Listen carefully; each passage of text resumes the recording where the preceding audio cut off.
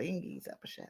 Hey y'all, how's Hey. everybody doing? It's Friday for Noir Aunties. Hey everybody, thank you for being here today.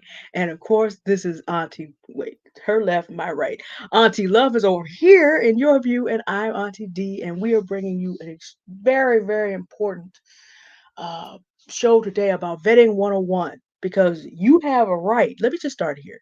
You have a right to control who has the privilege of being in your presence in terms of people that you choose. Now, you can't choose who you work with. You can't necessarily choose who your family is. So there are discretionary and non discretionary, but you can choose your job. You can choose what city and country you live in. You can choose who in your family you deal with.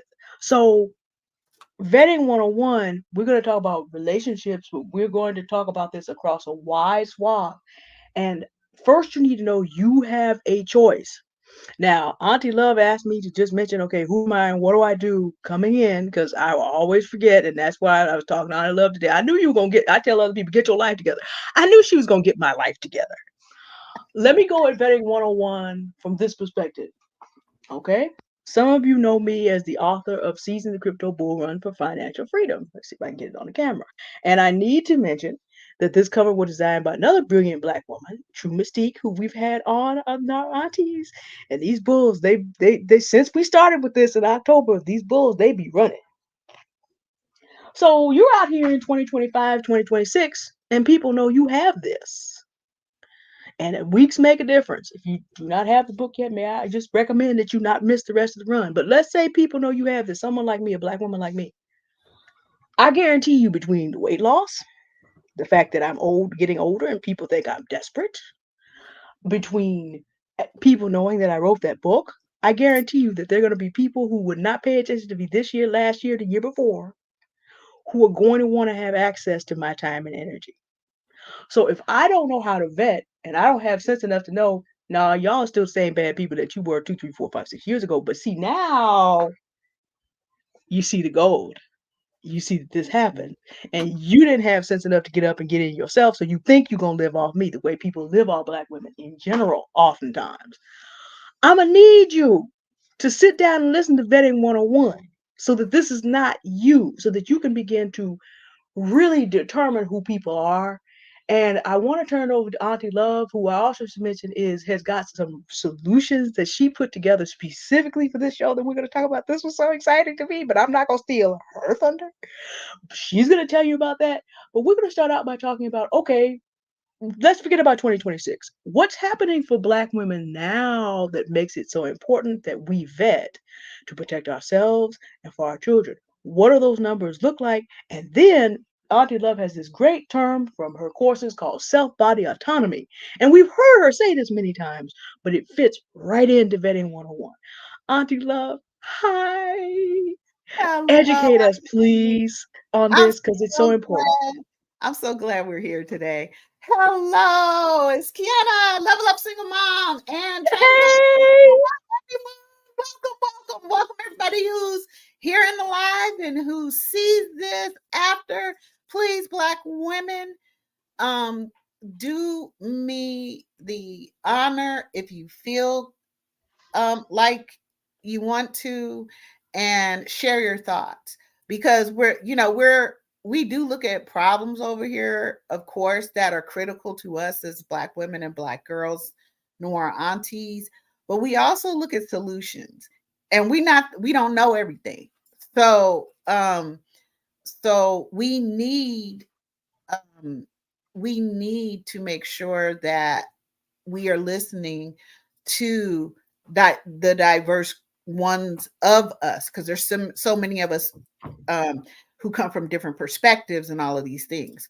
So just before I say a few things about vetting, because we got to couple that with behavior. We got to couple vetting with behavior in several ways. Okay, so Auntie D was just, if y'all don't have seasoned the crypto bull run, listen, fine, I'ma just make all the money.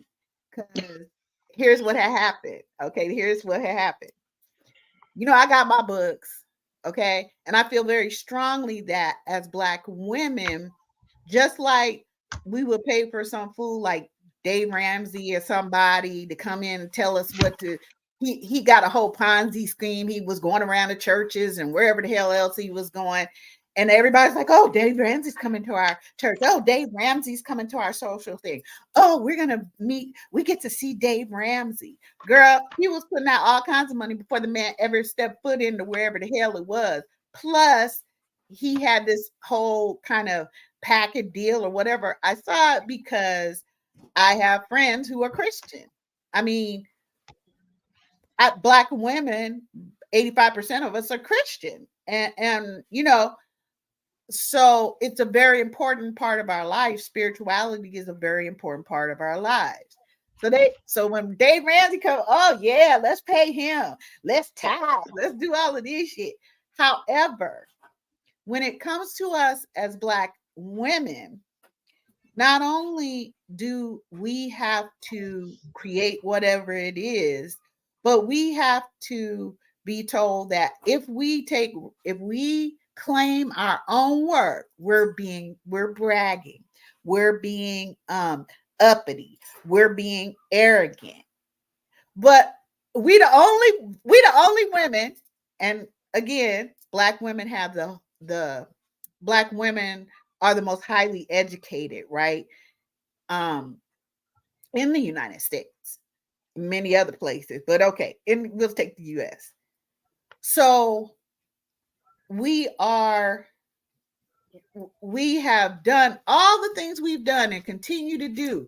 We take full responsibility for our children and their rearing and their protection, their love, their, bringing them up, trying to educate them in the right ways. We do all of these things, plus work 2-3 jobs and go back to school. But of all the women, you want to sit here and tell us that our education don't matter? Listen, go tell that damn shit over there to somebody else, because that is just nonsense, which is a part of when we're talking about vetting. Okay, Yes. so I'm using Auntie Dee as an example here. Okay, her book. Okay, she's got it for a nominal price. The you can go to Amazon, please. It's in the description. You can go to Amazon and you can get the digital if you have Kindle or something like that. Hey, Nicole. If you want it digital, you can buy it that way. I think it's $4.99, and Yes. then the actual book is $9.99. Okay, the hard copy. Well, if Miss D was working for a company and she gave them all of this information, put it in a nice type packet, but they stamped their name on the front of it, and they said, you get ready to pay $250 a book.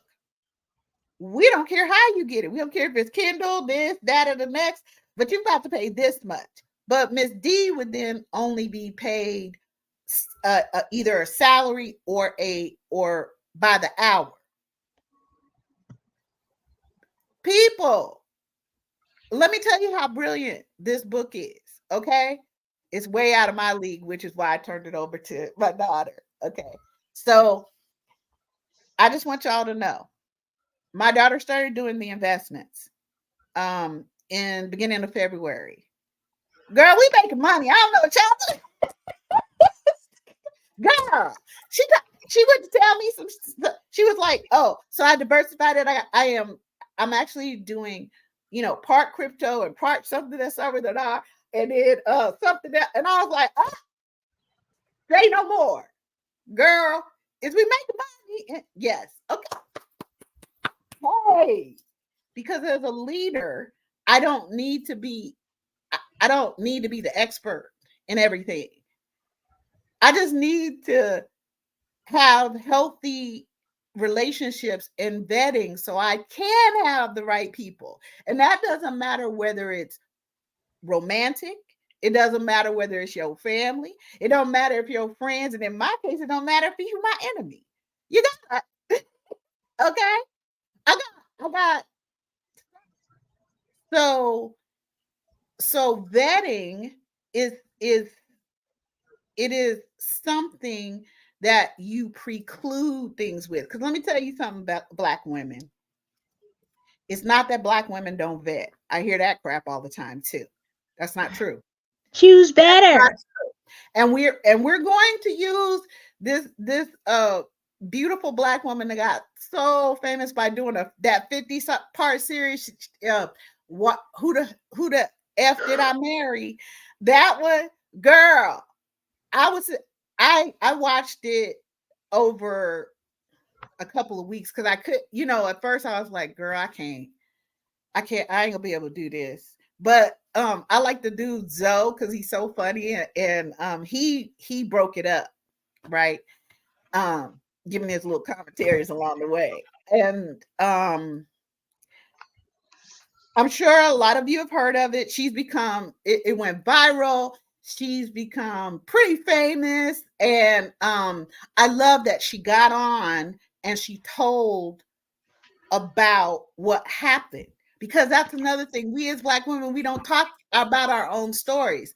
Like when me and Kiana, Level Up Single Mom, when she was here and we did part one and part two, um, we discussed, both of us, but mainly her, discussed what happened, her experiences, how it felt, what it did, what she had to do to move forward, what she had to do um to you know as a young single Black mother, what the different things that come crashing down on us, okay? But we don't talk about it. So one of the parts we're going to have to get, and this is so important. I know I say it all the time, but here we go. We are going to have to understand who we are, who we believe ourselves to be, not what somebody imprinted on us or programmed us to do or whatever it is. And that takes examination. It takes you to start by vetting what you where you are, where you want to be, and taking the steps to get there. Because how did you get here? That's why you go to things like, I don't know, therapy, to figure out why you have a trauma response when certain things happen. Okay. Where did that come from? How do you identify your feelings? Because we are never asked as little Black girls, so who are you? And what do you want for you? No, people are telling us we're Black girls, what that means to them, and what it should mean to us for them. So I want us to understand that part. Also, vetting's not dating. Okay. There's a timeline to vetting. So I am, if you guys look in the description or whatever, you will see that I am getting ready to put up another course. So there's becoming the self-confident Black woman on Podia. That's one. But I'm getting ready to put up the vetting 101 course. Okay. So it is going to have specifics of where you get information on people, how you look at it, how you put all everything you find together, and how you listen to their behaviors. Okay. So I'm also going to give you key terms in there, because we have to start deciding who we are for ourselves, what we believe about ourselves, and whatever language we use means to us, not what it should mean to us according to other people. See, because in our heads, I'll give y'all a good example. In our heads, we're like, oh, most people are good people. That's weird because that hasn't been most of your experiences. Hey, hello, culture connoisseur. Good to see everybody. Um, that's really weird. Don't you think about that, y'all?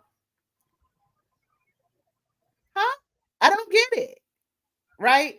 So I think we have to really be the people who define what we believe about ourselves for ourselves. That is the first part to vetting others. Because if you cannot articulate who you are and what you want, and because we've been programmed to think like, oh, that person is going to complete me. Okay? They're going to legitimize me. They're going to let me hanging out with that person, being with that person, being in a relationship, everybody's going to know I'm not alone. Okay? Or I's married now, or what the hell ever, you know? And that does not mean that you are happy with your life. That does not mean that there aren't some really ugly things going on and that you're not being treated like shit. One doesn't mean that the other one isn't true.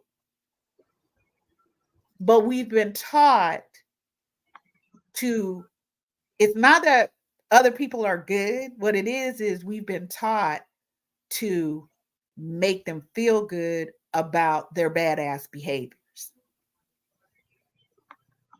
Okay. So, Comfort them. Yeah, in them.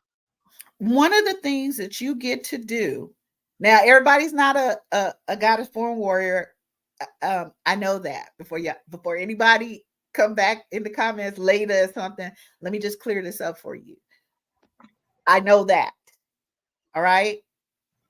Goddess born come with different abilities, skills, and and how they process and all that, because it's Black women, Black girls, Indigenous women, and Indigenous girls, some of which are in our LGBTQ community, some of which are mixed Black women and girls. Get it? Okay, got it. Okay. So we encompass so many different things, you know, as Goddess born. But what I know generally about us as Goddess born, and oh, by the way, people can reject being Goddess born. They can reject it. They can move over there to the patriarchal side and accept that for the rest of their days, girl. Good. That's what you should do. You get to do that because you have free will. Nobody's gonna be mad. We don't punish people over here for using their free will to make a choice. We let you know that amongst all your choices, I got boundaries, and if you come over here and you do whatever that is, there will be consequences. Okay, so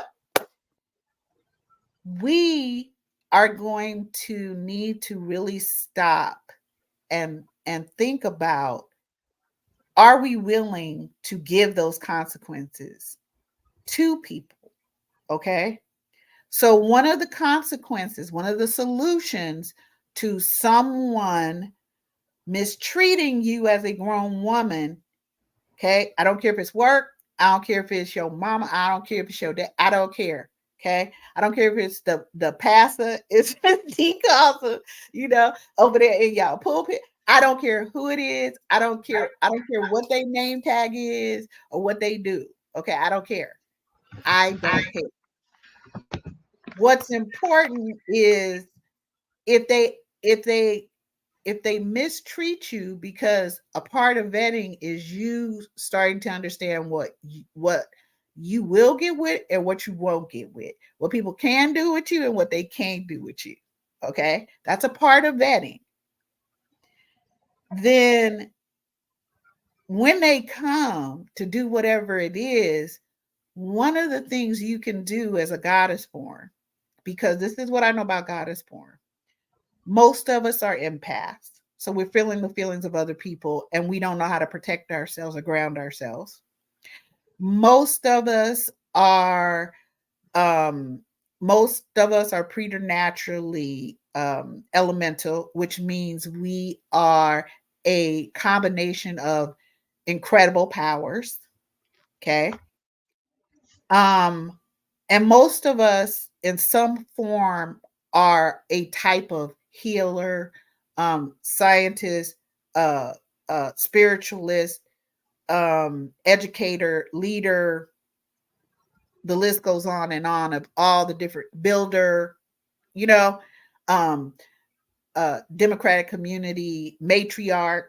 Okay, the list goes on and on. Many of us are very compassionate and kind. A few of us are apex predators, speaking for myself. Okay. And then so you're as Goddess Borne, you also have choices.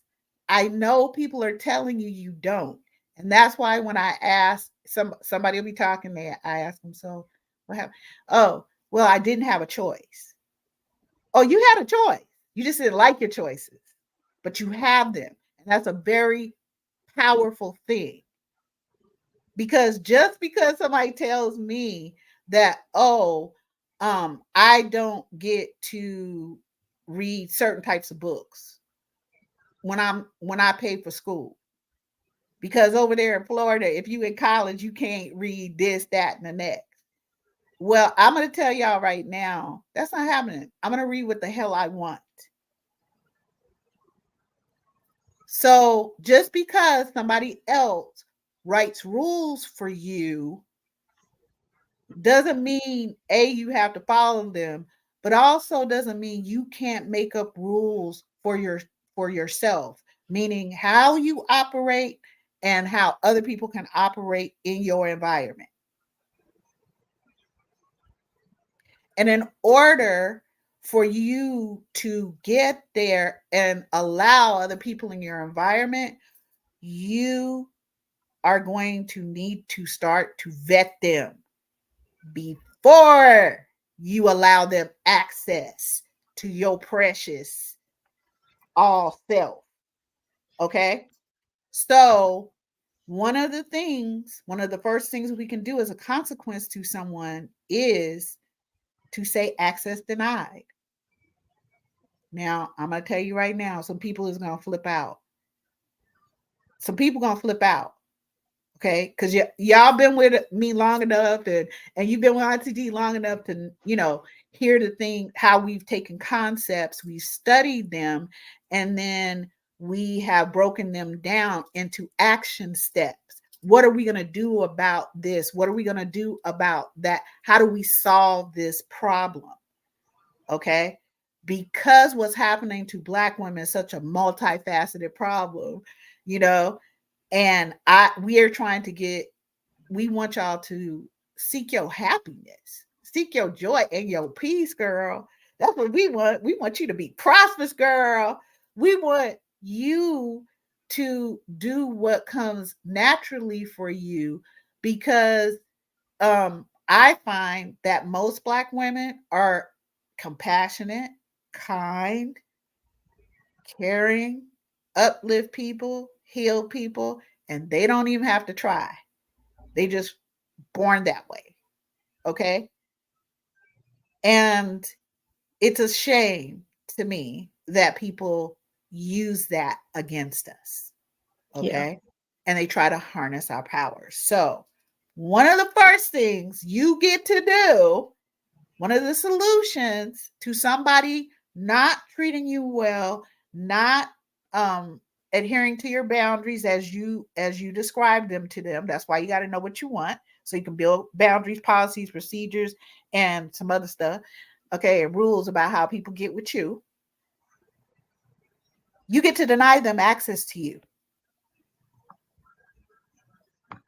You get to deny them access to you. Now, okay, I'm gonna tell one of my Legion stories. Okay, that don't mean people ain't gonna get mad. Now, y'all have heard me say this before. I the okay, so the problem is this. I work in a certain environment, not right now, but okay, before. I worked in a certain environment, let's say about 15 years ago, and I have to deal with these groups of people and their stereotypes of me. Now, I don't adhere to their stereotypes and I don't fit their boxes, but that doesn't mean they don't have that in their head. So because they have a certain type of belief, your behaviors generally follow your beliefs. I'm just telling you. Okay. So some of our behaviors in thinking like we don't know how to vet or some other thing, it's because we have believed what other people have told us about ourselves or have imprinted on us or have showed in their behavior toward us who they think we are or are not. Okay. And when it comes to um having to manage a project, being the only Black woman in a space or whatever, there's just a lot that goes on. Y'all know this. So I have I have had this particular thing happen. This happened to be a white man, but white women have done it too. I just I had just started working in this place. I was um director for the back office. At that time, I had 15 clinics. They're just different clinics. And so I dealt with millions of dollars a month and, all of these things behind the scenes and in front. But my job as a transformational leader is to turn whatever organizational chart they got upside down. Because if I'm the leader in a matriarchy, because this is my mindset, everybody else operates on a patriarchy, good for y'all. My mindset is that I, as a matriarchal leader, I get everything that people need to be their best.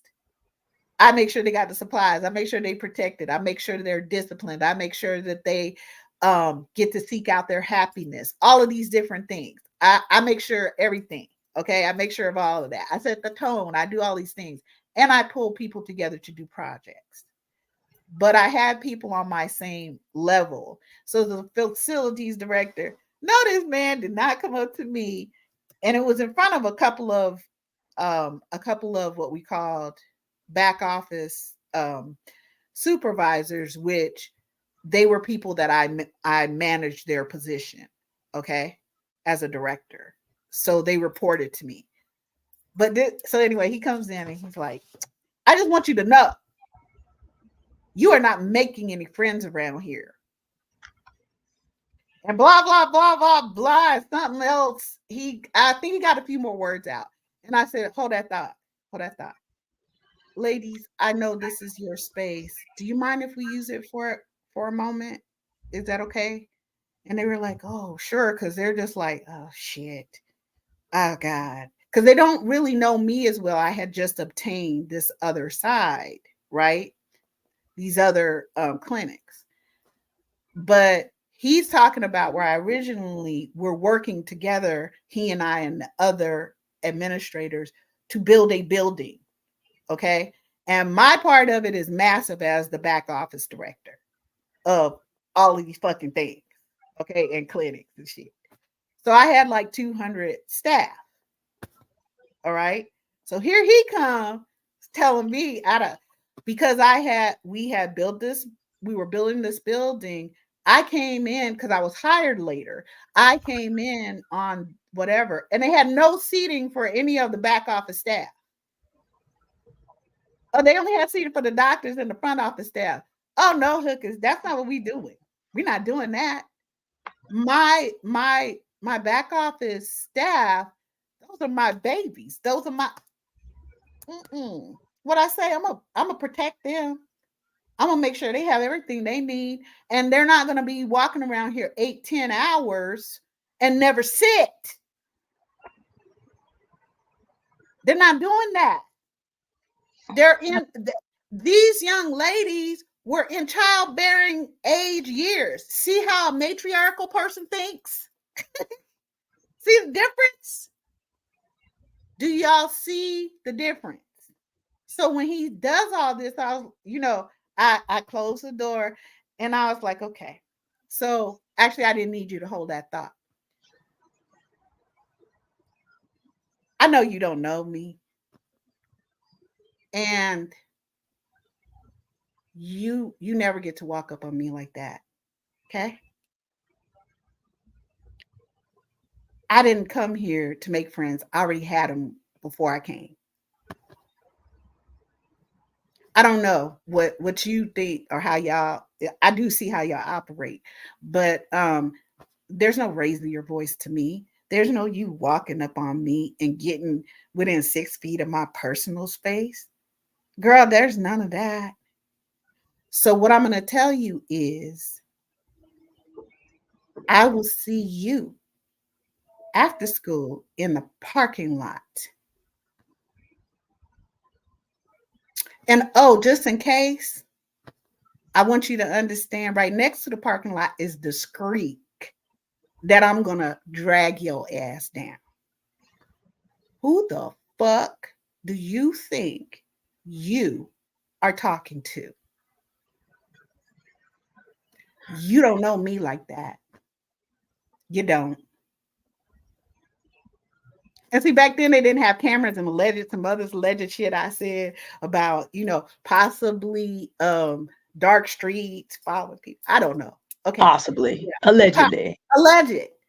But if you ever walk up on my I know ass, you said all that stuff. girl, I can tell you, because where you get down, see, this time, listen, first time somebody do something, remember this for vetting.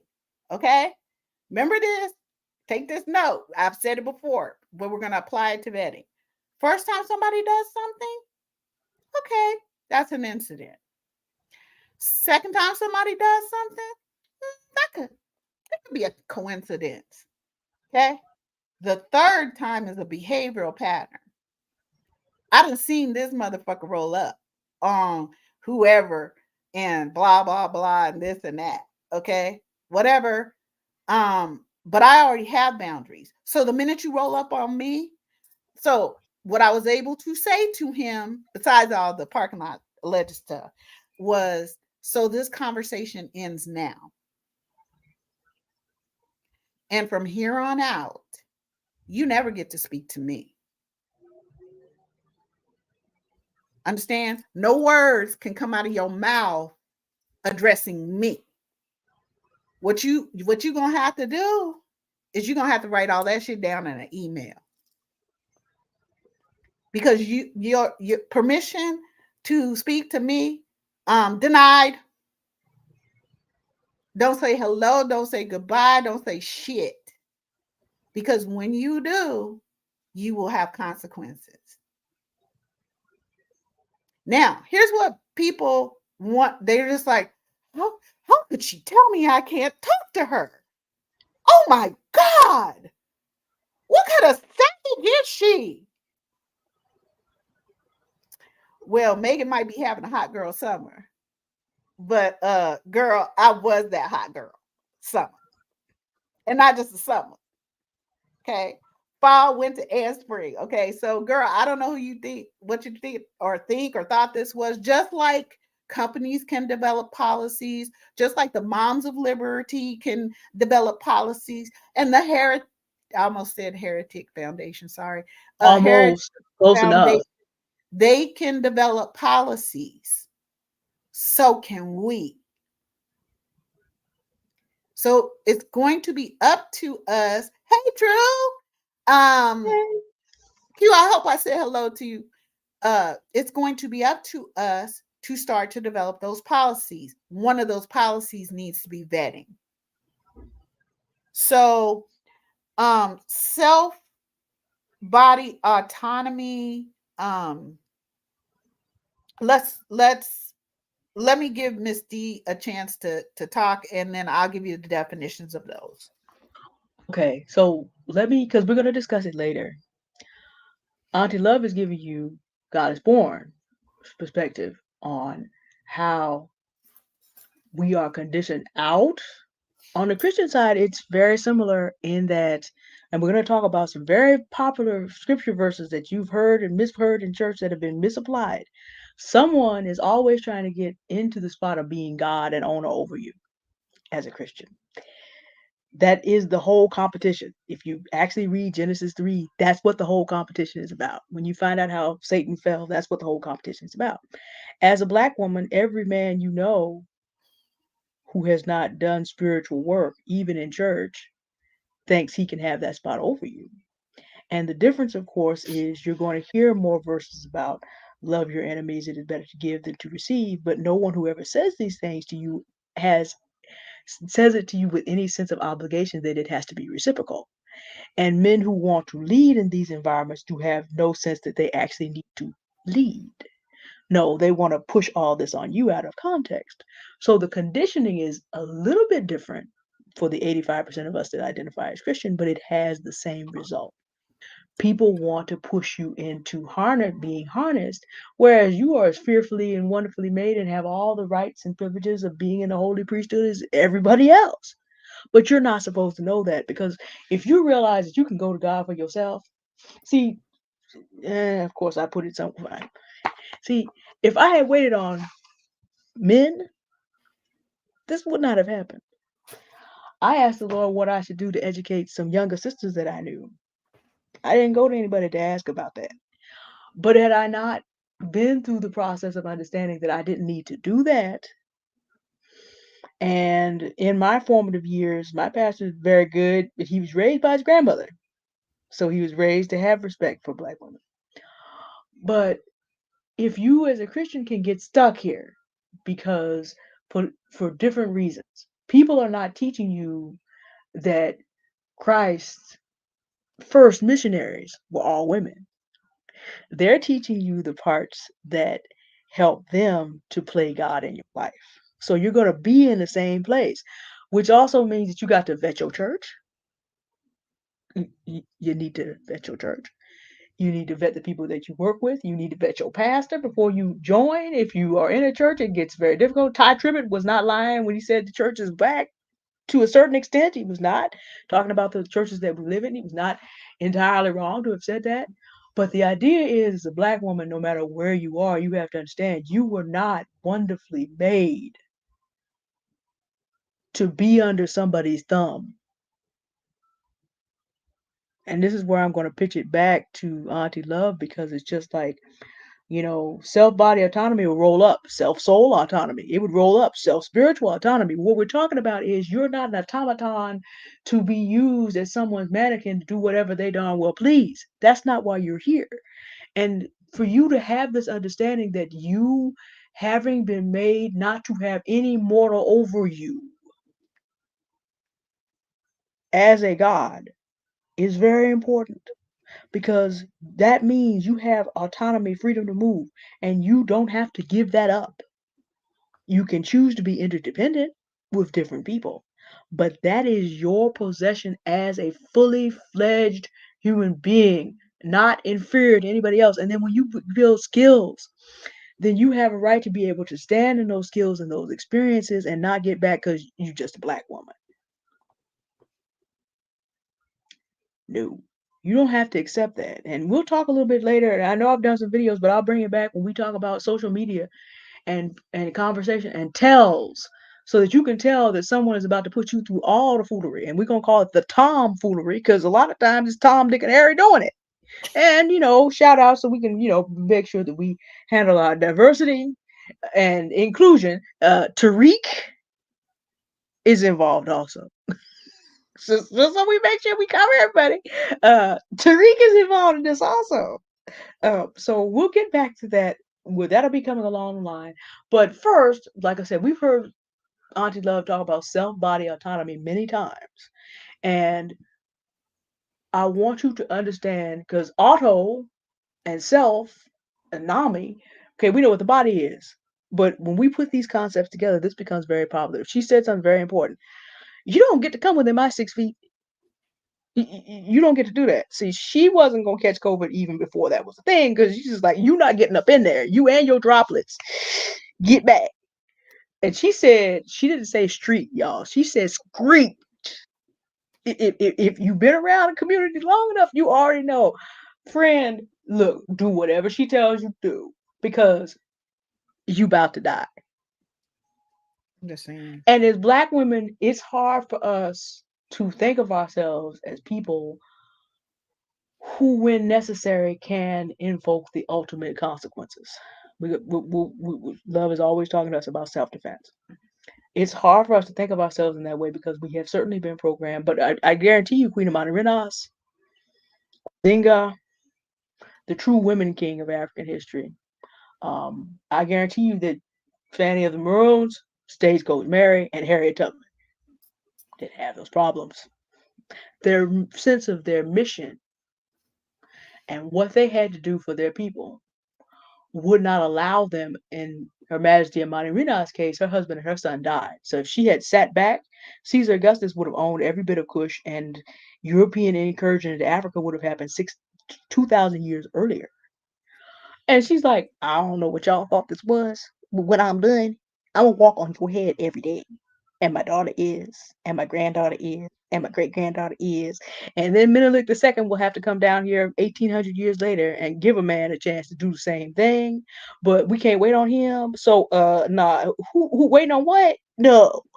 And you have a right to this, which plays into self body autonomy. Because you did talk about, you said that you're not allowed to even come within my 6 feet. I'm like, oh.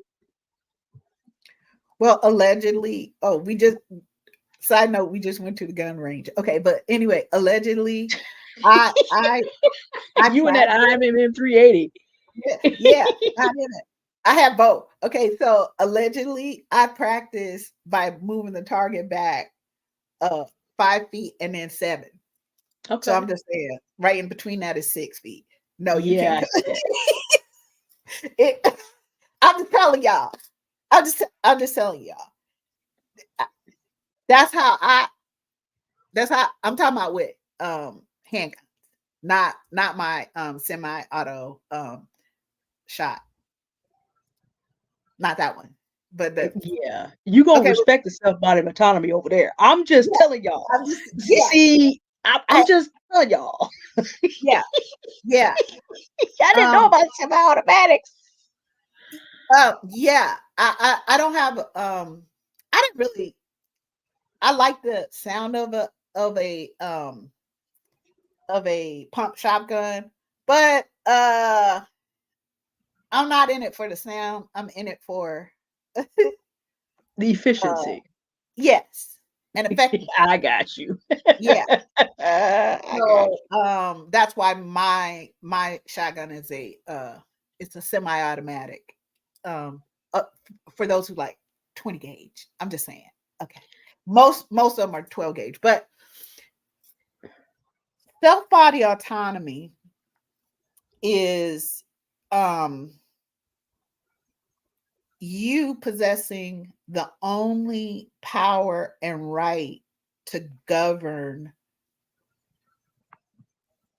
and choose what you will or will not do with regard to your own body, your own time, your own fiscal, your own home, your own environment. Okay. Um, so like no patriarchal rules, violent traditions or laws, including those that are social or religious. I didn't say spiritual because nobody can touch that because that's a part of your self body autonomy. You have power over that. Okay. Um, Nobody can usurp your choices. I don't care what they laws are. I don't care what they this is and they that is. You as a grown goddess born, a grown black woman, and your protection goes over your children.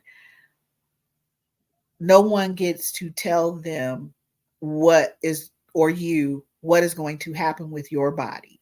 No one has the right to violate your body, your space, any of that. And no one has their no matter who writes a law, right? No matter if they are where is it? I don't even know. No matter if like they wrote slave codes. They wrote slave codes too. And those were a matter of law in these United States. Okay. On a slave in the slave code, a black woman or a black girl is not human. So therefore, they must submit and And the definition of submit, because I'm giving us definitions because I want us to start on a foundation, and then you add to it, take away from it. You can individualize it. Okay. What we're the things we're going to go through with vetting, um specifically in the class that I'm putting on Podia, but with vetting is can be individualized, okay, for your particular set of how you roll. All right. So vetting is another tool, like self-defense is a tool. It's just a tool in your toolbox. It gives you options. No one says you have to choose to use that option, but at least it's there if you want to. Does that make sense, everybody? I hope so. Because sometimes it makes sense in my head, but it don't be making sense. Okay, and then 10 minutes later, even in my head, it didn't make sense.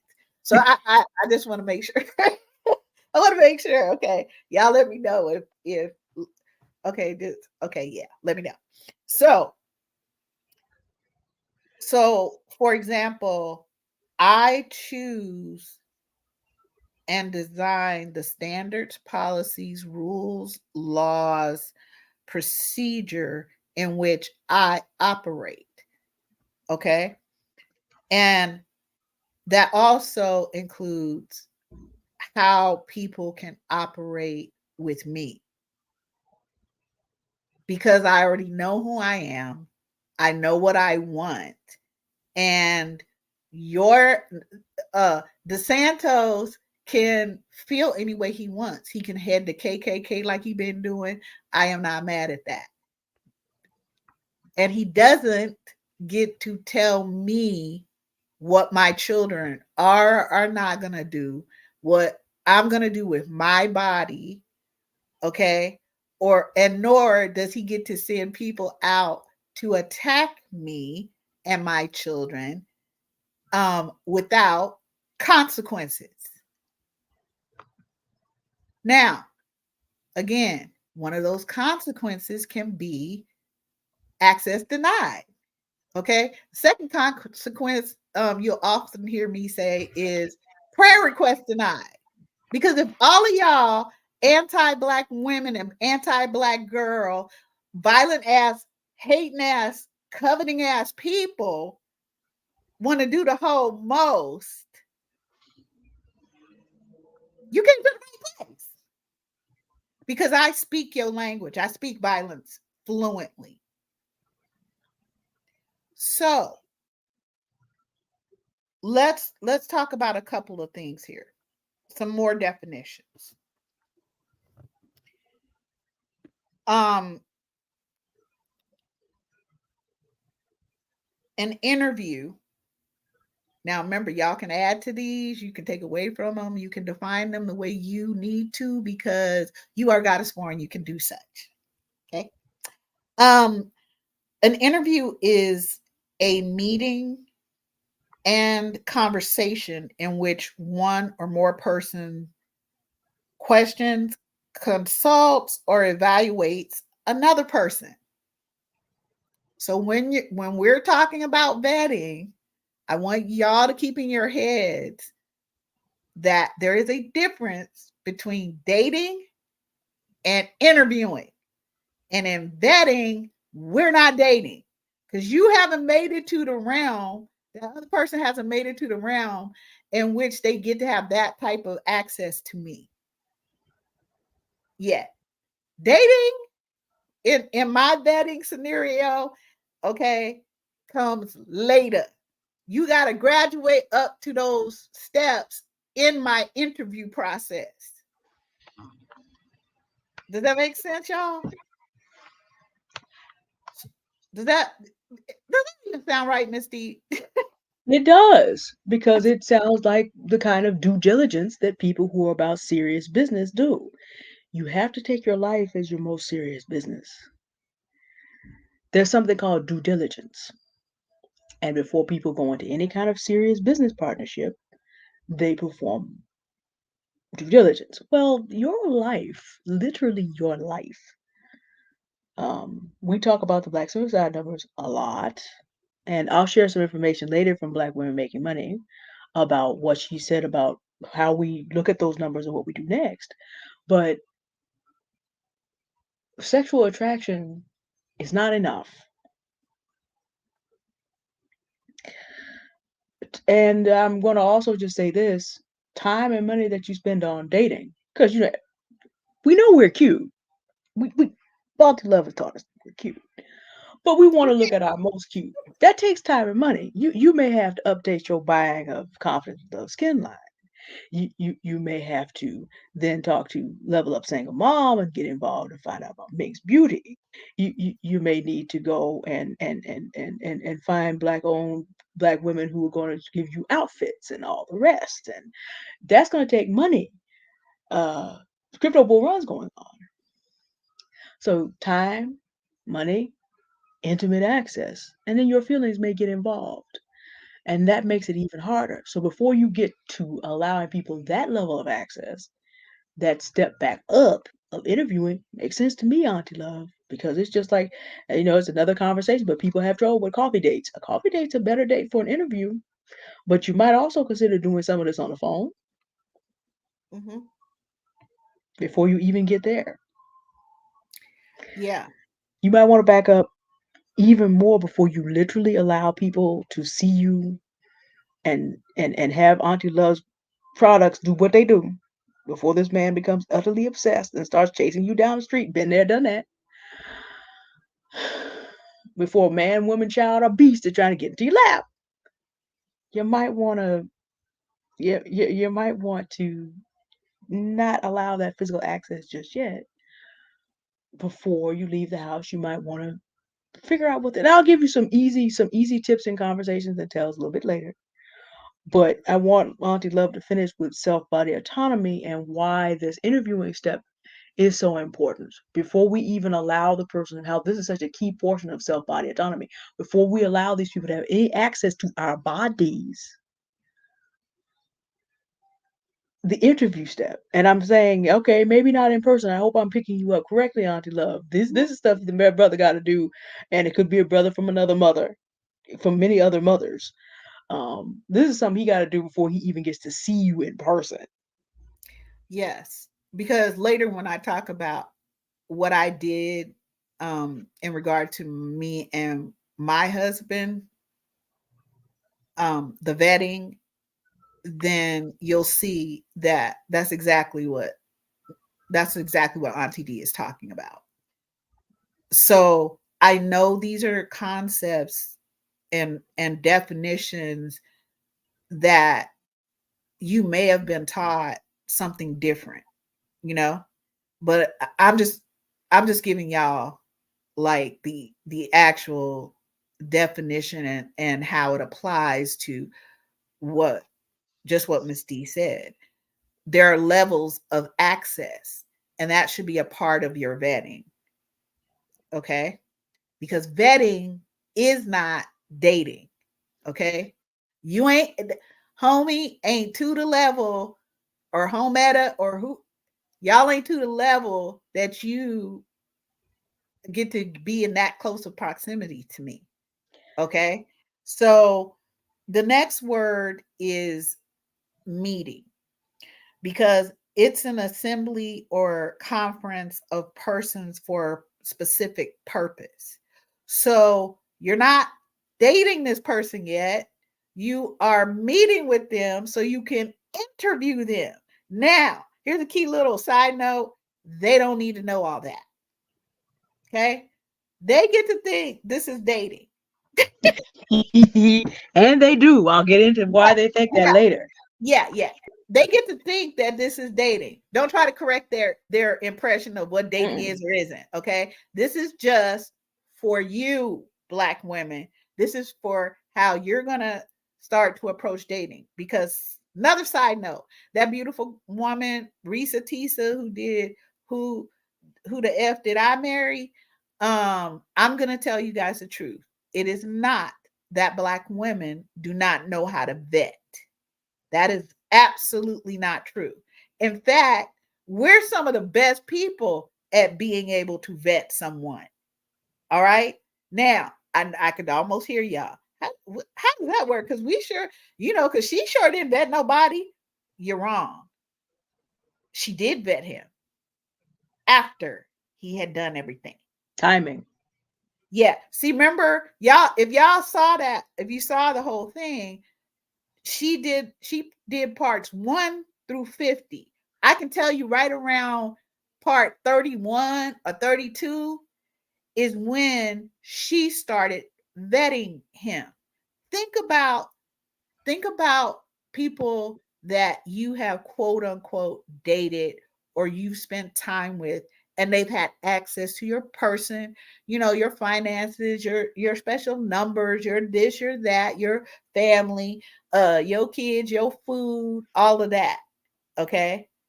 And access to you in your most vulnerable um moments, which number one of which is sleeping. Okay. So far as I'm concerned, we start vetting by meeting with the person for the purposes of figuring out by we're going to talk about background checks. We're going to talk about all these things by figuring out how his or her behaviors matches up with what you've come to find out on paper or in other ways.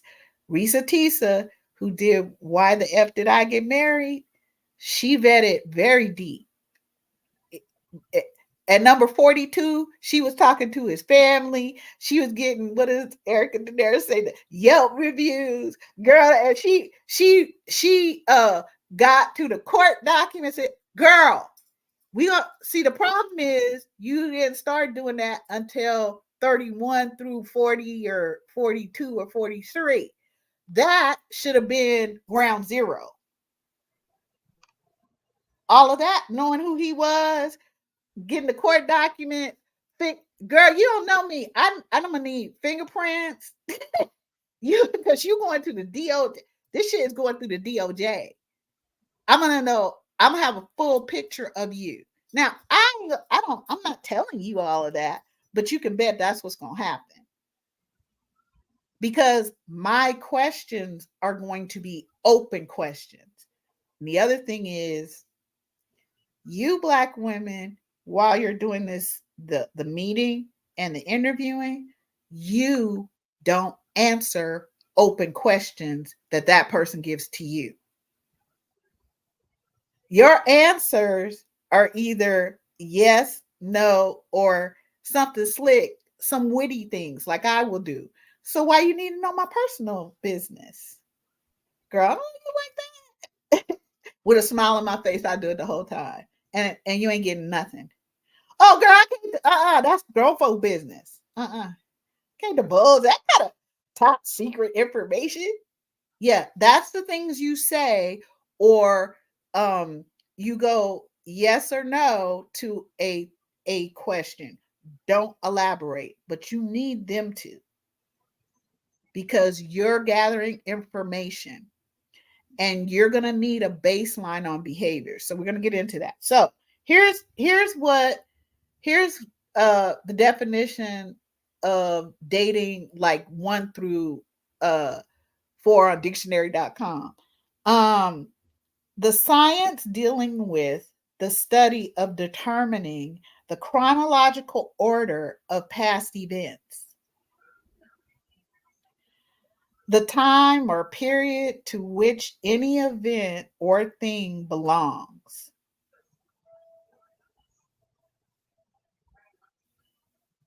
So, what they're actually talking about is like carbon dating, or figuring out when this thing did this at this time prehistorically. Okay. It isn't until you get to number 7 that they start entering what we think dating is as Black women to an extent. Okay. So Number 7 under dating, it says it's a social appointment or engagement arranged beforehand with another person, especially when a romantic relationship may develop or exist. So, which is why I have a 7-part um, um, set of actions you take before you actually graduate somebody to dating them. Okay. So if this sounds like a job interview, it's because it is. It is. As a part of my job as the director, there were levels in which I had to be involved with interviews. But as you guys know, I developed agape intelligence. I already had it before I went to this particular position. I'd already pretty much did the basis of it, the foundation of it, and all of that that we use in the self-confident, becoming a self-confident Black woman. And now that I'm putting the vetting 101 course on Podia. Okay. So when we're when we first meet someone,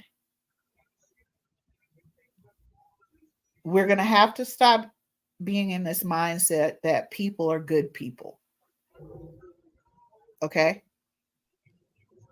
They may look good on paper. They may present well. They may be able to make things look a certain way and whatever. But that is exactly why you're meeting and then interviewing them. And yes, Auntie D is absolutely right. There's no dinner date because we're not dating. There's no all day outings together or overnight. We're not dating. I'm vetting. You, the person I'm vetting. I'm not dating you. Okay.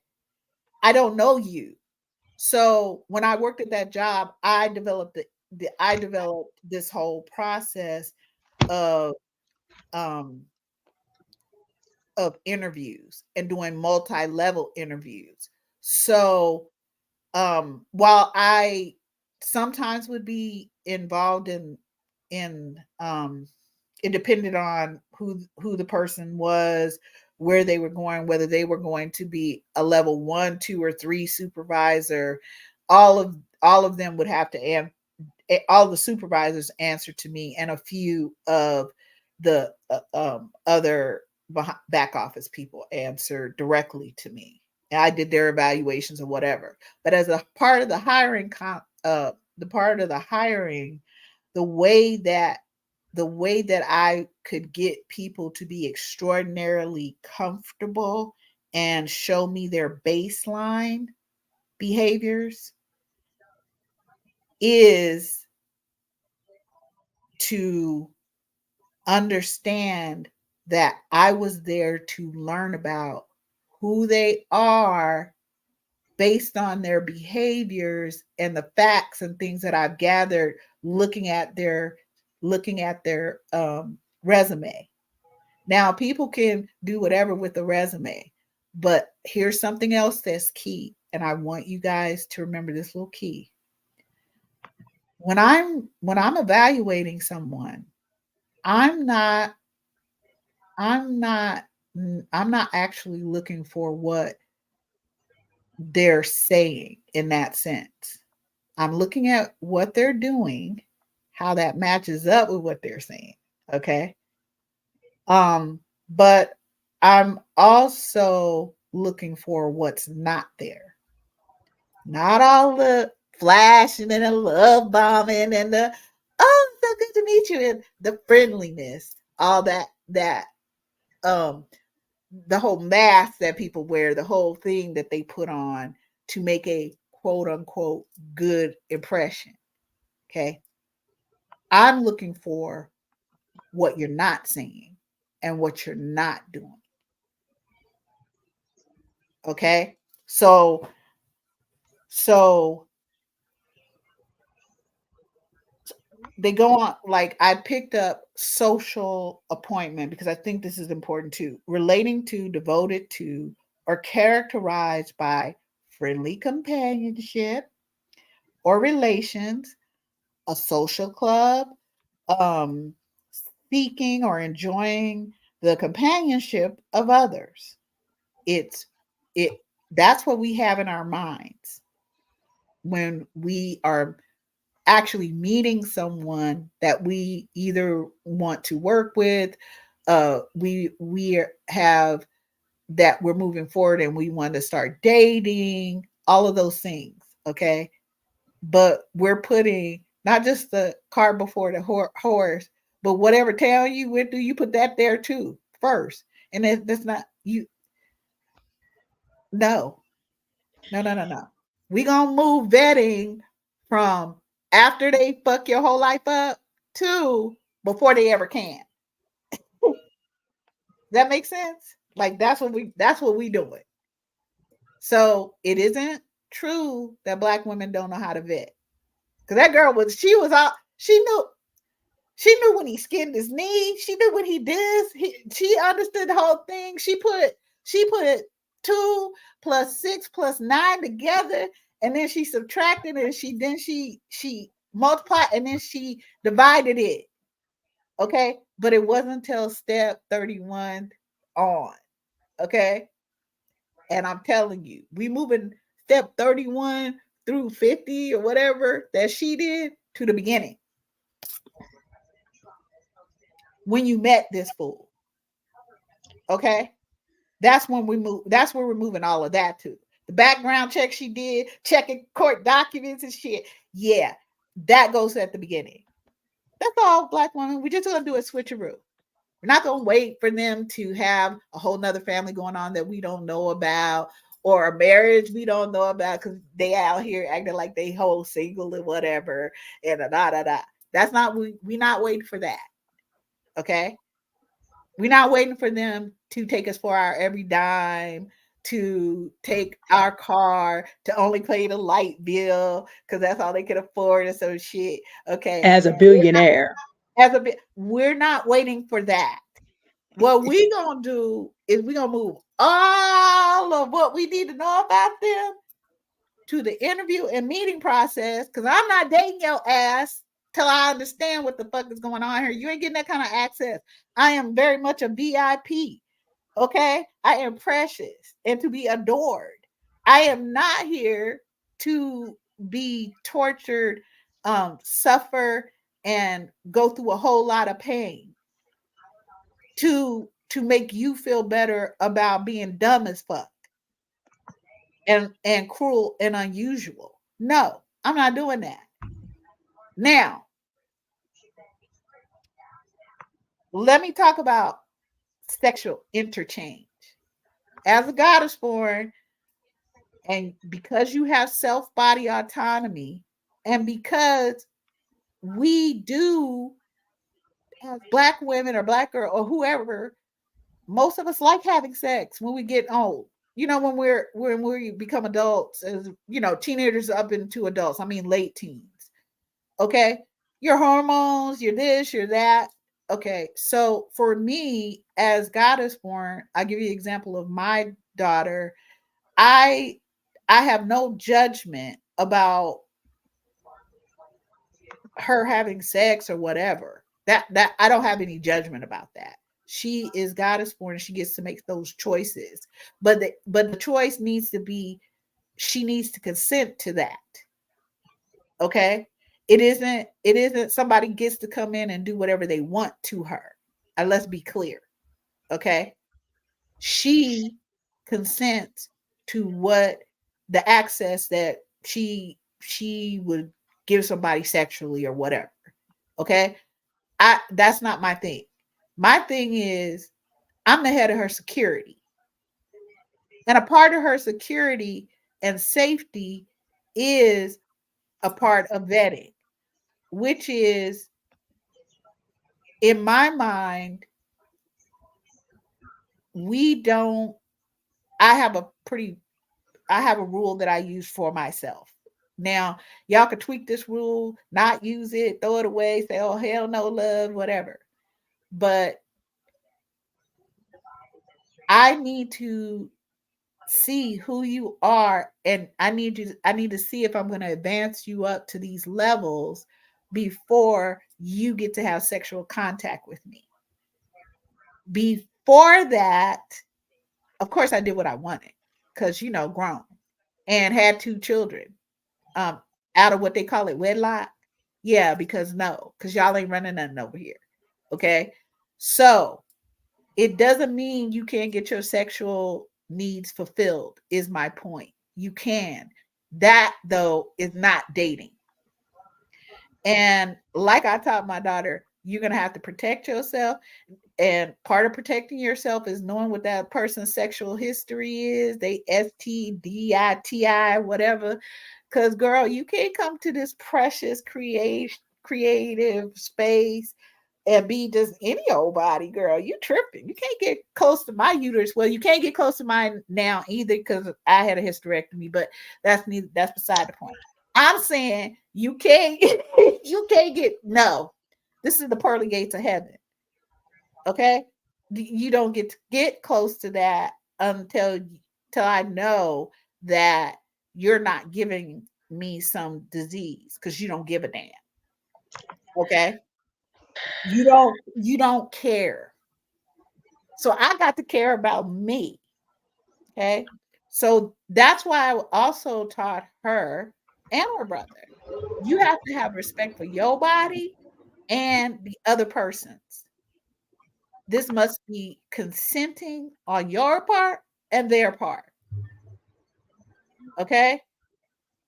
It didn't matter that, okay, one of them was my daughter and the other one was my son. It was the same thing. They all had to, they learned how to take care of themselves as far as going to the doctor. They learned about their bodies. They learned about that they were going to have feelings, and they get to have those. I knew, if anybody don't know this, I don't know what to tell y'all. I know that kids are going to experiment. I know they're going to do things. Girl, I just need you to be safe. So I'm going to give you the tools to be safe. And one of those tools is having enough confidence in yourself to say to someone, oh, I know you want to get with me. And yeah, you fine too. Now here's the thing. Before we could do that, first of all, I don't need to know your name. This is only sex. Okay. Second of all, you definitely ain't knowing mine. Not like that. Okay. Are you gonna know my Sasha Fierce name or something? Or what does my baby girl say? What's Megan Thee Stallion's other self or whatever. Yeah, you can know them, but you're not getting to know me. You cannot roll up on my house. You can't come down my street. You can't be on my side of town. Okay. If you see me out someplace, walk on by, I don't know you. Right. So that's how you treat a situationship or a sexual relationship. You understand there are boundaries to that too, and you need to be able to distinguish. But just because you're having sex with somebody does not mean you're dating them. They haven't gone through all the vetting process. How the hell is that dating? No, that's not it. No, I I don't know how else to say this, but I tell my daughter, and I used to apply this to myself.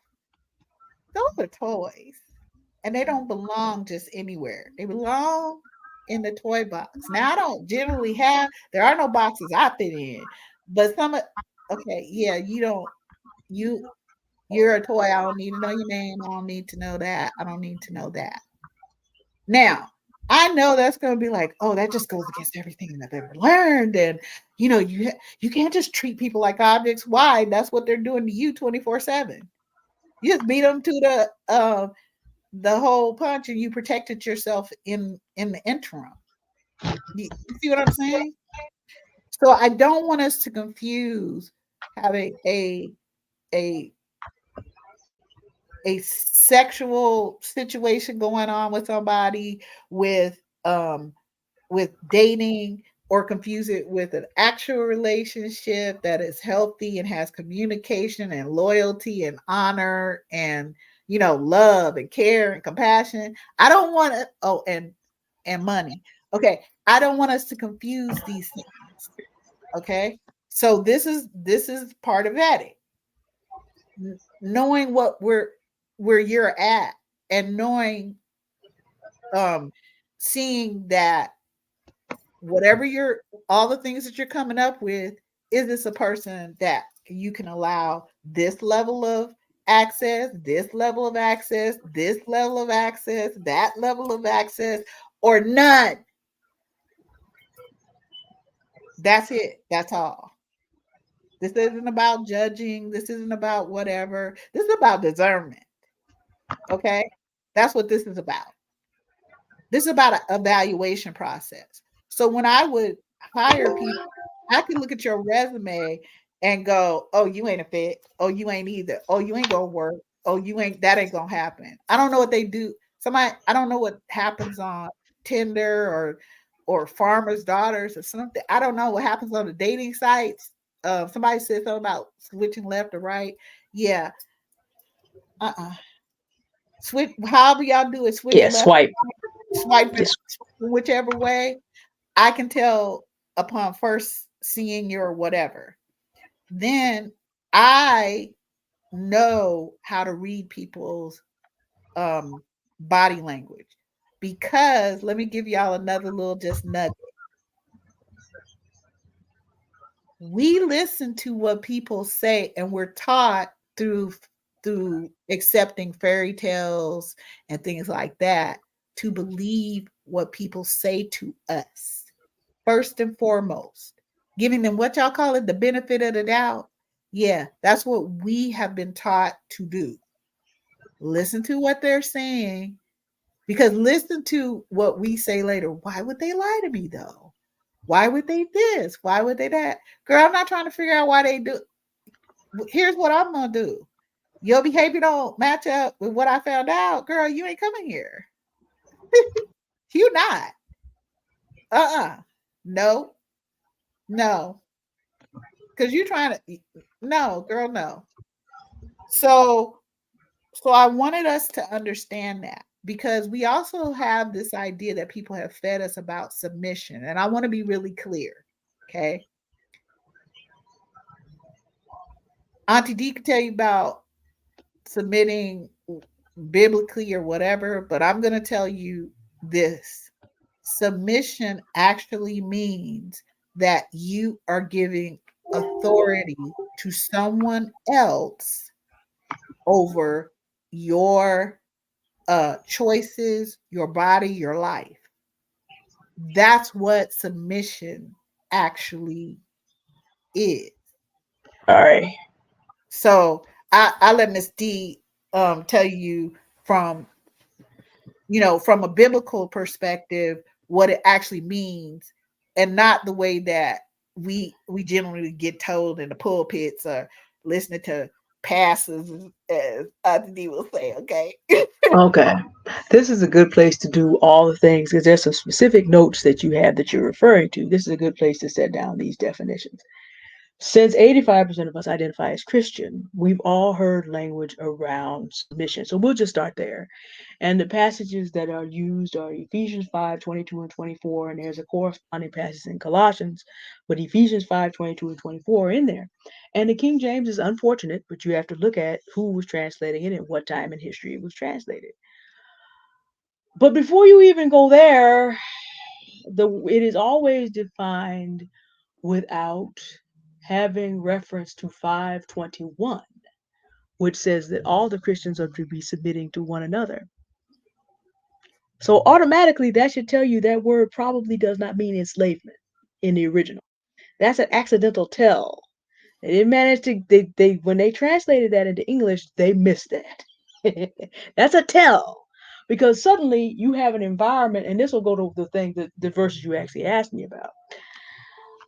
If you're not a Christian, then you don't need to talk to a woman about submission. If you're not going to read 525 and 521, you're supposed to be living in a lifetime among people that are looking out. What does the Bible say? Look not every man on his own things, but also on the things of others. You're supposed to be in an environment where I look at your needs and you look at my needs and we prioritize each other.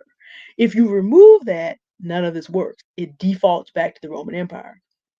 But it also clearly says, husbands, love your wives as Christ loved the church and gave himself for her in Ephesians 5:25.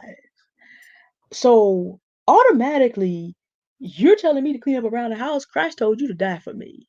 And since clearly you're going to be alive, Jesus came back to life and is forever sitting on the right hand of the Father, making sure that his people have their needs taken care of. That means you're going to live for me to the point that if you need to die to yourself, your dreams, your goals, your agenda, that's what you got to do because Jesus went to the cross. And then you keep on reading through 525 and on down to 32, and you find out Christ is holding your male self responsible for modeling his manner of love in that house.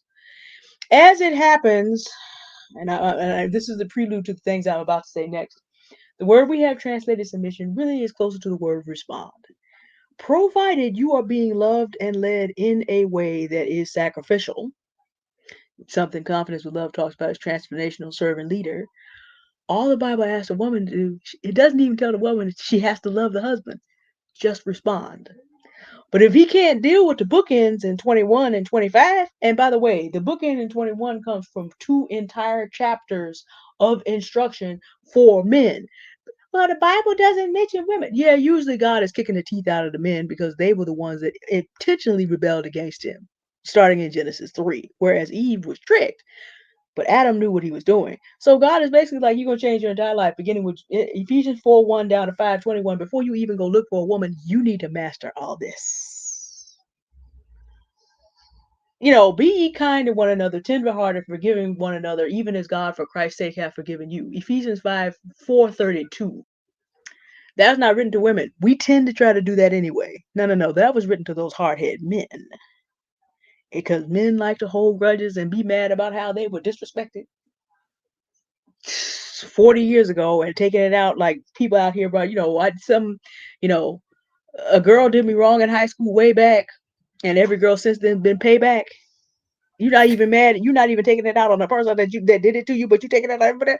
No, God wrote to them, before we get to 5:1, I'm gonna need you to learn how to let go and forgive, sir.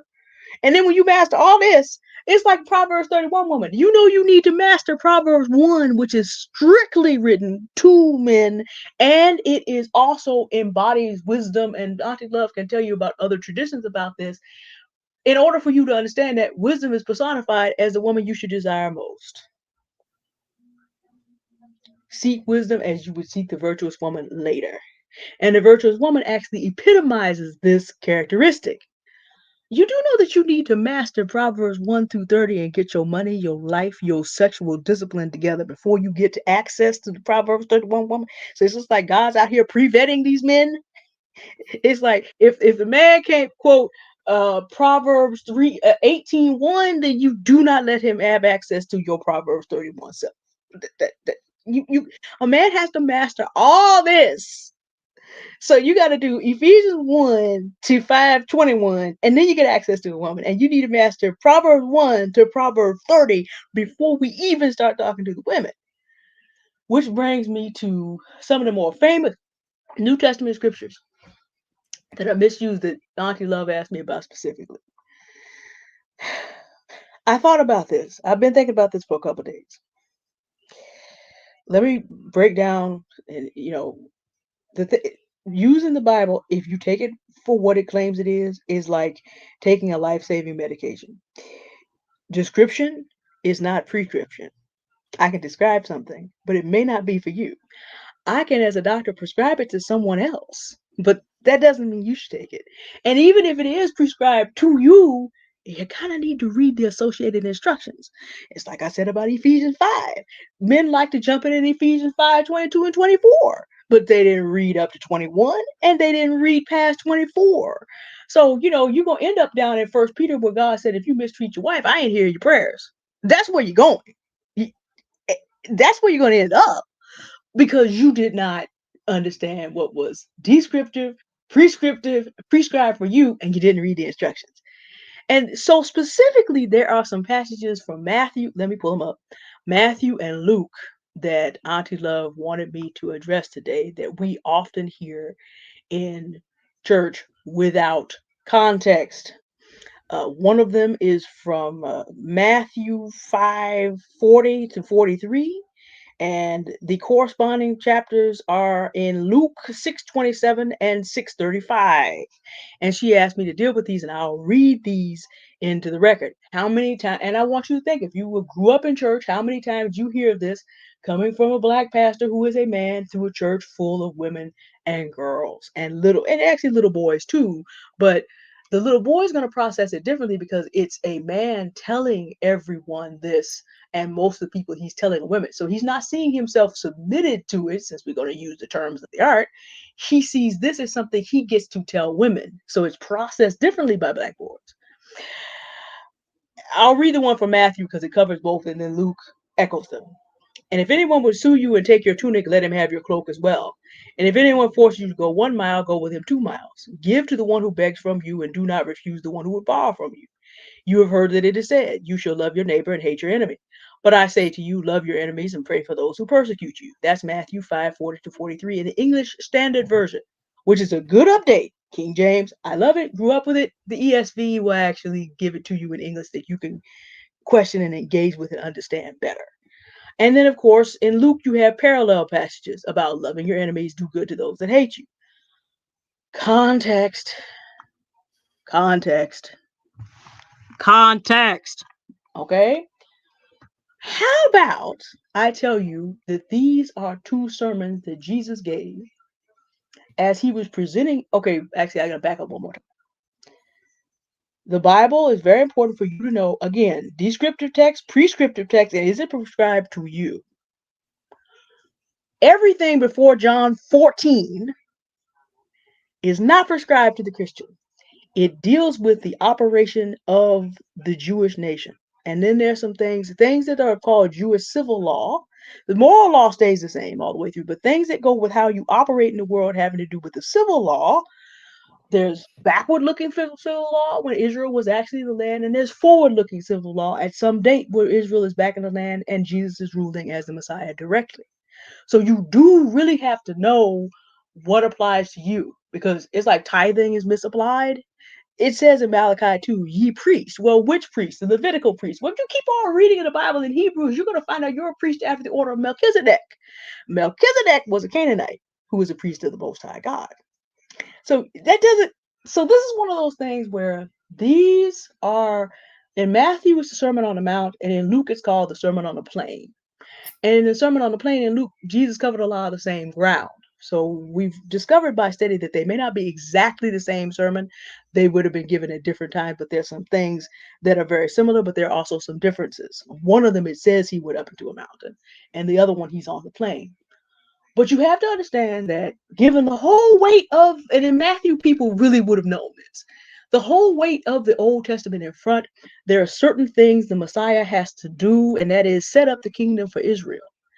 And as he's setting up the kingdom from Israel, there are some civil behaviors that are going on that contrast with the fact that they are conquered by the Romans at this time. And there are some references in both Roman law and Jewish law that, if unless you have actually studied it, you would not know those are the direct references. So let's look at Matthew 5:43. The law was at that time that anybody could take your top coat, your tunic, at any time. What they were not allowed to do was to take another item of clothing, because again, we're living in a time period where you get exposed, you can actually die.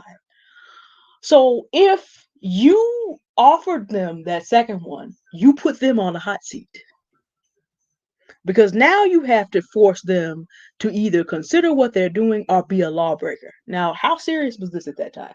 A Roman citizen, literally, and the example of this is what happened to the Lord Jesus as he was crucified. He could not carry his own cross. They grabbed Simon of Cyrene and made him take the cross up the hill. A Roman could grab up stuff off of you. There was no self-body autonomy if you were conquered by the Romans. But what you could do and turn the other cheek is the other one. What you could do is make this person have to stop what they're doing and think. Because there was no defending yourself. The Romans had one law for everybody they conquered, and it was death. But also, these things are externally focused to how do you live like a kingdom citizen and also give other people an opportunity to be a kingdom citizen? How do you make them think about their behavior and realize there was a better way? So when you look at Matthew 7:40 to 43, you're beginning to see that interaction of the existing Roman law, the existing Jewish law, and what Jesus was teaching the people who believed he was the Messiah and was going to set the kingdom up right away. Okay, that's a lot by itself. That's a lot. And we've heard the Sermon on the Mount all our lives. And I'm putting in detail because you can go look up the Sermon on the Mount, the Sermon on the Plain, what Jesus was doing in a Jewish context. But what that should tell you is not all of that as a Black woman living after the resurrection of Jesus Christ applies to you. Not all of it. There is nowhere that the Christian is generally told because you're not living under that civil system. It would not apply there. Now, love your enemies. Okay, so this goes all the way back to the law of Moses. So now we have some Jewish civil law to look at. I know that this is anathema, but the Jewish people were only given permission to conquer a nation one time in the last 5,784 years. So there are some things about hate your enemies and go wipe them out that don't apply. Unfortunately, Augustine, having been trained in the Roman environment, managed to convince European Christians that they had the right to do what the ancient Jews did one time. And so they have the divine right to go take over the whole earth. Augustine is mostly responsible for this. The city of God, it's this thick. It is the most terrifying because they thought that they were going to bring in the kingdom of God on earth. And so this is how this has gotten down into our lexicon. So again, that's for your further study. Love your enemies does not mean, again, context. We know this. I mean, it's like we're so familiar with these. Love your enemies does not mean you always have to let them bump up against you, to make this very practical. So those of you who watch me know, I'm going to tell y'all, sometimes I'll tell y'all off. Get your life together. Is me loving you. Why? Because I see that you're in danger. If I block you, it doesn't mean I hate you. I may still pray for you because there's a reason I blocked you and you can't be in my life, but I know that you're still in trouble and I still care. So I still love you, but that doesn't mean I can have you around me. That doesn't mean that. Do good to those that persecute you. Sometimes it's telling them the truth and letting them deal with their consequences. Grown men are real bad about this. And I said this recently in a video, and I will say it again. I'm not going to stutter. The most loving thing that we can do with men who have proven to be involved with learned helplessness is let them completely collapse and go back to their creator and get it straight. That's it. Access denied, prayer request denied. Stop trying to be Jesus for people. That's the most loving thing that you can do. In the Christian sense, if you really study the Bible, you understand that what men need to get right is to be confronted by God and take accountability. Adam failed because he did not take accountability. He passed the buck on, and who did he throw under the bus? As long as a man is in rebellion against God, he gonna throw every woman near him under the bus. So love is not this, we're just gonna keep on forgiving and giving these people resources. No. Because that same Bible says, if you read further down into Luke 17, it clearly says, okay, so his disciples asked, do we really have to forgive these people? He said, if your brother sins against you and he repent, forgive him. Which brings me to the other point about the Sermon on the Mount and the Sermon on the Plain. The society looked at in the Sermon on the Mount and Sermon on the Plain assumes that everybody in the community is obeying the same laws. It assumes that Jesus is also ruling with an iron rod at that time in the millennium for 1,000 years. meaning that there is not going to be a possibility of a man spending an entire lifetime taking advantage of women. That's simply not possible. So we are looking at a kingdom being set up, and these are the rules for the kingdom, but you also have to assume the Lord Jesus' personal enforcement.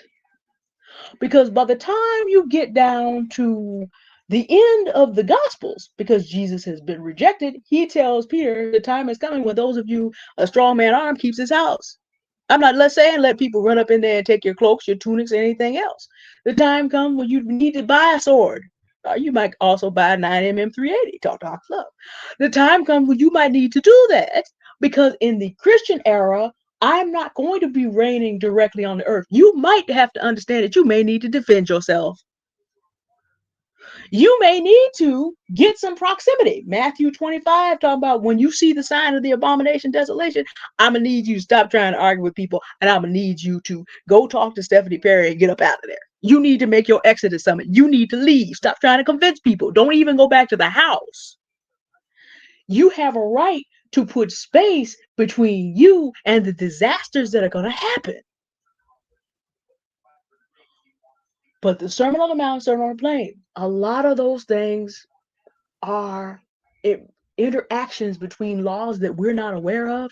And when they are presented out of context, all they're there to do is to reinforce that you are to give the clothes on your back, your last dime, and keep cuddling up with people that are meant to hurt you.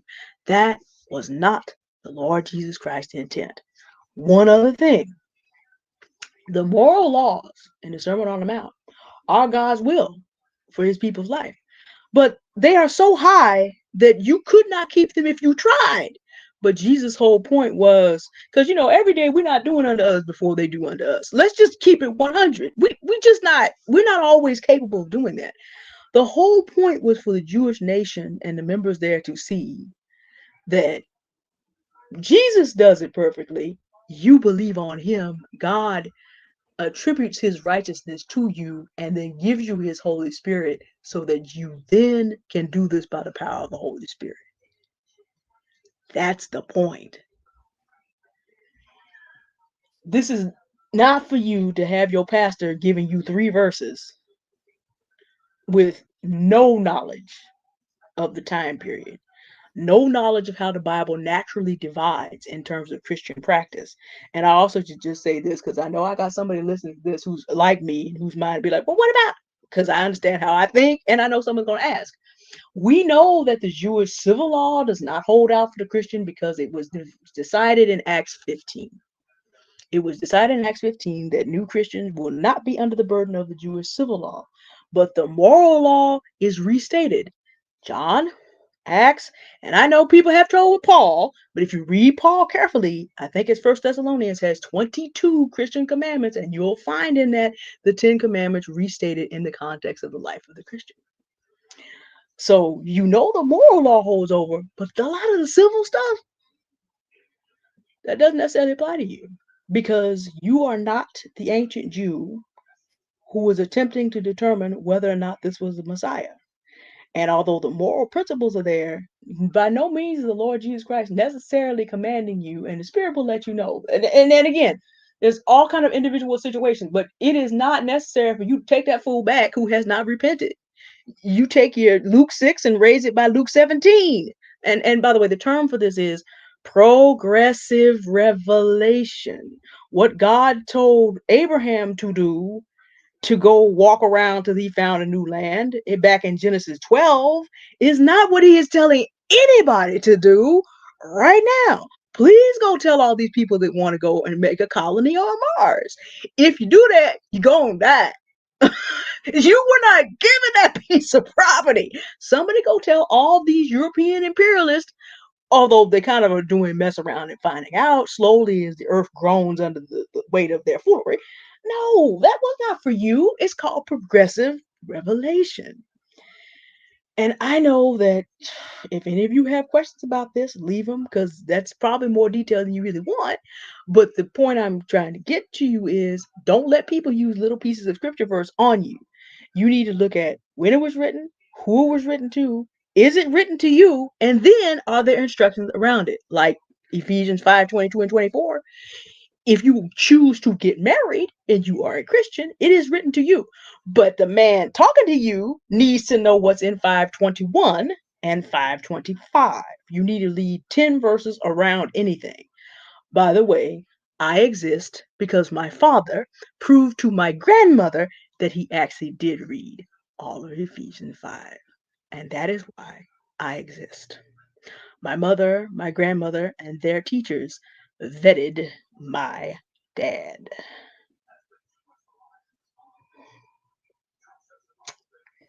Even So it among Christians, you got to vet. mean so it doesn't mean then that um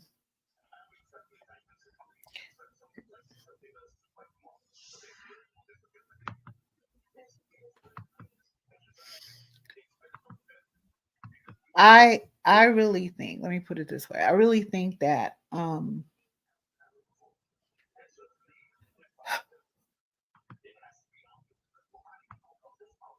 it's important for us to really look at how people behave, okay? And these scriptures, you know, that's I love the way you broke it down, Auntie D, and I love that you are giving us context, okay? Because too often what we've been taught and programmed to do and what we believe is this written word, period, that's it, that's all, okay? And we also believe the people talking to us, okay? And we trust them. We believe they're good people, right? So I understand that. And I also understand that most Black women generally, who are monotheistic, as children and then becoming adults, are taught this purposefully without context, Yes. so that so that um, in a patriarchy, which is about um, a patriarchy, I've said this before, is about it's a system of governance um, in which primarily men and the women who worship them, um, primarily men are using different um, tools to weaponize against the people in a hierarchy, scarcity, make believe world that they put together to make sure that you believe it in the way that they interpret it for you, and that Auntie D keeps telling us. You can go listen to my new favorite. Wait, uh, Bless, Block, and Change a Lot. Yeah. Okay, We be having fun with that. okay, yeah. That's one of my new favorites of Auntie D's over there. Uh, she be letting us know. Okay, she's constantly giving us context. So if your belief system is, as a Black woman, is a monotheistic, um, you know, uh, belief system, just know that in the patriarchy, it uses religion, it uses um,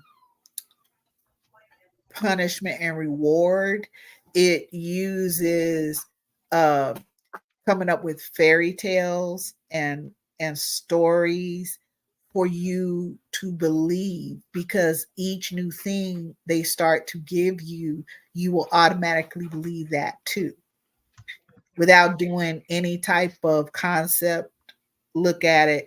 Your pastor said it, so that's all that matters. You know, Yeah, your that's the governor problem. said it, that's all that matters. Your your your whoever said it, your husband said it, your wife said, that's all that matters. Okay? Your whoever you date and they said, that's all that matters. Okay? And that is absolutely not true, in the sense of you deserve to be in a healthy, loving and caring relationship. But it is, there's no magic to it. And I want us to, we go deep here. And this year, like we've told you, we expect y'all to read up, because another thing that's important for me and Auntie D, that's why she's giving you context, is, and she's telling you where you can find it all. Okay, is for you to go and read it for yourself, and bring context to it from your perspective, with your experiences, with what you've been taught to believe, and all of those things. These are, religion has been used as a weapon against specifically Black women and Black girls. And the way they wrote this, and the way that it's preached, I'm not talking about what Miss D, Auntie D, just said about context, where you can find it, why this was happening, why that was happening, the time, the space and time of it, all of those things. That's not what you learning from pastors in a pulpit. Okay, they're just like Auntie D said, they're giving you that, and you are automatically believing it. Okay, and and that's why behaviors are so important. Now, I'm gonna show you guys something right now. Freeze me right there. Freeze me. Okay. See how my hands are? Because Yes. I took very seriously the classes in in in my little bachelor psychology / organizational behavior. Okay, what I am doing, the way I'm holding my hands, is because I know that in the brains of human beings, your hands open. It's an instinctual response that people will trust you, because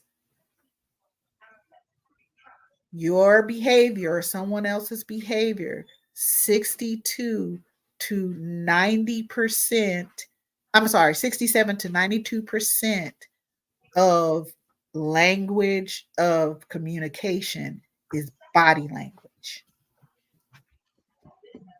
And what I'm telling you is people's body language needs to be a part of vetting them, because it's more information.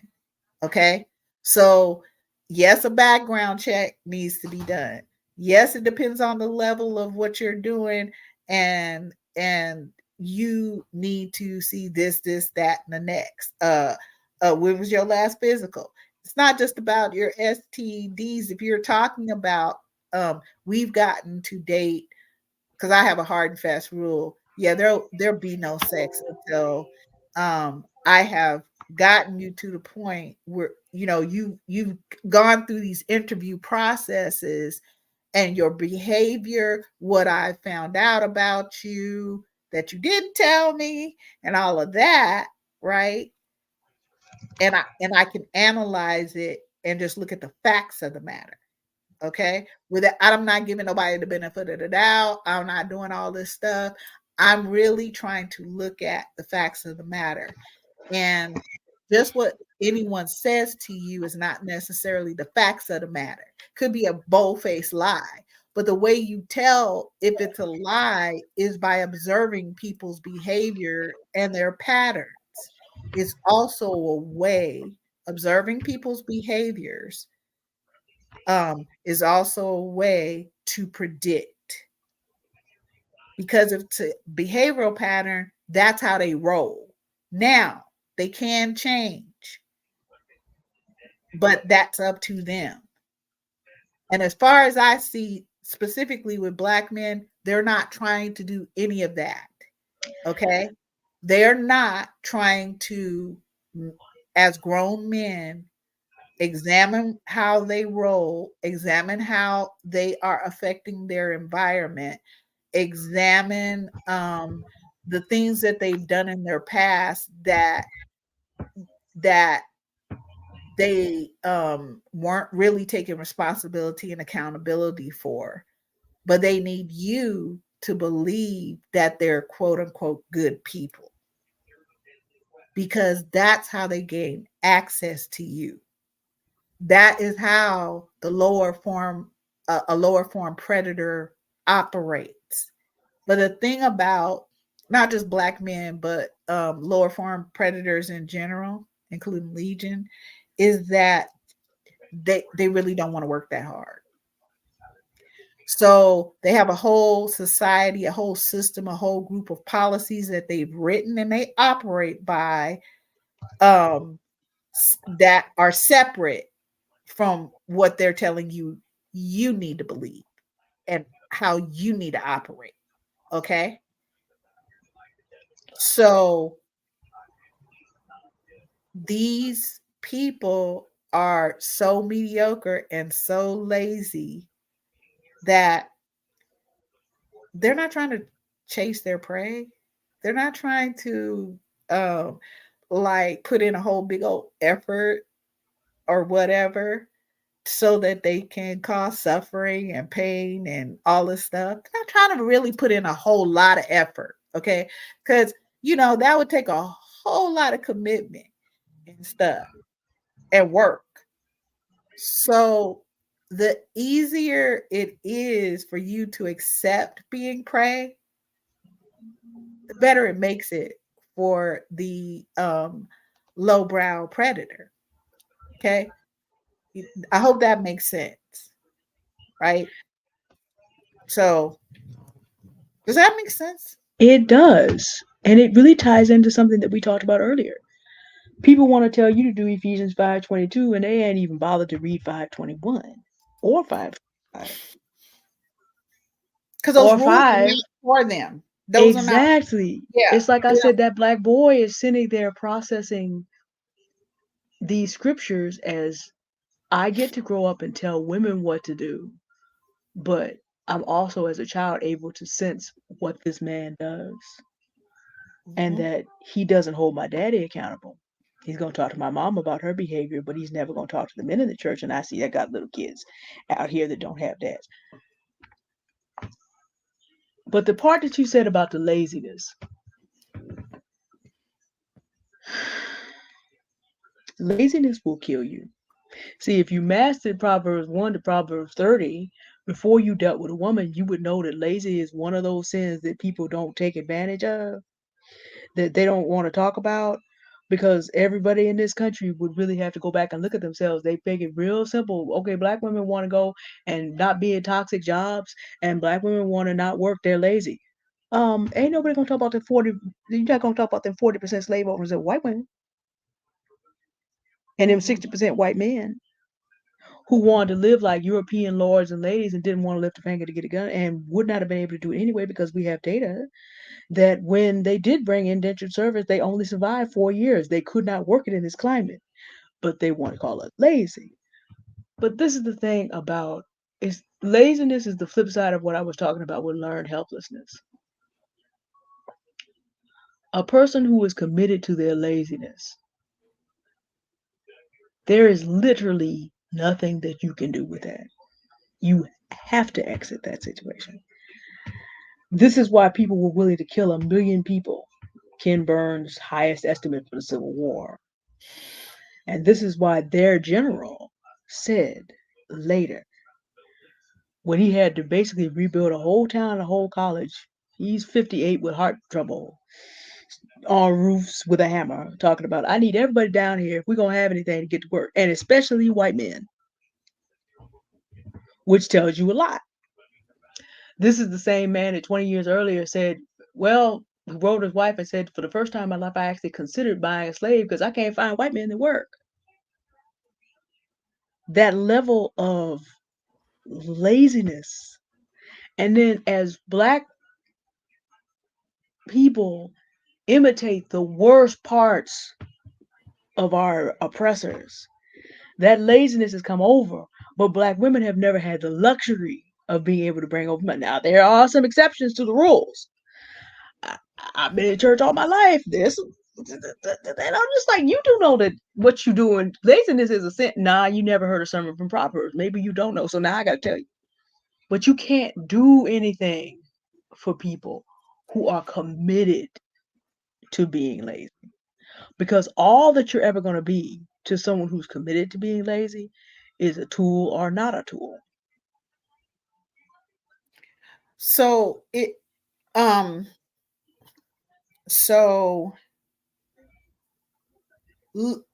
I'm gonna first tell us what protection is and defend. Because this ties into what Auntie D is telling you. Okay. And what we're telling you about vetting. And then I'm going to give you an actual description of what vetting is. So again, we're all kind of on the same, we're operating from a similar meaning that you can add to or take away from for your to individualize for you yourself and who you are and what you want, the outcomes you're going for, all of those things. Okay. Because remember, I also want us to understand vetting is not a foolproof because people are crafty. Okay. Vetting is a tool. It doesn't mean that some fool isn't going to slip through my whole little thing, right? That could happen. However, the likelihood decreases and decreases and decreases the more I understand who I am, what I want, I can articulate it, and I have developed boundaries plus consequences, right? And that I understand what my core values are for myself, for how I operate in the world, for what I want in my environment. Because a part of what you're vetting to find out is if this person's behavioral patterns, their belief system, because we can tell really more what people believe by how they roll. Yep. Okay. Because again, 67% to 92% of communication is actually body language and facial expressions. Okay.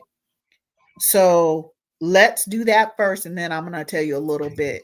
I'm going to give you guys a little bit of psychology, but I'm going to tell you it's only going to be a little bit because what you're going to need to do is go pay for the becoming the becoming the self-confident Black woman, because it details these things out for you. It gives you not only in quick little spurts how someone's sitting, what their facial expression reads when they don't feel like they're on display or whatever. That's what getting a baseline of um somebody's body, what their body is doing, why that's so important. Okay, when you're doing an investigation, when you're doing finding out who they are, okay, and how they roll. So the word protection means to defend or guard from attack, invasion, loss, annoyance, insult, suffering, um, pain, violence, right, against you, to cover or shield from energy, from injury or danger. So, in effect, what I'm telling y'all is you get to protect yourself, and vetting is a tool that will help you to protect yourself. But again, you can't wait till in 50 different breakdowns of your you know being in relationship to someone you granted access to. You can't wait till you get to 30, the 31 to say, oh, this person is lying to me and they're hurting me. Because all the way up to 31 to 32, you are accepting that that person is lying and hurting you. See, you're not responsible for the fact that someone is violent toward you or abusive, assault and battery, um, any of those things. You are not responsible for any of that because you let someone in, because I don't want us to get this confused. Just because we did grant someone access doesn't mean they have the right to do any of that. And you are not responsible for their choices. What you're responsible for is your choices. You're responsible for your behaviors because however people behave or don't behave, there are consequences to it. That's what you're responsible for. But I don't want you to think that, like people kept saying to um what's that baby's name? The she had a baby with the boyfriend, and Darius or somebody, Kiki. Kiki Palmer, yeah. Yeah, people kept saying to her, as they do be doing to black women and black girls, that it's your fault because you didn't de-escalate his emotions. You didn't you believed what he said. You da da da da da. Level Up Mom put this really well when she was talking about um Level Up Single Mom, Kiana. She was talking about um God, what was I gonna say? Oh, About how Kiki Palmer was asked to. Uh, it was her fault because she did not moderate Darius's emotions and de-escalate the situation, yeah, and which she picked him related in to the first something. place. And he Yeah, said and she picked because him in the she first. yeah, because she picked. So we're like those scriptures. We're telling black women and black girl from little black girls that you need to let people do whatever it is and then forgive them. Okay? That's what we're hearing from the pulpit. That's what we're hearing in our families. And that's as a part of what sets us up to be prey, right? Because you also are not really supposed to be defending yourself. You're not. Because that's a part of their weapons against you, is to help you to believe that you don't get to defend yourself. Number one, they need you to believe that you don't matter, that you are there to help, heal, uplift, love on, take care of, provide for, protect uh, people who are actually mistreating either other people or you or all of it. Okay. So that's why it's important that we start to work on our mindset and our belief system, that we start to take it apart. That's a part, that's that's a part of an ongoing process that I do on myself. It isn't just, because it helps me to evolve. And knowledge is a huge part of vetting. It is a very knowledge is power, and it is a very powerful part of vetting. Okay, so another part to vetting is that you're working to protect yourself. Okay, right? And if you have children, them too. That's a part of vetting, is because you get to protect yourself. All right. So defend means to ward off the attack, guard against assault or injury. Um,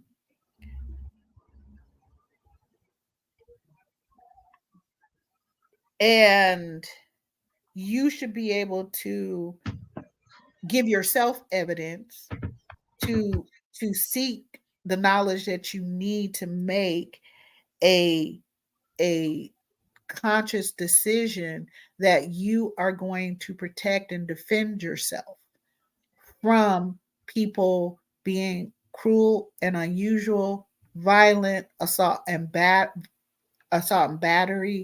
or brutal towards you physically, mentally, emotionally, spiritually, financially, sexually, and stealing your creativity and your abilities and claiming it to their own, all the while telling you that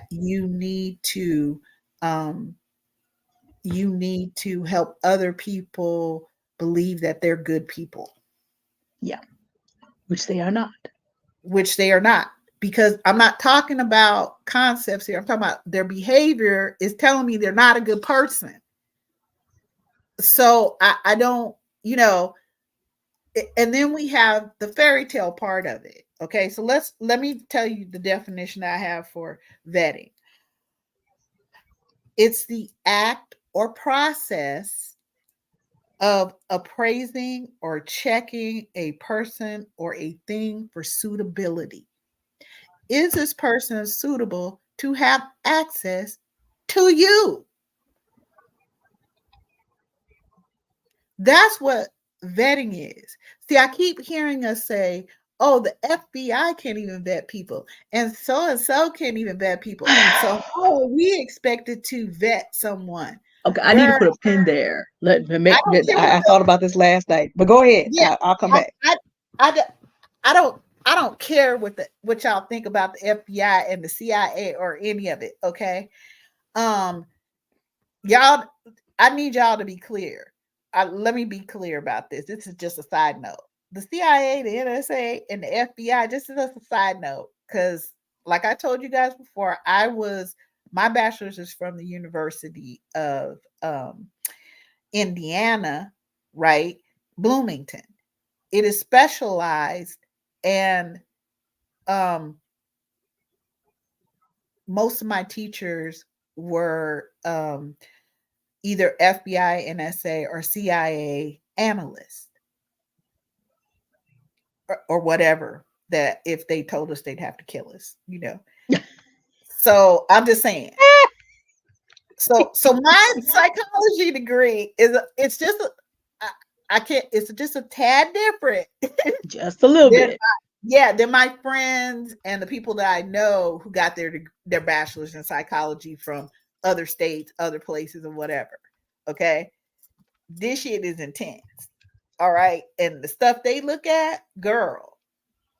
Okay, so again, vetting, because the FBI and the CIA are not vetting for what y'all think they are.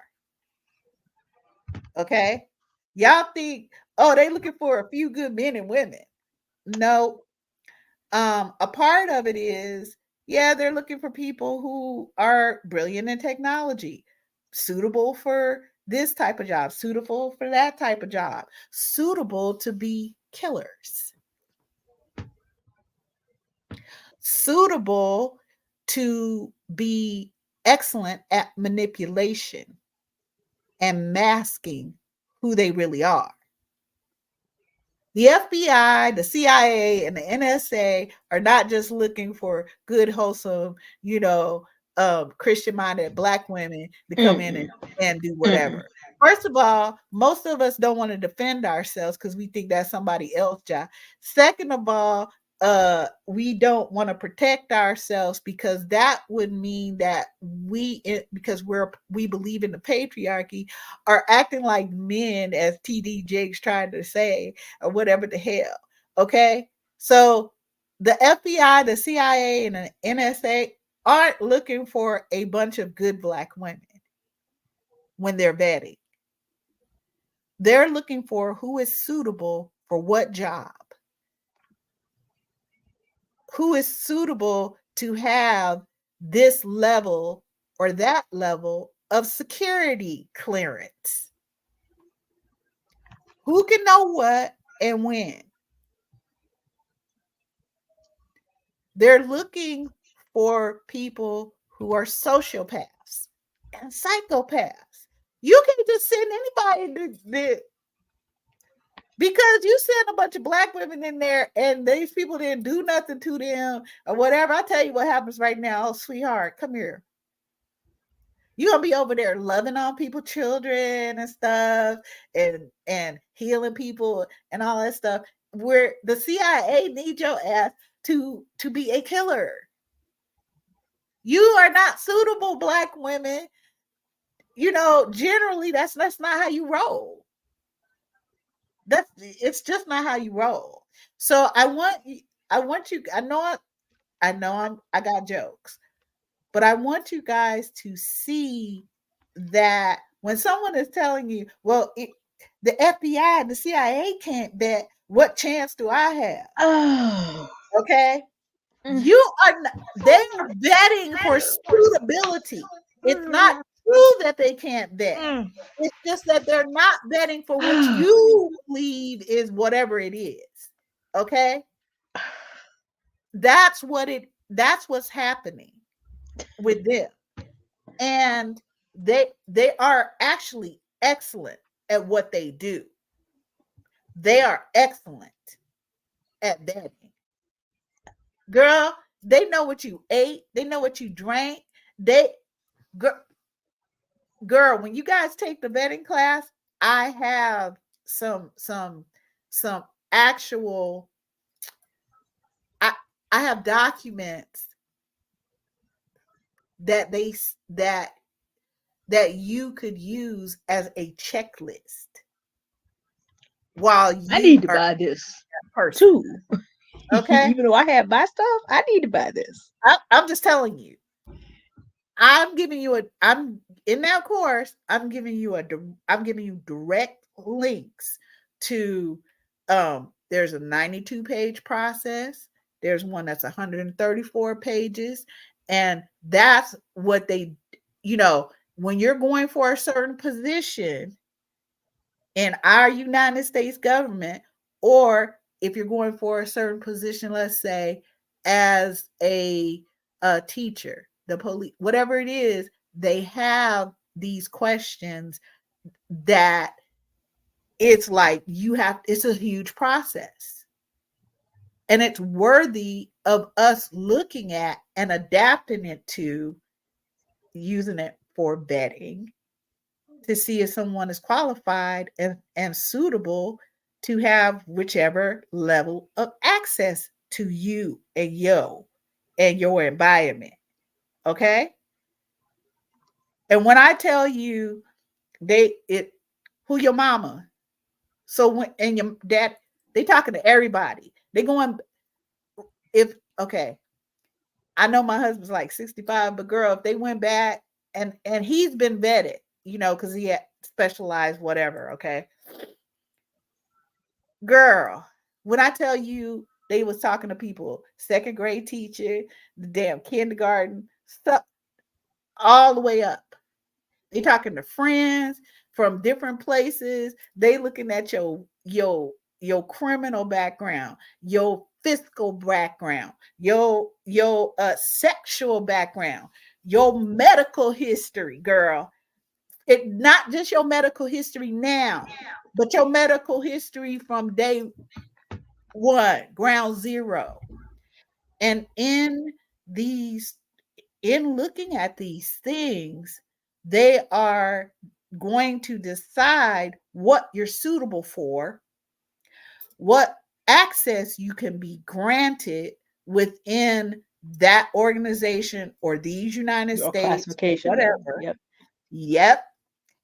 And just where you belong. Okay? Like my friend used to say this. Black women need all kinds of husbands. Okay. If you gonna have a husband, you can't just have one. This is what she used to say. You need to have the car fixing husband, the mechanic. You need to have the husband that can do the plumbing, meaning I could call the plumber, he gonna show up. Okay. I could call the so and so, they gonna show up because I vetted them. So they have access to fix my plumbing. You can come in and fix my plumbing. And no, I'm not talking about sex right now, people. All right. You can come and fix my The plumbing. fact she had to specify. I'm sorry. The fact that in 2024 we have to specify, but this is where we are. Cousin did say years ago. I can't stand. Grew up as brother and sister, just dumb as hell. Okay. Somebody Mary. Okay. So some lady asked him, so what do you do? Right? Because at the time he was the house husband. Okay, when that wasn't popular as a black male. Okay. So he is like, oh ma'am, I lay pipe for the government. Because his husband was his wife was a captain. Like I lay pipe for the government. Shut up. Okay. So anyway, yeah, you are vetting for suitability. Okay. You're gathering this information to see if that person is suitable to have what type of access to you, if any. What type of access do they get to have to your environment, if any? That's what vetting is. Okay. So it's not true that you can't vet. It is not true that you don't know how, because black women can find you anywhere. They can find out everything On about Earth. you with your ex and everything, but way after the fact. I'm asking us to bring it to before you allow access to people who really don't deserve access to you. Okay, I'm just telling y'all that's what vetting is. So I didn't want us to get confused. And let me explain what suitability is. Now remember, y'all can go back, you can listen to what me and Auntie Dee are saying. You can take your time. You can write notes if that's how you process information. You could just listen to us and start piecing things together in the way that you process information. You could say, I don't give a damn. I just want to go hang out and listen to the next dumbass person that does the next dumbass shit so I could commiserate on that, because this is just way too much. I'm telling you, you're worth all of this. You're worth somebody doing a 92-page application so you can know everything, every movie they ever watched, every book they ever read. Girl, the FBI, the CIA, and the NSA, I don't know what y'all think is going on. But honey, when I tell you they betting for suitability for all kinds of jobs, pooh, that's what they doing. I don't know what y'all do, but that's what they doing. And we're Okay, getting vetted by everybody. I'm and just we're gonna throw getting, that in. mhm. I And have a here story to tell y'all later about we that. all over here getting all believing in what people say. We're doing the whole rules thing. We're trying to be just givers. We're trying to be gracious and all of these different things. Whatever somebody's definition of femininity is, we trying to fit into that. Whatever definition of masculinity is, we want to believe that so and so is going to fulfill that just because they have a penis or not. I don't know, but I'm telling you, vetting is not dating, because those people don't deserve to be at a space where they get to have access enough to you to be dating you. You just meeting with them and interviewing them. Yes, they don't know it like that. They don't, that's the point. They don't need to know that yet. They haven't gotten to a point where they need that type of information. My husband didn't know he was vetted until just even the start, 6 months after we started talking to each other. Okay, girl. So and that's the same way I became with um my career as an RN.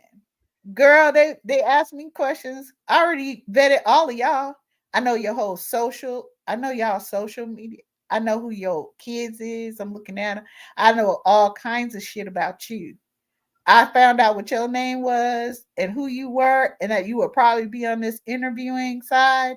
And I already know that you are a running rampant white supremacist. Okay. I'm in there to interview you. Do you get to have my brilliance and excellence, you know, on your little bullshit ass team? And of course the pay, because I put a number in a damn envelope and slide it across the table.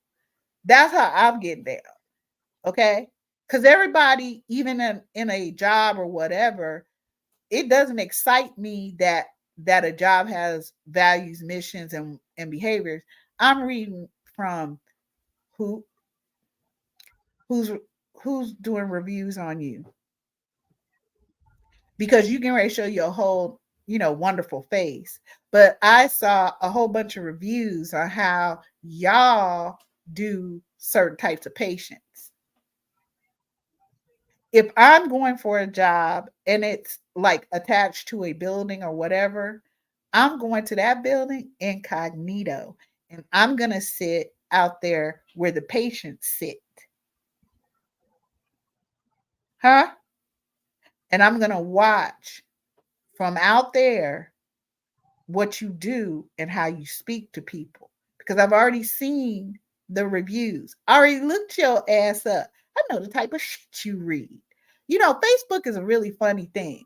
People put down that what the books they read, the this and that. I go look up the books Mm-hmm. because I need to know what's happening.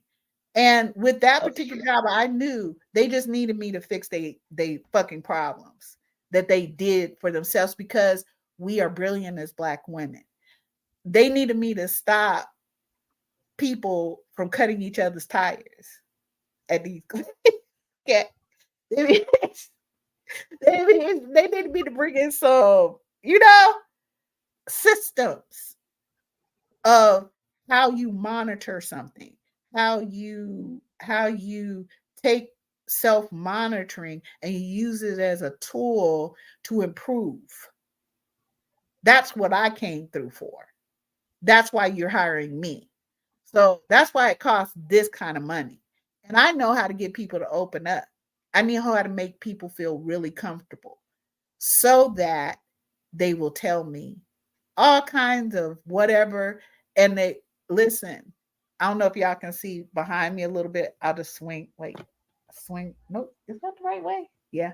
I just swing over a little bit, this and that. One of the reasons why I build great like spaces is of course for my own peace, my family's peace, and our relaxation. But if I'm working and I'm contracting as a director, my office is going to have mood lighting. I'm going to need a chair that goes back. Okay. I'm going to need some soft blankets. I have fountains and all of that shit. And you get to sit in the nice, plush, wonderful chair. Now, there's usually a desk in my office and whatever, but what that does when I do one-to-ones with people, or they just sit back and they start telling it all. Girl, they telling it all, girl. Because I got open-ended questions for them that just leads them to tell, and they feel comfortable. I'm like, are you okay? It's a little chilly in here. I make it just a little bit chilly.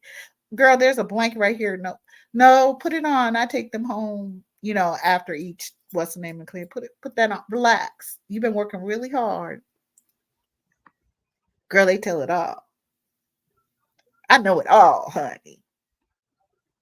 So I employ my ability to vet and read behaviors. Now, here's what people will say about me in a contract job or vetting someone.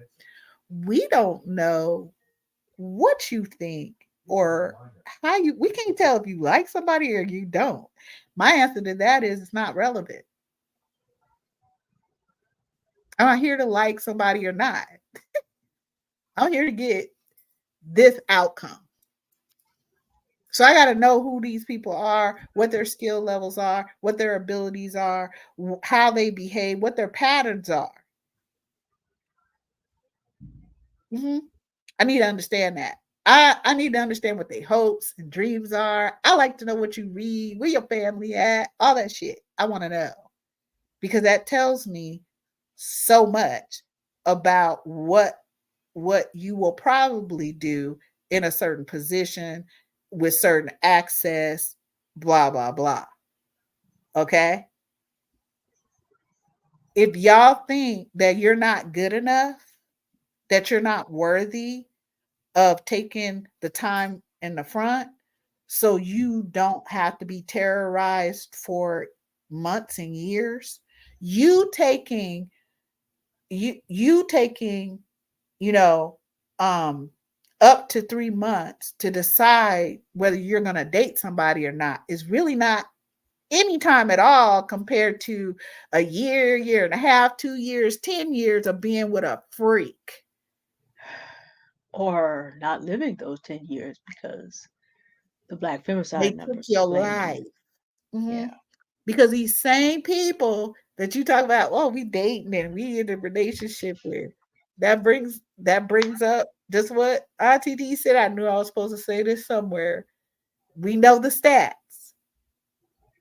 How in the world are 60% of our black girls by the time they 18?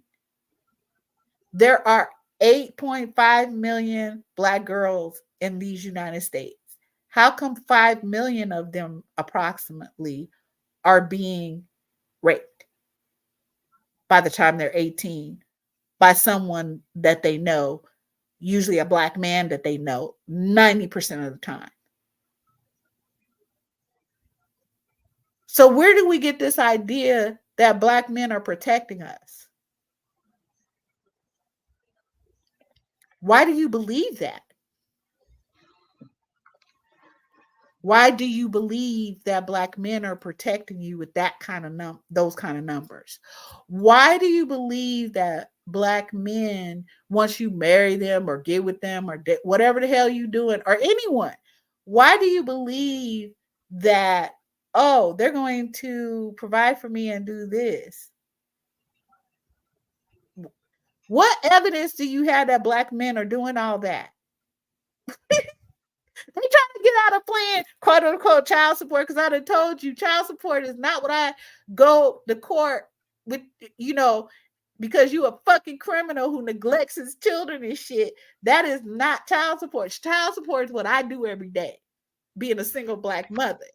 What you doing is is actually just because you were too much of an asshole, a freak, and a whatever the hell, irresponsible, disrespectful, disloyal, not accountable, reckless. Okay, you were too busy doing all that to be there for your children, to be in their lives every moment of their day and night. See, now that's child support. You just paying a fee. Because I pay that fee too. I actually do pay cash out as a single black mother. So why then do we have black men going around talking about how some, child support services should be regulated? It was. That's why we get to take it right out of your check. Because you showed by your behavior over the last 100 years that you are not going to pay for the children um, that are your offspring. You're not. That you're going to be there for them, that you're going to protect them and whatever. You're not.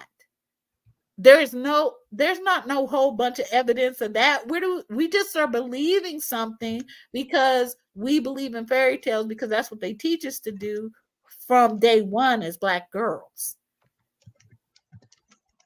Black men are killing us every 4.4 to 5 hours. That means there's between 5 and 6 of us. If there's 24 hours in a day and you divide 4 or 5 by that, you're talking about 5 or 6 black women or black girls a day. And dear God, don't be a black trans woman, because that's gonna make you 8 times more likely to be killed. Oh, and please, please don't be a pregnant black woman, because then you're 11 times more 11. likely to be killed by a black man.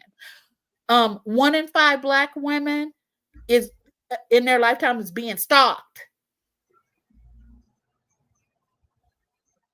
So you're telling me that what? Girl, you don't even want to hear the domestic violence statistics and data. That's just, girl, I could go on all day.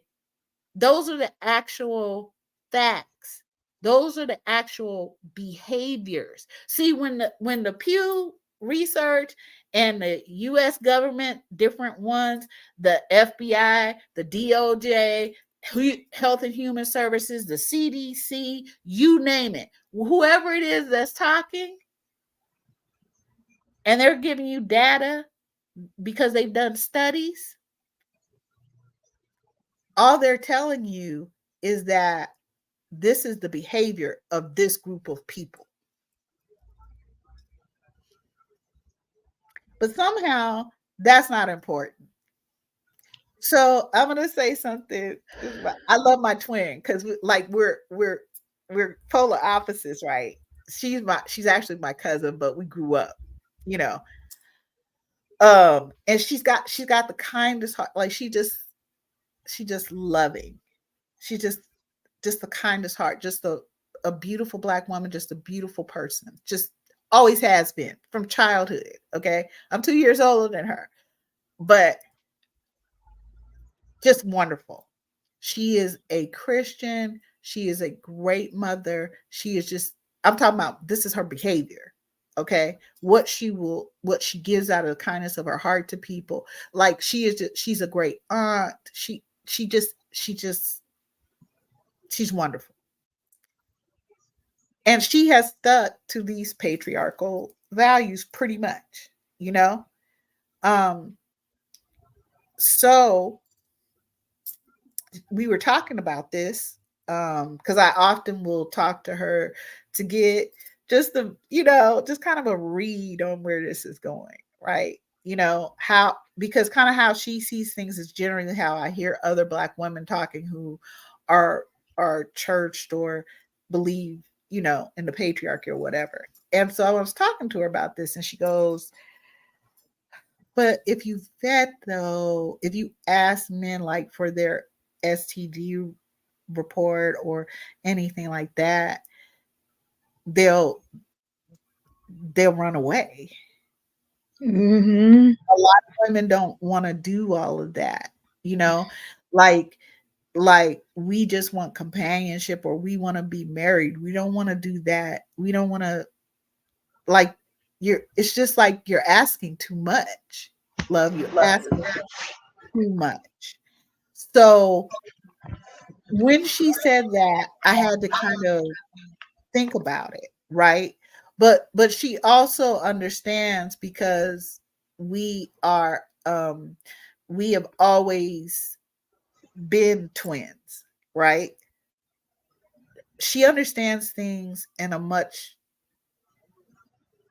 she understands things in just a much different way than I do, and it helps to ground me, right?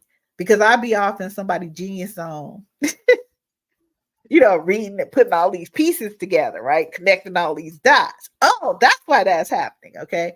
That my baby, my twin girl, she like, I'm trying to do all that shit. I'm trying to be Laverne and Shirley. Uh uh Bottles with caps on top. I don't want to do all that. Okay. And something she said was, but we're just not taught to do any of that. I mean, like, it just seems like adding more onto our plate. Girl, Wow. Wow. Wow. But really, that's what I hear from a lot of Black women. That is what I hear. Okay. Okay. And all I'm trying to tell you is a part of that is because you don't believe you matter and you're important. A part of it is that you constantly get told who you should be, how you should fit into this stereotype and not the others. Why are other people getting to make stories up about you, Black woman? Why? Because you don't have to let them. That's the part where we come in as far as responsibility and accountability. Oh, listen, girl, I could pick a fool. Now look, I could pick a fool. I had a good old history of picking a fool and granting him access when he did not deserve it. I'm not here talking to y'all from a high. I'm here telling you, you do not want to be crawling backwards out of hell on your knees. Well, I'm running hell now, so it's a little bit different. We're under construction, but whatever. I know other people made hell for us, but I decided that's enough of that shit. Okay. Y'all gonna have to take y'all riffraff someplace else. I don't I don't want you to go through the pain and suffering I did. That is absolutely ridiculous. Not with what I know, and I can just give it. I can just tell y'all what's up. We vetting around here. That's what we doing. Okay. So does my daughter, she's 24 now, does she adhere to all my vetting rules? Absolutely not. Because she got us born. She gets she's free. She gets to make up her own. She gets to, okay, and she grew up with this. Don't get it twisted. She grew up with it, but she has made it her own. And she does it the way she does it. Now, as the head of her security, that does not mean they ain't cameras allegedly, that they ain't this and that, that I don't know where, that I can't just push a button and find out exactly where she at, okay? Or any of those things. Doesn't mean any of that. Okay? What it means is she gets to choose how she's going to use the information just like y'all. Okay? And however, if she decides that she's going to a place with someone where she sees them as having a potential real actual dating and then a romance with, like she's granting them this amount of access, we can't even call that shit a relationship till whoever that is meets me. Yeah, because it could be the last day of their life if they for their own protection, Yeah, allegedly. yeah. I'm Because just, this I'm just saying, I'm because just saying. this is another level of vetting. Okay, because okay, this is my twin and this is my daughter. Because my twin's like her other mama. Okay, she got a they got their own relationship. She has advices she gives. They talk, whatever they, she my twin is amazing. Okay, and of course her son's my baby too. So I'm just saying. So, but they good for this, both of them. Oh, we don't give people names. They're not at that level of access. They'll give you a description. I know good well for years my cousin was like, oh, that's my side piece. To nobody, girl. You know, girl, you don't even get a name. Okay, whatever your name is, they don't nobody care because not that level. You ain't at that level that you need a name. Okay. I know if my daughter actually says somebody's name, I'm like, okay, I need to listen up now because as the head of her security, I'm gonna be doing some checks. Okay, she, I'm doing. Don't worry, I got this part. Okay, so if that person ever gets to meet me, and I need y'all to know, not one of them has. They never got to that level. Because once you come here, all bets are off. I don't follow those patriarchal rules. I don't do nice. I really don't. Now, sometimes I choose to be compassionate and sometimes I choose to be kind. I even choose to be understanding. However, I will also choose for you to kiss my neighbor's dog's ass. Okay? And if you come here because she's precious to me, I'm going to be sitting on the porch waiting for your ass with my duty 9mm. At the same time that I'm cleaning my EDC everyday carry 380. And when you roll up and she starts to say your name, I'm gonna be like, you don't need to tell me that. I don't need you to tell me anything else. Thank you for bringing this individual by. Now. Who the fuck are you? Why are you here? Why are you near my daughter? Why are you talking to her? I don't know you. Who are you? Oh, well, my name is. I didn't ask you what your name is. I'm not interested in you telling me what your name is. I asked you a question, so you can't comprehend. I knew that was coming. You better learn how to answer what you asked, boy. Girl, let me write that down so he can comprehend. Strike number 1. I knew that was coming. My daughter's an excellent communicator. But if you are with somebody that can't comprehend, doesn't matter how well you communicate. See that's a boundary. You hear that? I just slipped it.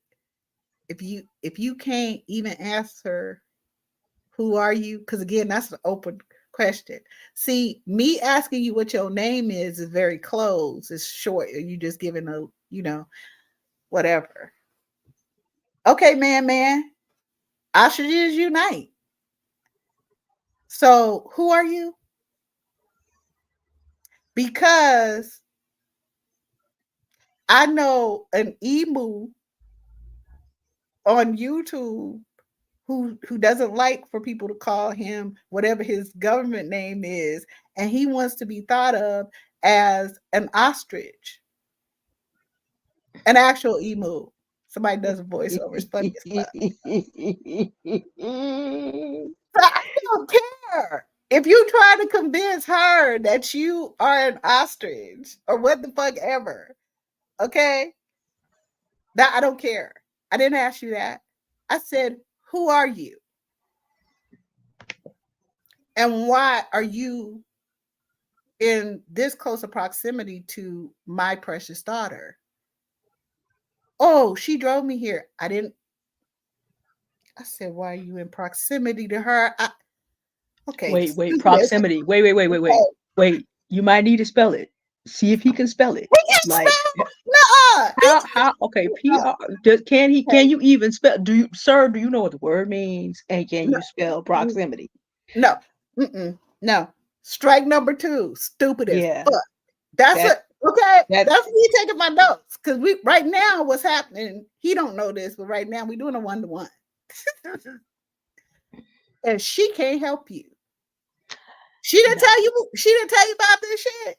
Oh, I know she did, but you didn't believe it because you didn't believe it till you got there. Because y'all know that y'all think all Black women are supposed to act like this, and they supposed to be nice to you and introduce themselves. Girl, the fuck you doing on my porch? No, don't step up the steps. No. Hold on. You can't answer who you are. You can't tell me why you are in proximity to my precious daughter.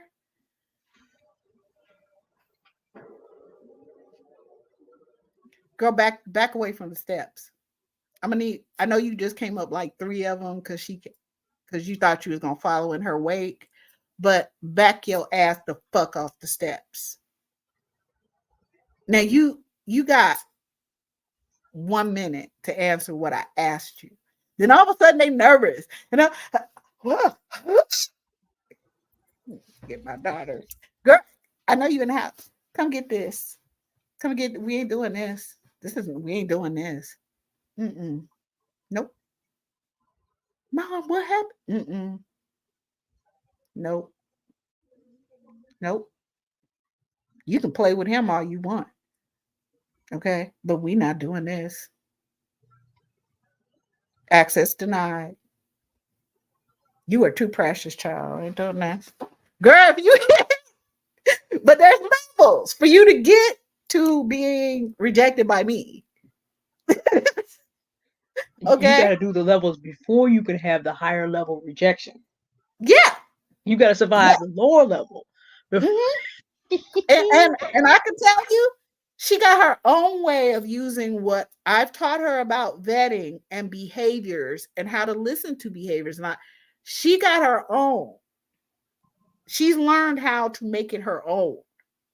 So if you either, I'm telling y'all, this girl be I can't even say dating. This girl be seeing people, whatever she be doing, they don't. One person almost made it here. One dude, he almost. No, he didn't. Almost doesn't count. Almost doesn't count. Hitler almost won the war. It Yeah, girl, almost everybody doesn't doing count. that. What the hell? You better no. You better go on. You get ready to get hurt, little boy. You get ready to get hurt. You get ready to get hurt. Okay. So, no, no, because this is exactly what my daughter said when she was talking about, this telling this man eventually, whatever, you're gonna have to meet my mom. Okay. Um, she was letting him know that okay, she is as my loving daughter Michaela will say too. Uh, you batshit crazy, mom. We love you. No, we love you, but I prefer to be called Super Saiyan. But batshit crazy Super Saiyan, it all means the same thing to me.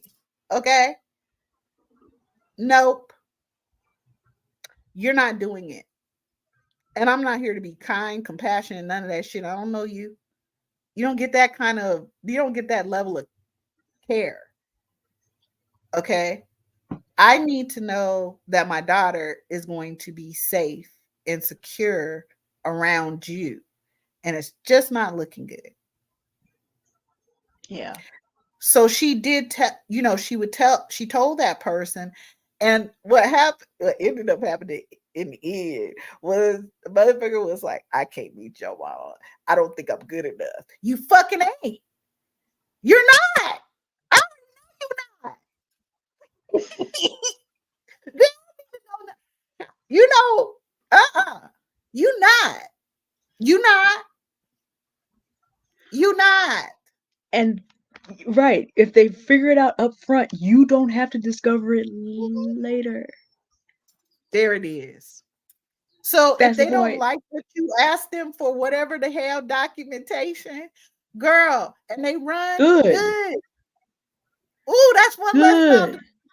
Oh, that's some suffering I don't have to go through. Exactly. Because Ooh, can I give us some numbers, Auntie Love? yes, absolutely. Provided you think of your life as monogamous. Most of us have been trained to look for just one man. For the life of me, I can't figure out the women who want to have two or three. I just think that would be too much complication in your life. I love the men that I have chosen as well. Didn't choose my dad. I revere my father. I love the men that I have met in his image as friends, but trying to get more than one of them in the house. Sometimes, Dad, I love Father Matthews, but he's now at an age, and sometimes it's just like, all right, honor thy father and thy mother. I know that it doesn't necessarily work like this in 2024, but I'm gonna find a way. Giving any other man that privilege, I don't know about all that. Dad came pre-vetted. Hear what I'm He saying? can't pre-vet it, but he He came also pre-vetted. has earned That's what I'm your saying. trust, My loyalty. mother, my grandmother, and then we're at 43. I know Sammy Lee Matthews. So he came pre-vetted, and I know him. I'll go the extra mile for him. I don't have to worry about is he worth that. He came pre-vetted. I would not exist if he didn't. Yeah. And that goes back to Dr. Desi Webster, my great grand teacher, somewhere back there.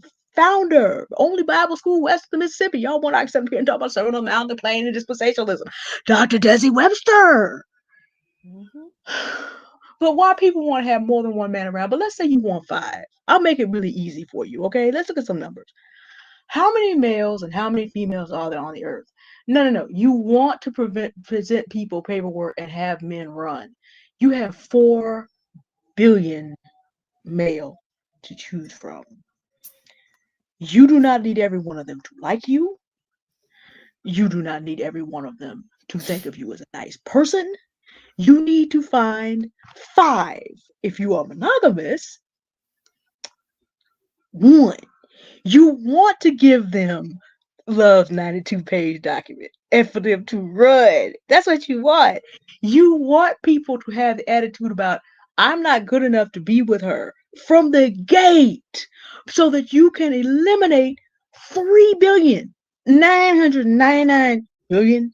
Look at that census data sometime. 999,900. I laugh when men talk about, well, men want this and men want that. Whoever your group is, it does not make the least bit of difference. There's still 3,999,000,000 and 999,000 and subtract your little group.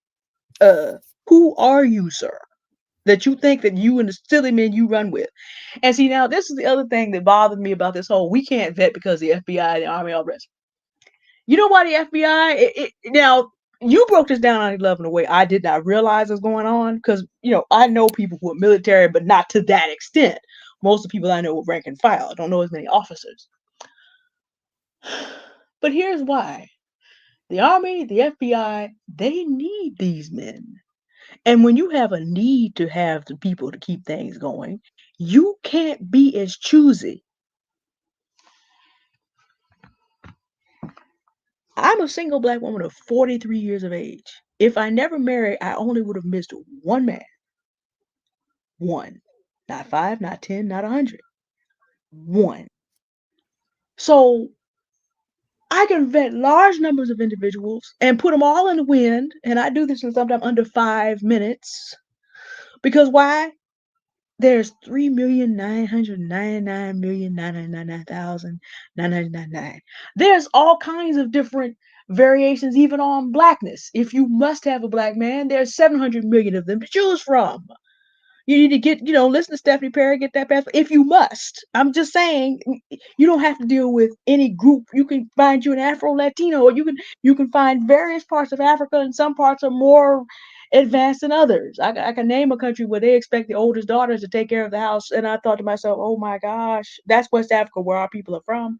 I'm like, Mm-hmm. oh, that's where that came from. So you still want to be careful because African men have these ideas that you're hearing from the manosphere are not new. Let me just go there. That's not this show. But let me just but if you must, you still got 700 million to choose from.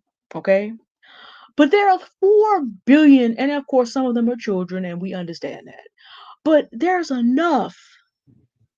You don't have to vet like the FBI. The FBI has to keep a certain number of men on the staff. You don't have to do that. The Army needs to keep a large standing army so the United States can continue to be the hegemon of the world. You don't have to do that. You have to figure out what it is that is suitable to you, and you do not need to accept anything else. You do not have to build an institution to go and imperialize the world. That is not what we were called to as black women. That is historically not what we have done.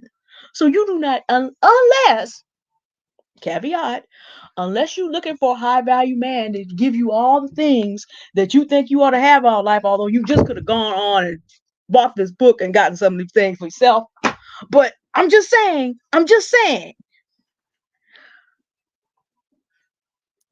a lot of this conversation, and Auntie Love, I see you have something else to say before I get into black women making money, but it's these mindsets that we have that we need all of these people external to us to make our life everything. It's this idea that we need these men to give us position to exist.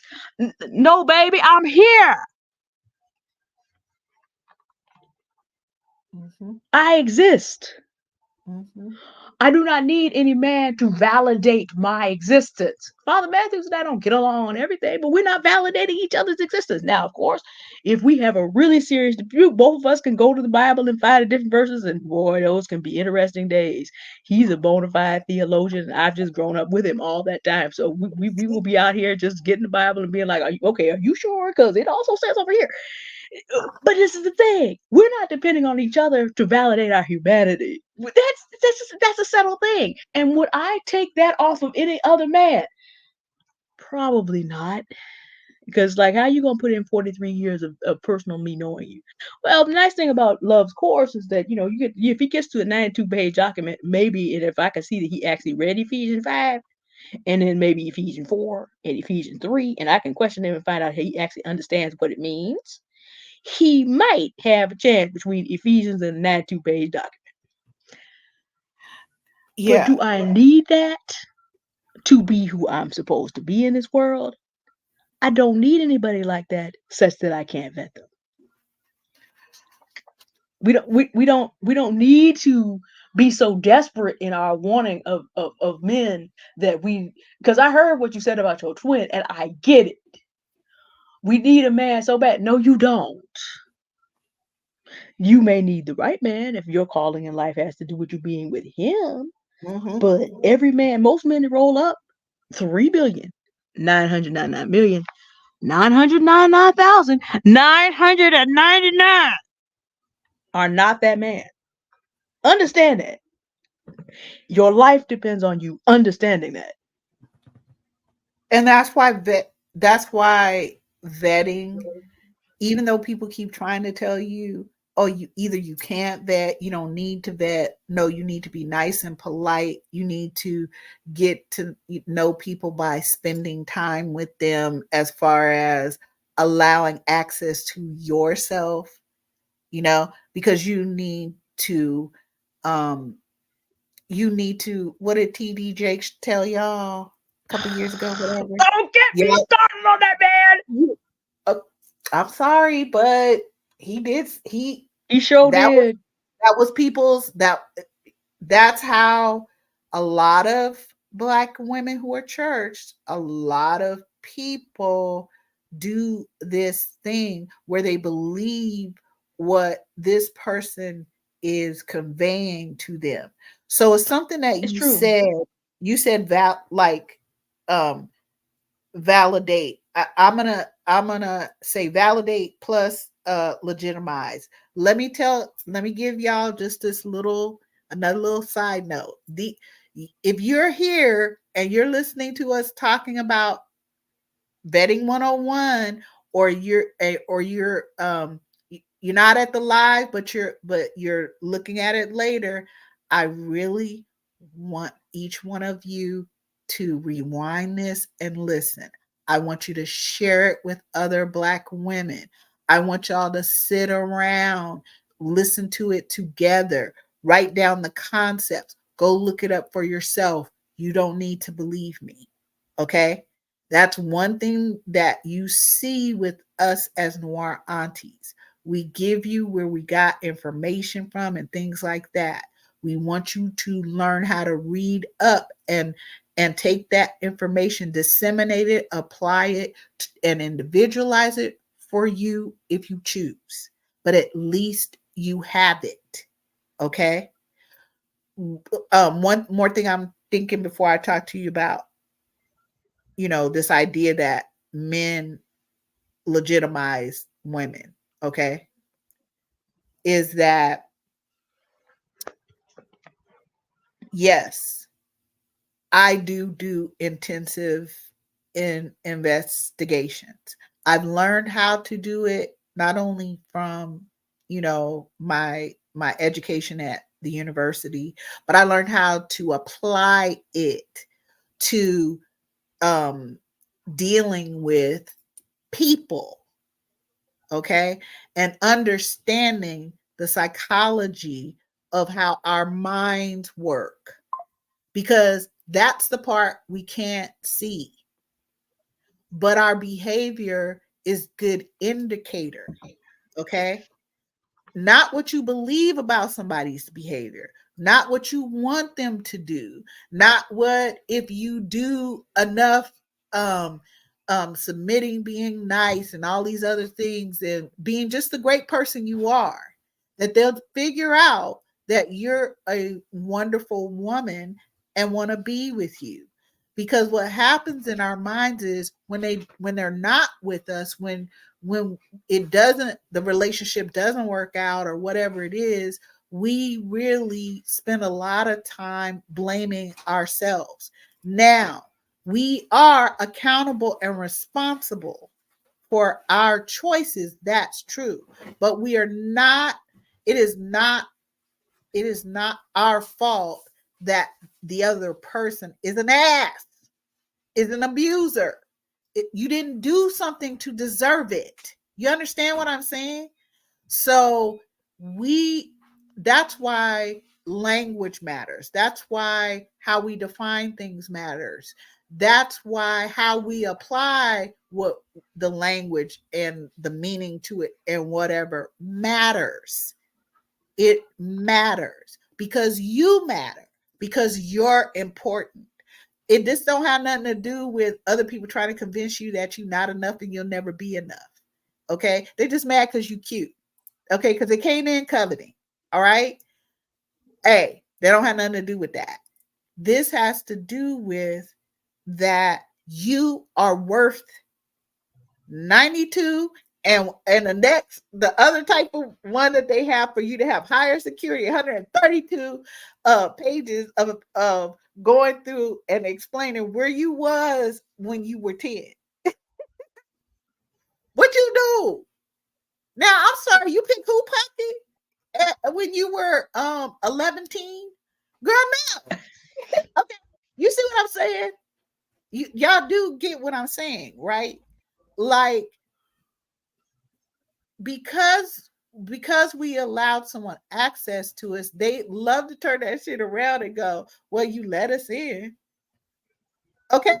And so it's just like this whole, it's just like, it's just like vampires. Okay. They can't come in unless you let them. That's supposedly the rule. All right. If they come to your house and they're like, oh, can I? If you don't invite them in, they can't come across the threshold. We can't know everything about everybody just by looking at them, but we're meeting them, we are interviewing them. They don't know this is an interview process. They don't know we reading their behaviors. They don't know that we understand what we're looking for. They don't know that we're looking to see if they suitable enough to get to this level, to the next level, or to whatever level. Okay. But it is up to you to start to take a step back, breathe, and look at what you have been programmed and what you've accepted that was a fantasy or a fairy tale that is not reality. And you're not going to make some other person fit into that fairy tale that you have running in your mind. That's another thing. I'm sorry. It just don't work that way. Okay. Some people find out, a month or two later. Some of us don't find out for, I don't know, 5, 6 years. Some of us don't find out for 10. Some of us find out, but we feel like we stuck and we need to stay stuck for another 20 years till the kids get grown. I don't know. Whatever people are thinking.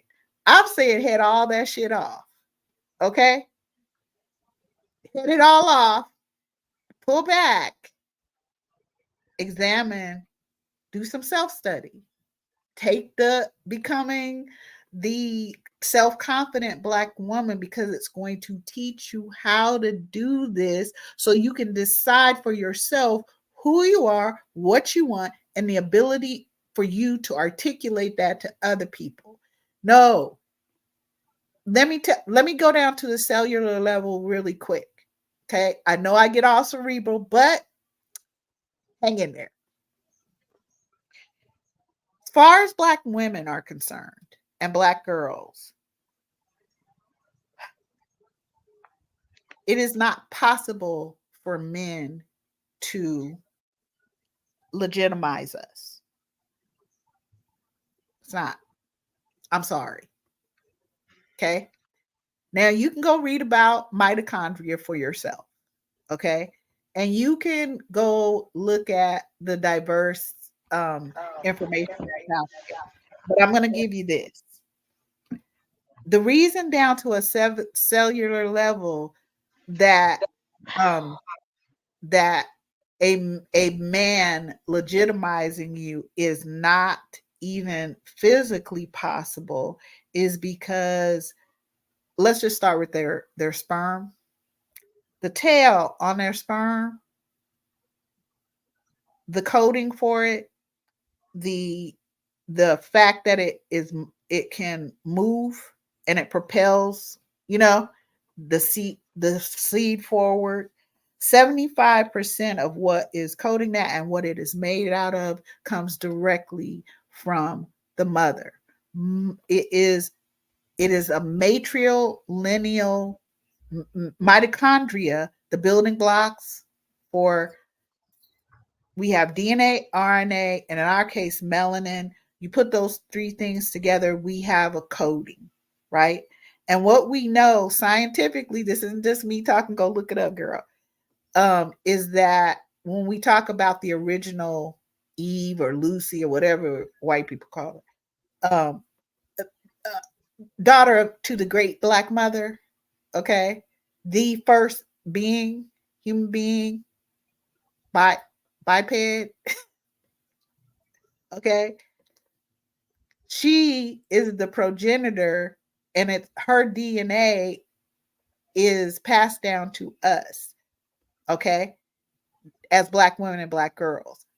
Our combination of DNA, RNA, and melanin is found interspatially. It is building blocks to the cosmos. You can't have, I'm going to say this again, you can't have a planet, a star, a moon, a drop of water, air, whatever you talk about, you can't have it without our specific coding. Okay. So now on this planet Earth, it is our coding, it is we give black men's sperm the ability to move. Their sperm would not be able to leave their bodies and do anything without their mother's mitochondria because males are incapable of of um, of producing mitochondria and giving it to their offspring. Mitochondria, the building blocks for being created, okay, as a human being or whatever, comes from women, what we call women, matrilineal. Okay. So you tell me how right there a black man is legitimizing what? Their sperm won't even move without us. Okay. That's just one. Okay, let's There's just more. take the other part. Let me just add another little caveat, another little layer. So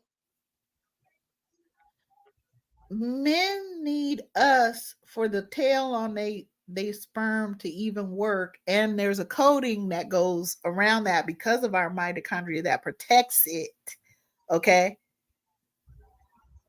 so then we have sexual intercourse and our egg, our creation, um the process to which it's the egg splits, it grows into an embryo, it grows a fetus, all of that all happens in our bodies.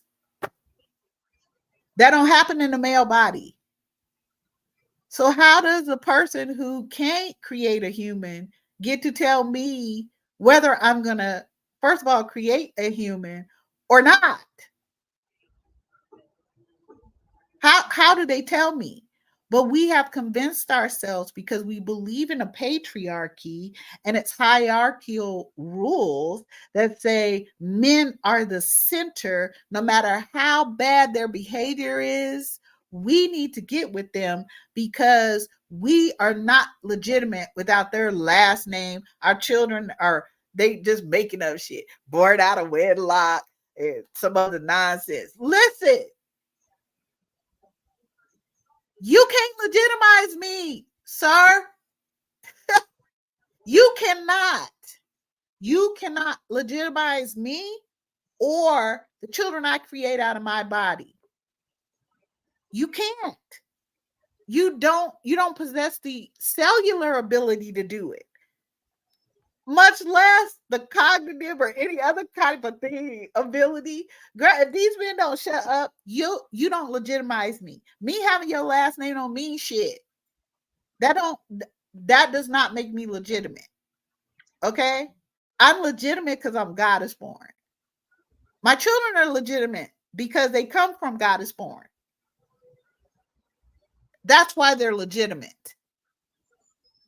So this idea that if we don't have a man, and then we'll weaponize that shit against each other. And then the government, meaning white supremacists in this case, weaponize that shit against us. Because what they did in Project 2025, I done told y'all the first problem, as far as they concerned, is the fact that Black women are single mothers too. Okay? But it's all our fault as single mothers, as if other groups of women are not single mothers. But it's our fault as single mothers, the destruction of the family. And we sit here and believe that shit. We know what we go through. We know what we do. We know how we uplift people. We know how we heal people and take care of people. We know how we love our enemies, and we treat people like we would want to be treated and whatever, while they can just violate and brutalize us any way they want to, at work, in the healthcare system, in the judicial system, in a marriage, in a not marriage, whatever. They get to have access to us. They get to violate us, and they get to covet. And if they can't harness us, murder us. Yeah. They get to do all of that shit, and we need to accept their rules. You mean to tell me the people who are trying to harness us as powerful preternatural elementals using violence also get to make the rules that I need to go by?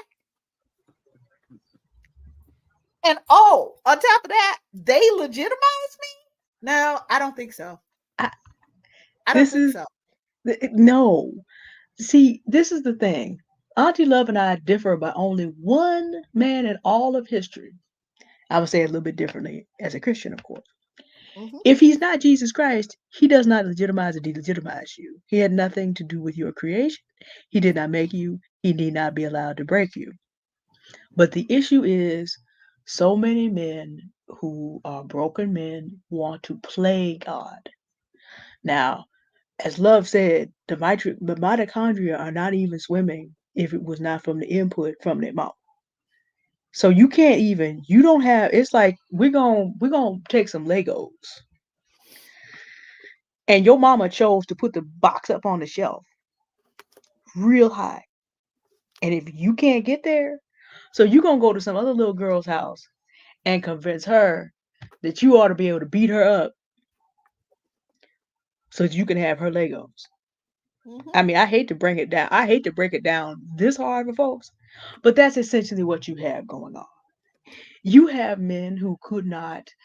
Who was that yesterday who I was watching discovered something in math and thought about he created a whole universe out of nothing? I'm like, sir, no, no, no. You discovered something that probably some woman in Africa knew 10,000 years before you were ever born, because we taught y'all geometry. Y'all had to steal stuff from the libraries and all the rest of this. And, Hatshepsut and Nefertiti had some things to do with some of the things that you were able to find out up in there. What you mean? But the fact that he went from this discovery to asserting himself as God was just like that. Sir, you discovered hyperbolic geometry. And then, of course, now, pride goes before destruction, the heart is spirit before fall. He gets a letter back from an older mathematician, said, I would praise you, but that's praising myself. I discovered that 40 years ago. I just didn't publish it. And then next door and the next town, oh, yeah, I actually discovered that 20 years. The only thing new here is you, man. You notice how they put up standards and boundaries? No, you can't take credit for this. I discovered this. I discovered this before you did too. Get back. Standards and boundaries. See how that works? But if you do not know,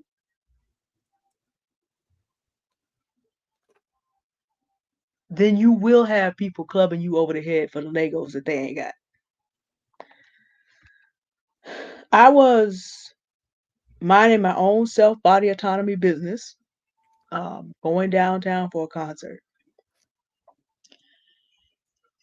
And it was immediate. A man just saw me and felt that it was his business to have to tell me that he's a god among, you gonna call yourself an N word and a god at the same time. And I'm thinking to myself, if you knew that the old word was negus, I could work with you. But what's going to happen is, this is why Spirit said, come down on this side of this long stone stairway.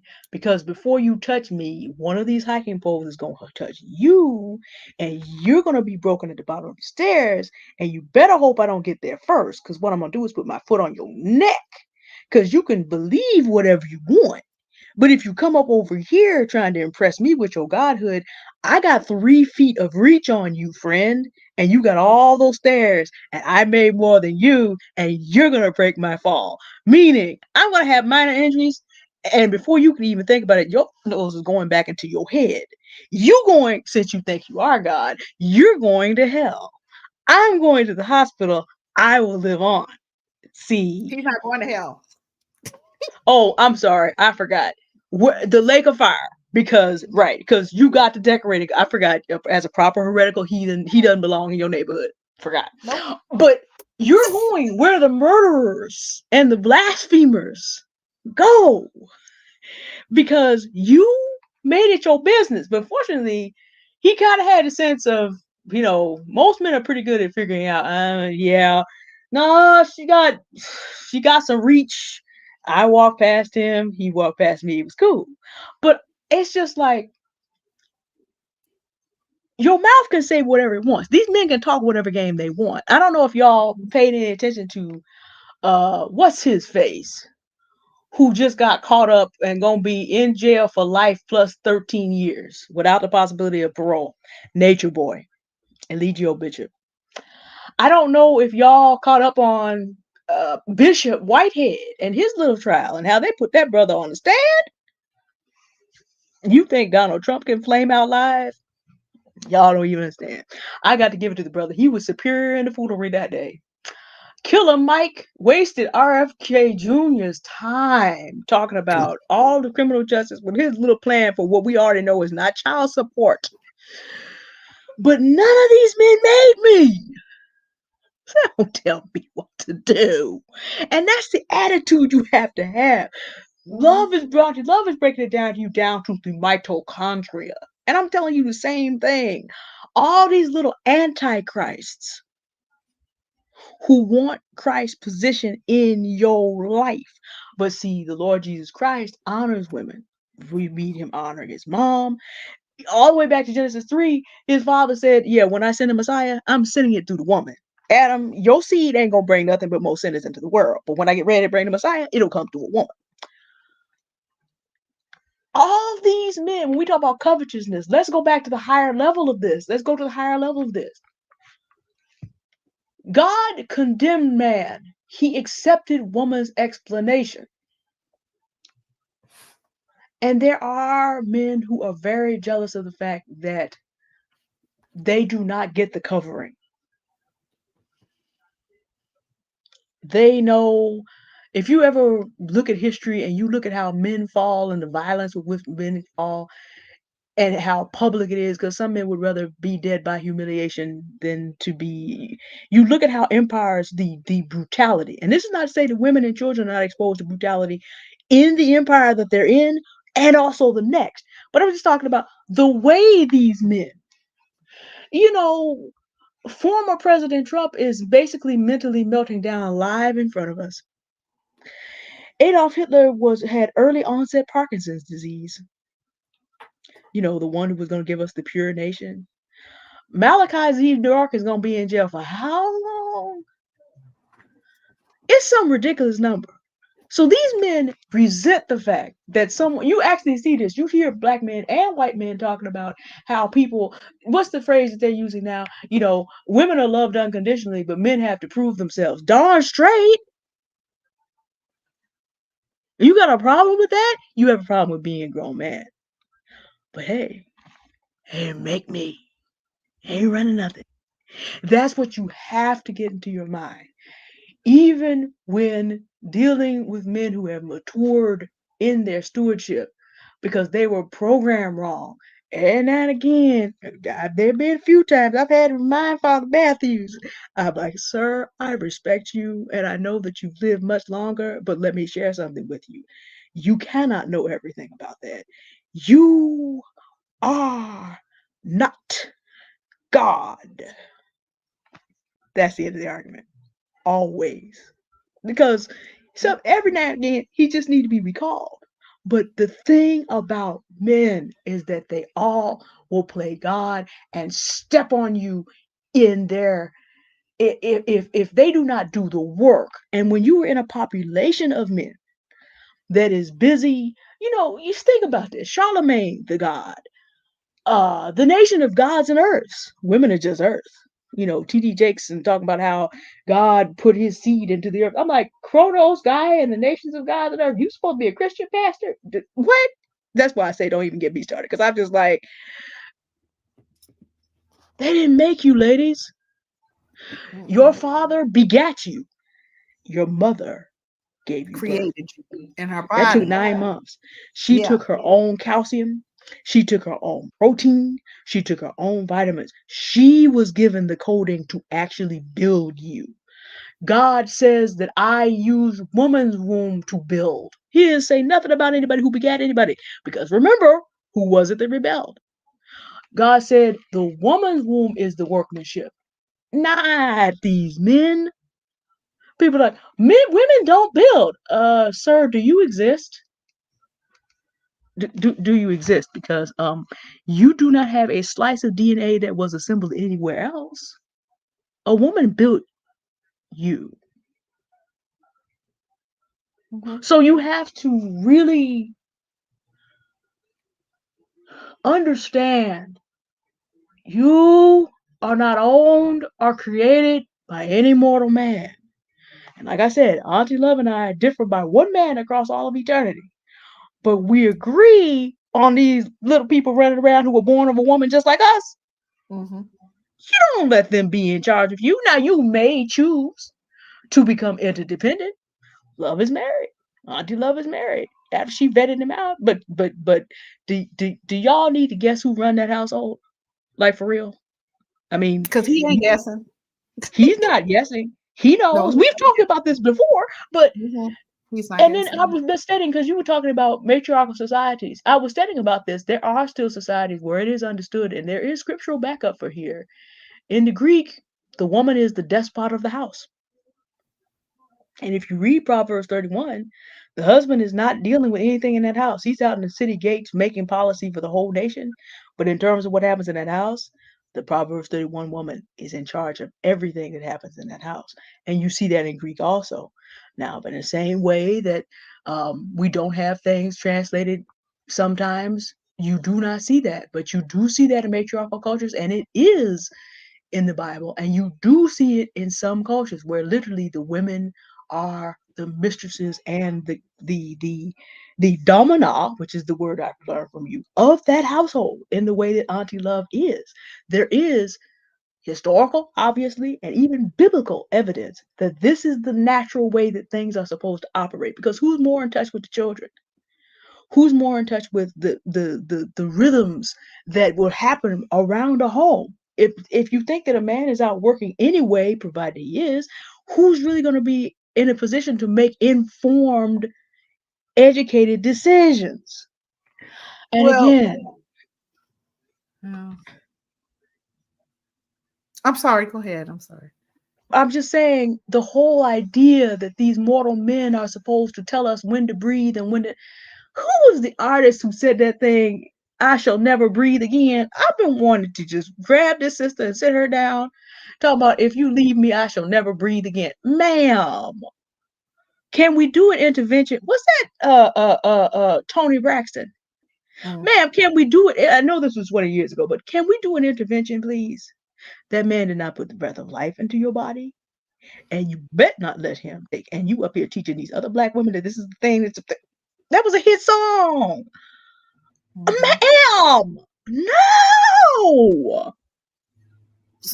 Yeah, you know,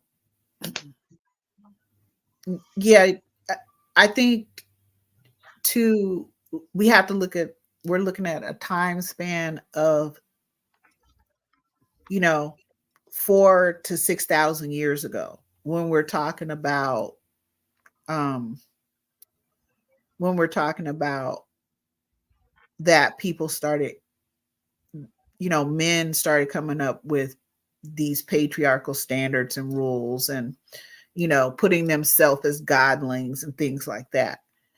But now I believe this particular piece is in, I believe, Belgium. I can't remember which Europeans have this, but this was this was carbon dated. I can't remember whether it was between 1 million and 3 million years ago. It looks like a pole, but it's etched. And there weren't men. This is because when we start looking at the Bible, we also want to remember. Let me show you guys something really quick. We're still talking about vetting, but I'm going to show you guys something. This is why it's important that we know things. I'm going to keep saying to us, if you want to expend your energy not knowing shit, I guess. But the problem is we're paying for other people's bad behaviors as well. Okay? And they are getting to be violent, brutal, and and um cruel and unusual to us, but we have to accept it because that's our lot, because somehow they get to make these rules about us. They get to decide who we are and what we should want or not, right? And they're also trying to decide for us that we're worthy or not, okay? And and whether you as a black woman are a Christian black woman, whether you're Muslim, whether you're a Buddhist, whether you whether you are into the deeper mysteries and you understand yourself to be goddess born and of the bloodline of the source, because we have the same markers in DNA plus RNA and melanin coding of the great black mother. This little etching, this pole they found with the etching, to it was mathematical, and it had astrology as a part of the science and everything, right? But it was created by black women millions of years ago to track our cycles, because the Bible has also, um, I'm going to say, usurped parthenogenesis, like saying Mary it had a virgin birth. Okay, well, Mary wasn't the first black woman to be able to procreate through parth parthenogenesis. Parthenogenesis. Yes, she wasn't the first. Okay, I know that's who we recognize as being able to give, birth to a child without having sex with a man. Okay? She wasn't the first. That happened millions of years before her. So the first um, science, astrology plus mathematical tool that they have found was between 1 and 3 million years old, and that um, of course was in Africa. Because just like Auntie D said, they came through and they stole things, and then they tried to reverse things, and then they tried to add to a story, whatever. So why did Europeans come all the way to the continent of Africa, destroy shit, do whatever they did, and then take all of our information up to Europe and it's in their museums and shit like that, or Western civilization?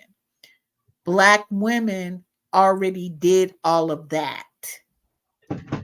We already had created democratic governments.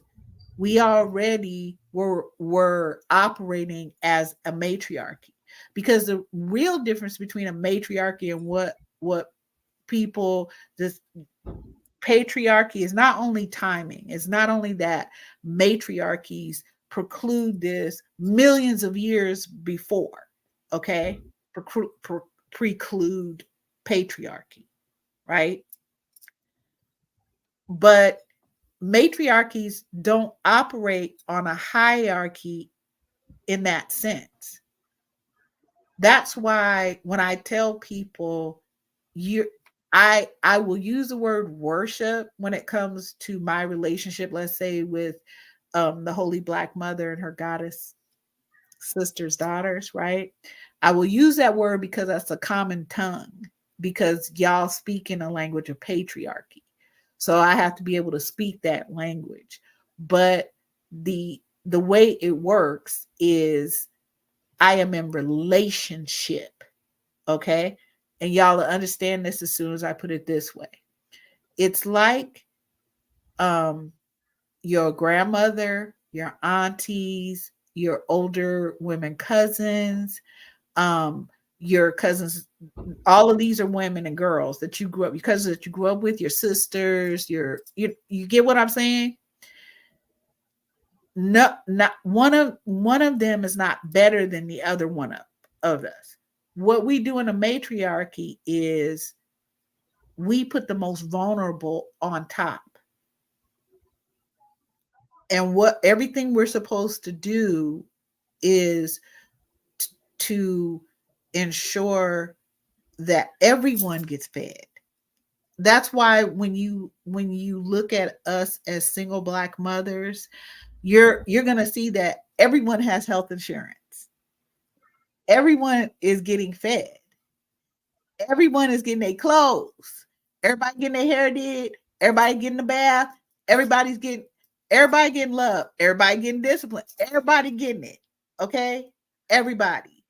And the mothers, grandmothers, and aunties in this situation are also surrounding us, and we interconnect with each other, because men get to walk out without any repercussion, really.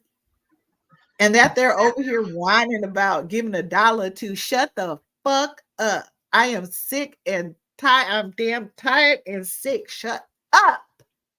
405 years just in this country. I'm so sick of y'all. Shut up. You sound stupid because you are.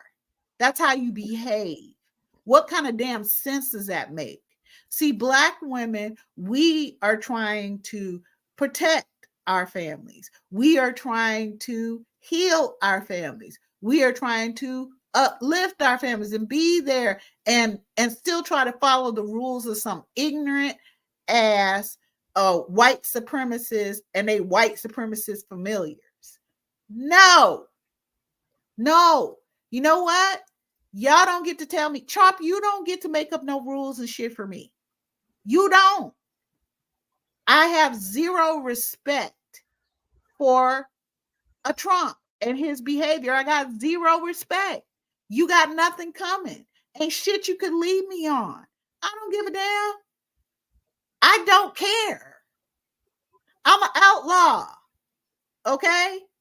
I'm most wanted over there in Blackistan, as Michaela will tell y'all. Okay? That's what it is.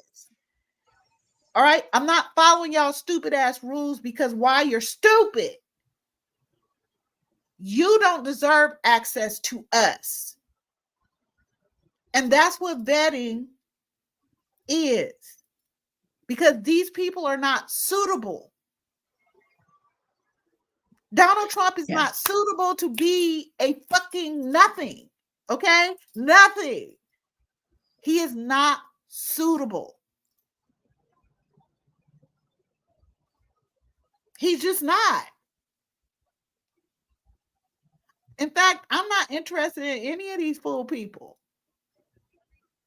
We need to have our own girl. We don't need to do all of this because and that yes, places we do this anyway. Y'all, yeah. If I heard, oh, it's a failed patriarchy or whatever. No, what single black motherhood is a successful matriarchy, as it should be. They don't have a legacy. They're not producing a legacy. They don't legitimize anyone. Okay? I'm the legacy. I'm the creator. I'm the one that builds shit. I'm the one that grows things. I'm the one who does all of that. I can tell you that. You don't have to believe me. You can go back in my history.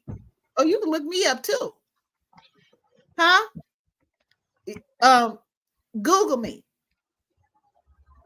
And you can see by my behavior that as someone who consciously chose matriarchy, that my whole thing is to evolve us,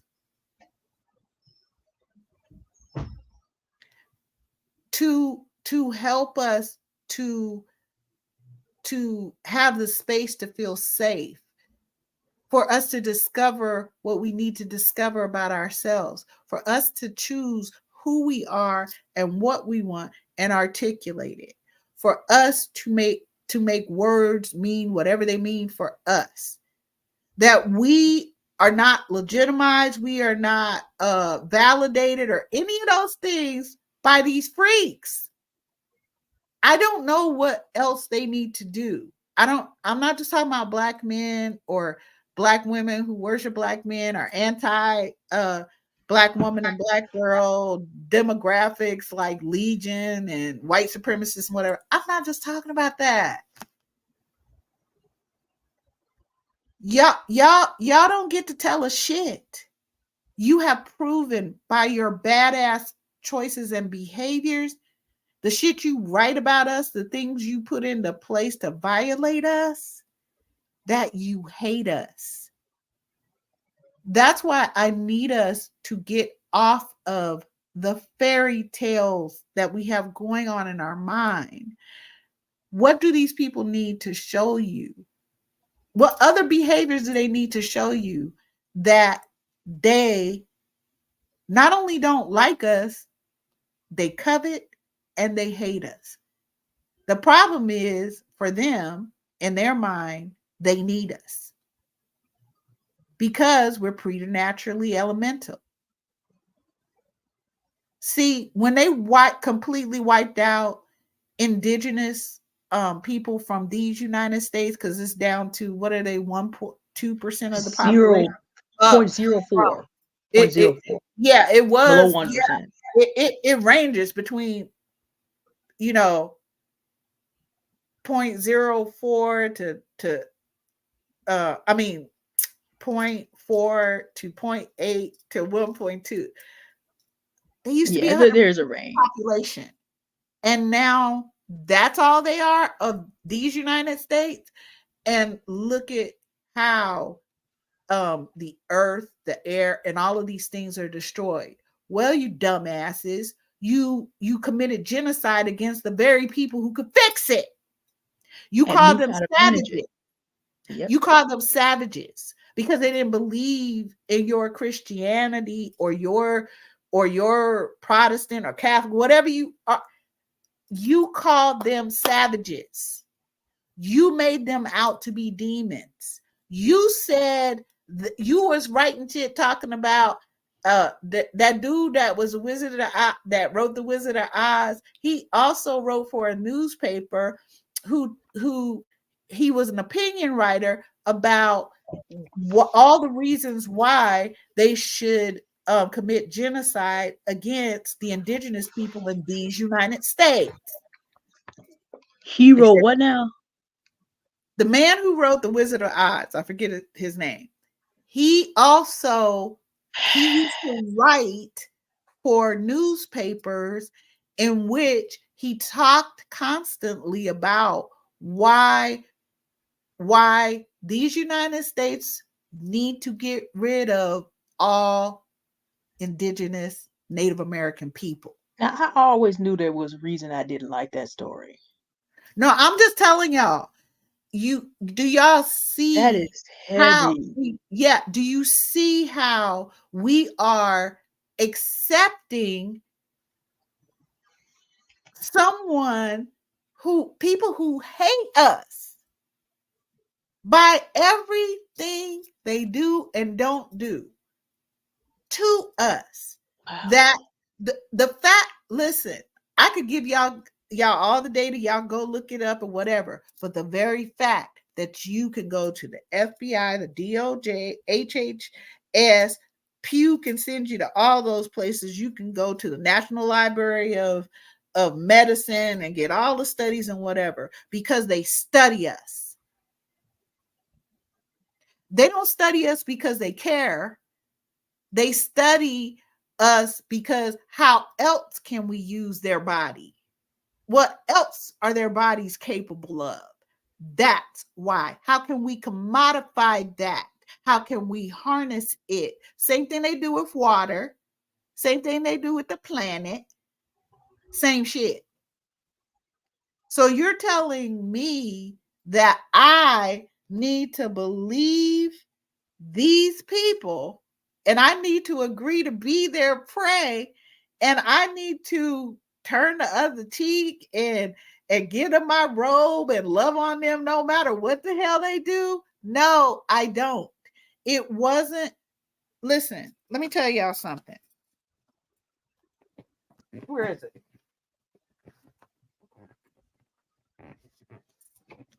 You guys see this? Can y'all see? Can I see? Okay, That's the it's the Tanakh. Tanakh. I see the bottom of it, but I can't. The light Okay, is blocking out the top. the Tanakh. Sacred, Yeah, this. sacred something. See, they never the Tanakh. That's what I want y'all to Sacred see. writings. That's the Tanakh. Okay. Okay. So they like to talk to you about, when Jewish people they like to talk to you about the Talmud and all that. I have that too, but that's different. Okay. Okay, that's different. There's a couple of other sacred writings that they have that they never really meant for the rest of us to see. Okay. Don't ask me how I got a copy. Okay, allegedly. But anyway, the Tanakh is actually the Jewish Bible. This is the entire Old Testament, basically, of the Christian Bible. I want y'all to see. Wait. See, that says Judaism. There it is. Now I can see it. Okay? Y'all see that? Wait, I'm going the wrong way. See that? It says Judaism. The Okay? Tanakh. Okay, we can see it The now. Tanakh. Thank you. There is no heaven and hell in here. No, there isn't in the Old Testament either. In that, But it's the same thing. This is Christians put the Old Testament as a part of their entire Biblica, right? as you know. But I'm Yeah. saying this for the people out there that's hanging with us. Oh, that's right. I keep Okay. forgetting. So I'm sorry. I'm just You're telling right. you, and y'all can see I be going through this. It's all kinds of crap in here. But listen to me, y'all.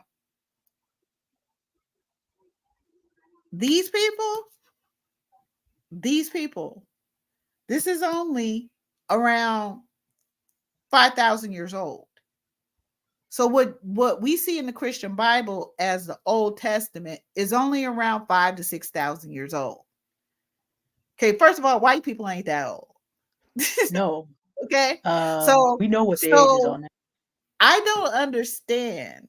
This isn't a hierarchical thing in that sense. It is, I don't understand how a group of people who are, I'm not talking about Jewish people, Hebrew people right now. I'm talking about white people. How the group of people who's only between 6,000 and 8,000 years old have been nothing but violent, can't grow shit, don't do nothing but can't bathe, too stupid to do whatever it is, girl. Uh don't get shit. How they just are so violent because they're new. Part of it is because they're new. The reason you're less violent is, yes, our bloodline coming from the great black mother, where I'm concerned, okay? But also because we're not brand new. So why are we taking any type of direction and leadership from some dumbass people who are brand new? And all they do is go around violating shit. They can't create nothing, so they make shit up. And because they have a penchant for violence, like a lot of black women or black girls have a penchant for compassion and kindness, we are agreeing to their laws and rules and nonsense. That's what we're doing. So those people legitimize who? They don't legitimize anything. The people in Project 2025 talking about, oh, well, we're telling you what the family is. Oh, so, but y'all the same people that eat your children's souls, and you took your children. Um, we got this in pictures where you took your children to what y'all call it, picnics, Mm-hmm. where you literally tortured black people, burning them alive, cutting their skin off of them while they were alive.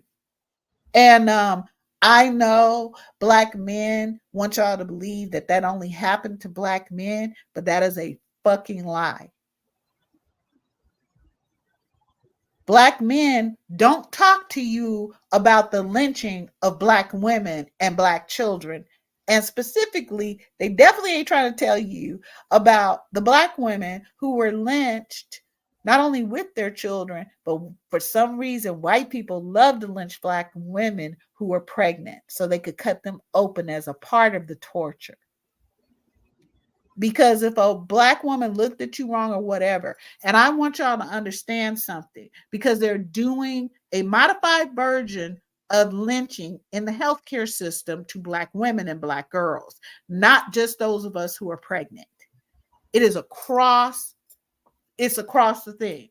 So we think we're just supposed to accept these people's behaviors, and we're supposed to just automatically give them the benefit of the doubt that they're good people, and we're not supposed to vet them.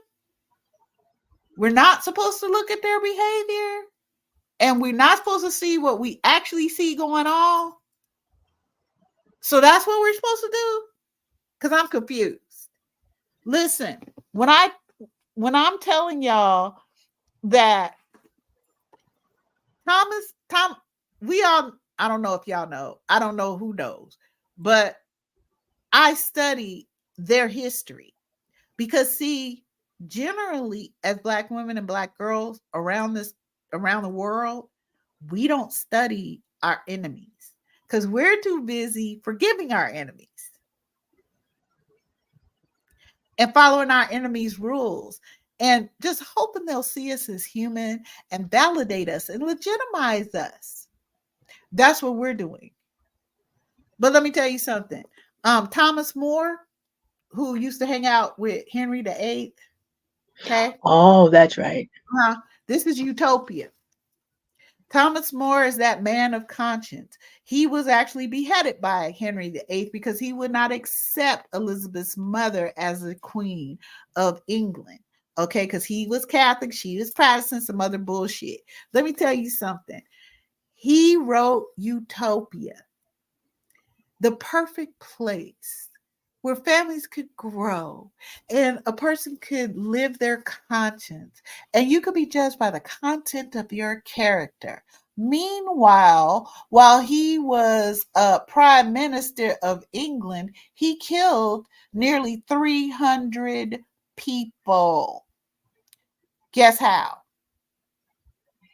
Burning them By alive. mistake, because it's the Inquisition's going on at that time. Uh-huh. This yeah. They and that came from the Catholic Church. Right. Because that's It's what's just going that on at that time in history. The yeah. Inquisition is going on. It's just that Spain got the privilege of coming up with it and carrying it out as the Yeah. leadership, the And it took Inquisition. place all across Europe. Yeah. So they got the first, oh, okay, they're the protectors of the Catholic faith. That's how they got to be the leadership of the Inquisition. But all the burning alive and the torturing people and splitting them in four parts and shit and putting their Drawing the heads quarters, on right? this and that, girl, that this he Yeah. only Thomas meant More. that he gets to have character and he gets to have the choice of what he believes. But he didn't believe that about other people. And these are the same people that kidnapped us and used the same Inquisition torture methods on us. Most of the people they tortured and murdered and mutilated over there in Europe just thought different than the other person. That's all. They hadn't done nothing. They wasn't trying to conquer them or whoever. Okay, fighting for your life, that's one thing. But you coming up with a whole entire plan to either be able to harness people or um murder them outright Yeah. and Some of them everything in just wanted to between. read the Bible for themselves. That was enough for Thomas More to come get you. But Thomas More, the man who writes Utopia, like that dude who Yep. wrote Wizard of Oz and Everybody Be Loving. Listen, this man with all this conscience, and he was, he was an upstanding human being. He was considered a humanist. Compared to And Henry VIII, okay, okay, but I'm just that's a low I'm just bar. I'm just telling y'all. I'm just telling you, okay? But we think that we have come to believe as Black women and Black girls that, well, that's just too much. Who's doing all that? We're not going to sit here and read that. I don't read stuff that I'm not interested in. Girl, do you think I'm really that interested in? Okay, I know this has been around a while. This J. Edgar. Everything under the sun in my library. I'm gonna know about all my enemies. You got badass behavior, and you coming up with policies, rules, laws, and actually attacking. Girl, you not a good person, not to me. And you damn sure ain't leading me nowhere. And I'm not following any of your rules and regulations. Nope. I'm not doing that.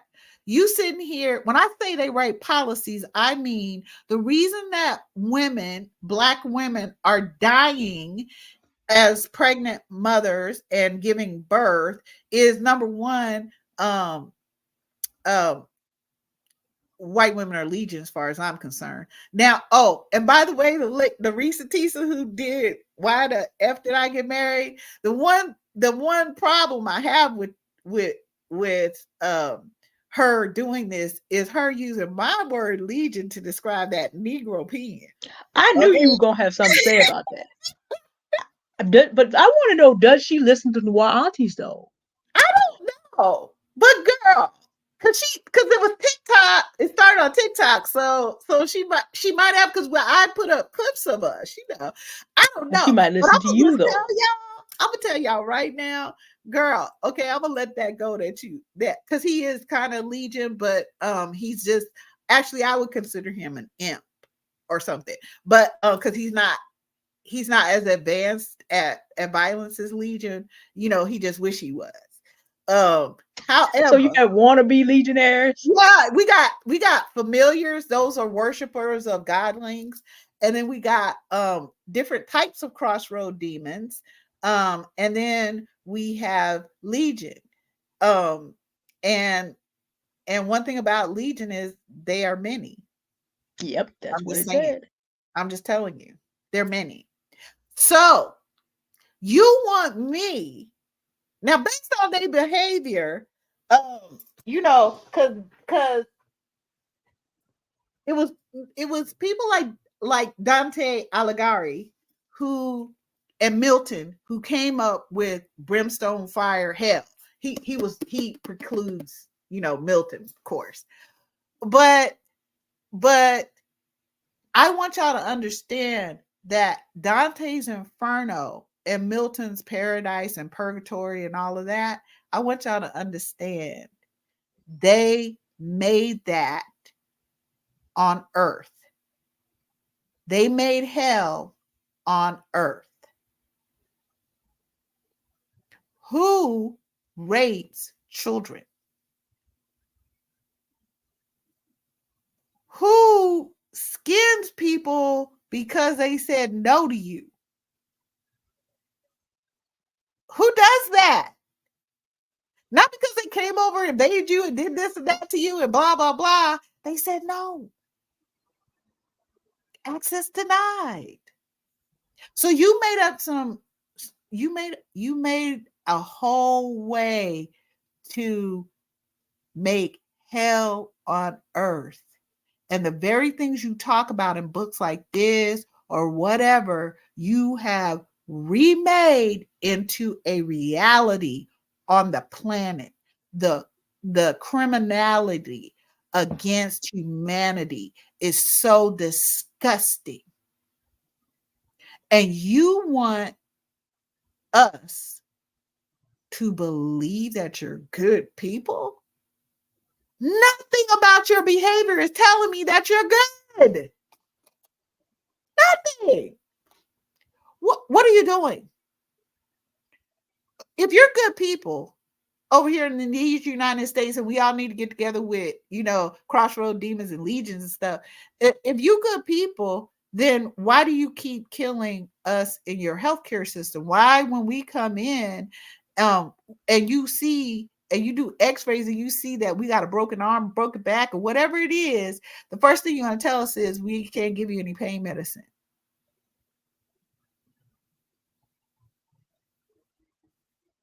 Because y'all have gone around lying for hundreds of years so you could use our bodies in the most foul ways, despite the pain you cause to our bodies. But we keep going around going, oh, but they're good people. No, basically people are good. No, they're not. They just need you To believe that. to believe that. And really, they need you, Black women, to legitimize them.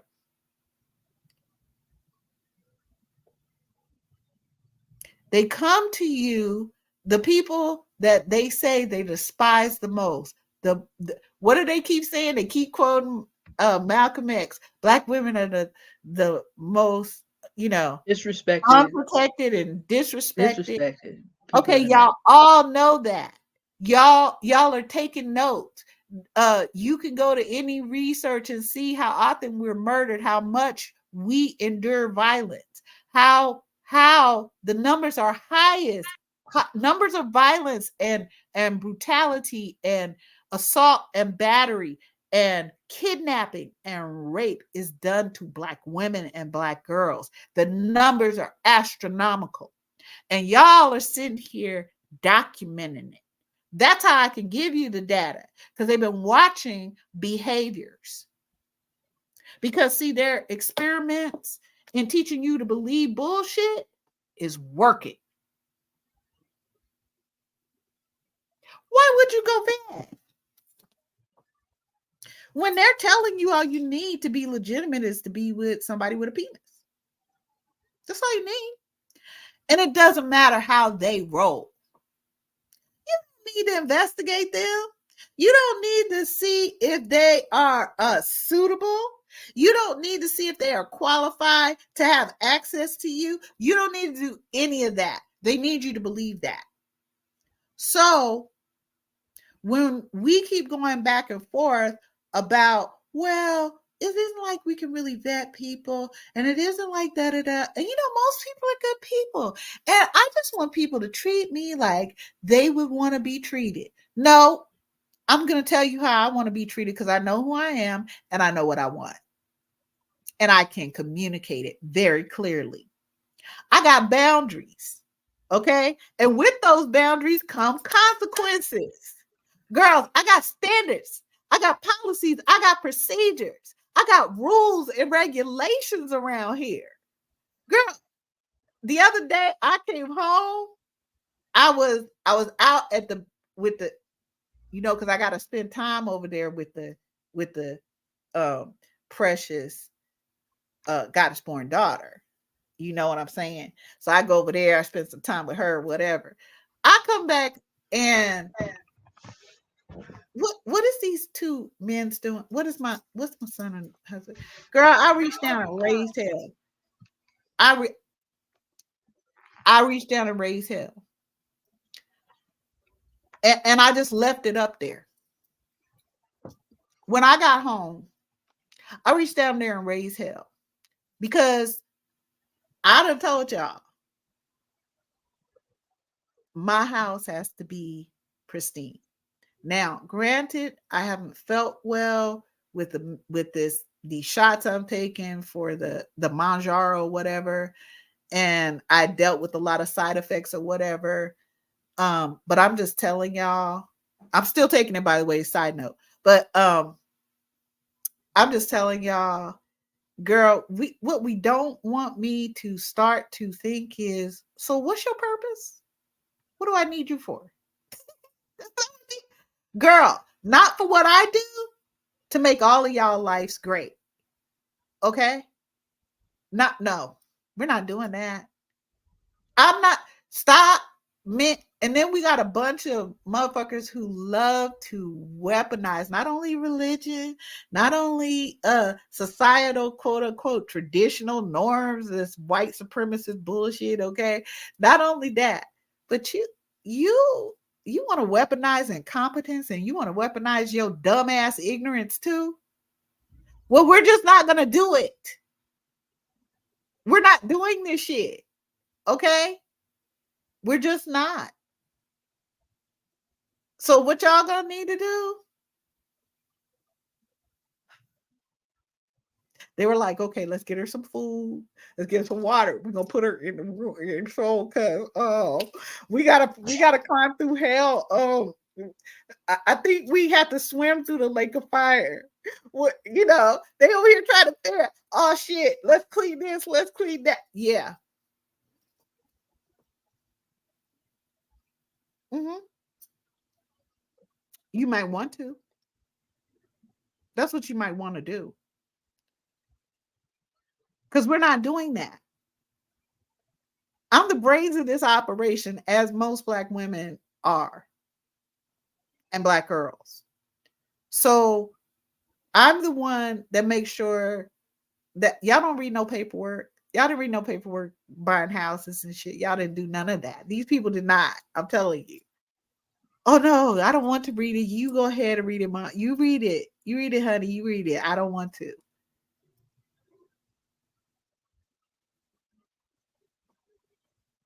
The reason I could do this and then refinance the next year and get that low 3%. Who got a 3% interest rate? Very few. That took for me to take the time to have the paper sent to me for each thing they said they was offering. Okay, that's number one. Number two, when we get ready to go into title to do what's called closing on the house, because I made an offer, they came back with a counter, I came back with another counter, whatever. I am not a realtor.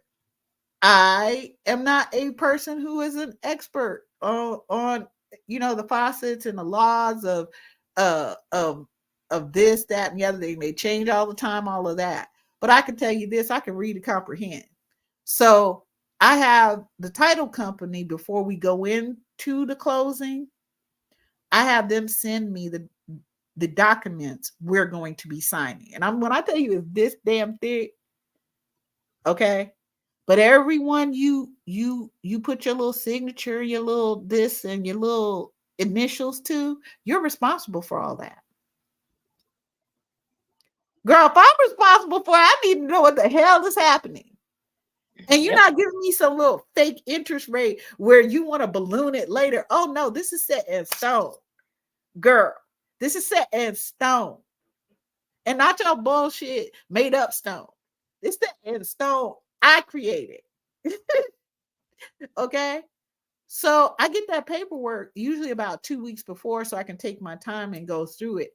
If I don't understand something, like I don't get the concept of that, or they change the law about something, I will go and look up that particular thing. So y'all want to tell me you don't have time to do that for yourselves as Black women? You're not going to take the time? Like your life though is not that important to you? Is that what you're saying? Because I don't get it. Because what I see in you is Goddess Borne. I think that you are incredibly important because you are the ones who have evolved humanity all along.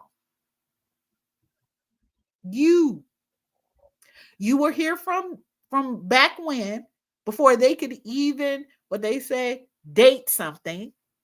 But now they trying to tell you that dating is a whole different thing, and that you're just supposed to give of yourself and do all of this shit for some people who run around acting like they don't like you. The woman who did that, the Risa Tisa, who did the whole who the F did I marry, where she talked to us about what happened. Oh, I heard it all. Oh, she's stupid. Why ain't she da da da da da? Well, then we all stupid. We've done the very same things. Some of us. Not all of us, but some of us, many of us. She was trying to fit herself into stereotypes. She was going along with what she was taught. This is a woman who talks to you throughout this thing about being religious, about being in the church, about believing in marriage, and about believing in monogamy and all of these different things. She was taught that from a little girl. That's what she was taught. And then when somebody weaponizes it against us, then it's our fault that they weaponize it against us? No, it's not. Every single thing that man did, who claimed all that time that he was loving her, is not love. But we're taught to believe that these badass behaviors are love. He literally hated that woman based on his behavior. And I know a lot of Black men who hate Black women. Oh, she is not the only one. It don't have and that bullshit that Charlemagne got. Shut up, Charlemagne. How often did you cheat on your wife? You want to talk about how somebody looks or don't look? Have you seen yourself? Or are you from Transylvania like Melania Trump and you don't have any actual image when you look in a mirror? What is it? Shut the hell up. You don't represent Black women or Black girls, Charlemagne. You dumb. That's what you are. You dumb. And your little friend, what's his name? Envy? Him too. DJ is up for major charges right Uh-huh. now. Mm-hmm. Oh, he is. But these are good men. Both of them did nothing but cheat on their wives. Make life a living fucking hell for their wives. And then they parlayed that shit into a little talk show. Girl, if y'all don't shut up, shut up. We gotta stop. We gotta stop, Black women. We gotta stop listening to these fool people. Okay? I'm telling you, you deserve it all. You have the abilities, Black women, and the power. You just don't believe you do. So a part of my vetting course is asking you to go to the becoming the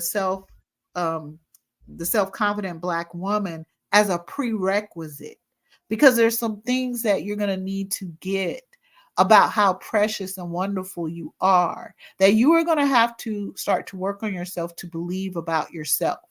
And I'm telling you, you don't need validation, verification, legitimization from no one else. You don't. It's going to come down to what you believe about yourself and what you choose that you want. But if you cannot articulate that, you definitely not going to get it, because these people ain't just giving that. They're not giving that. Honey, they not giving that. So I'm just telling y'all, we have to be able to look at people's behavior and call it what it is. We have to be able to look back at their background checks and things like that and call it what it is. I think what my twin cousin was saying is, hey, but then that would make men want to run away if you start asking them questions. Well, then run. Please go. Yeah.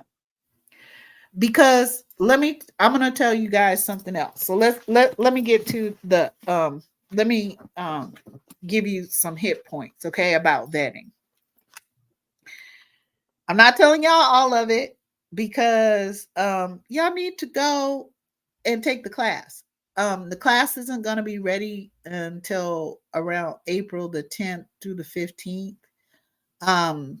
But because it goes through a process. But you need to take the class. I'm not going to I did a lot to do background, to do all these things, to put it all together for you. I'm not giving it for free. I am too precious for that. And it's a lot of great information. You either want it or you don't. That's up to you. But and however, let me say this. So the class is, one of these days I'm gonna learn how to put this up on. Damn. Okay. This is the class. Okay. I will let you guys know when it's time and it's ready to go. But anyway,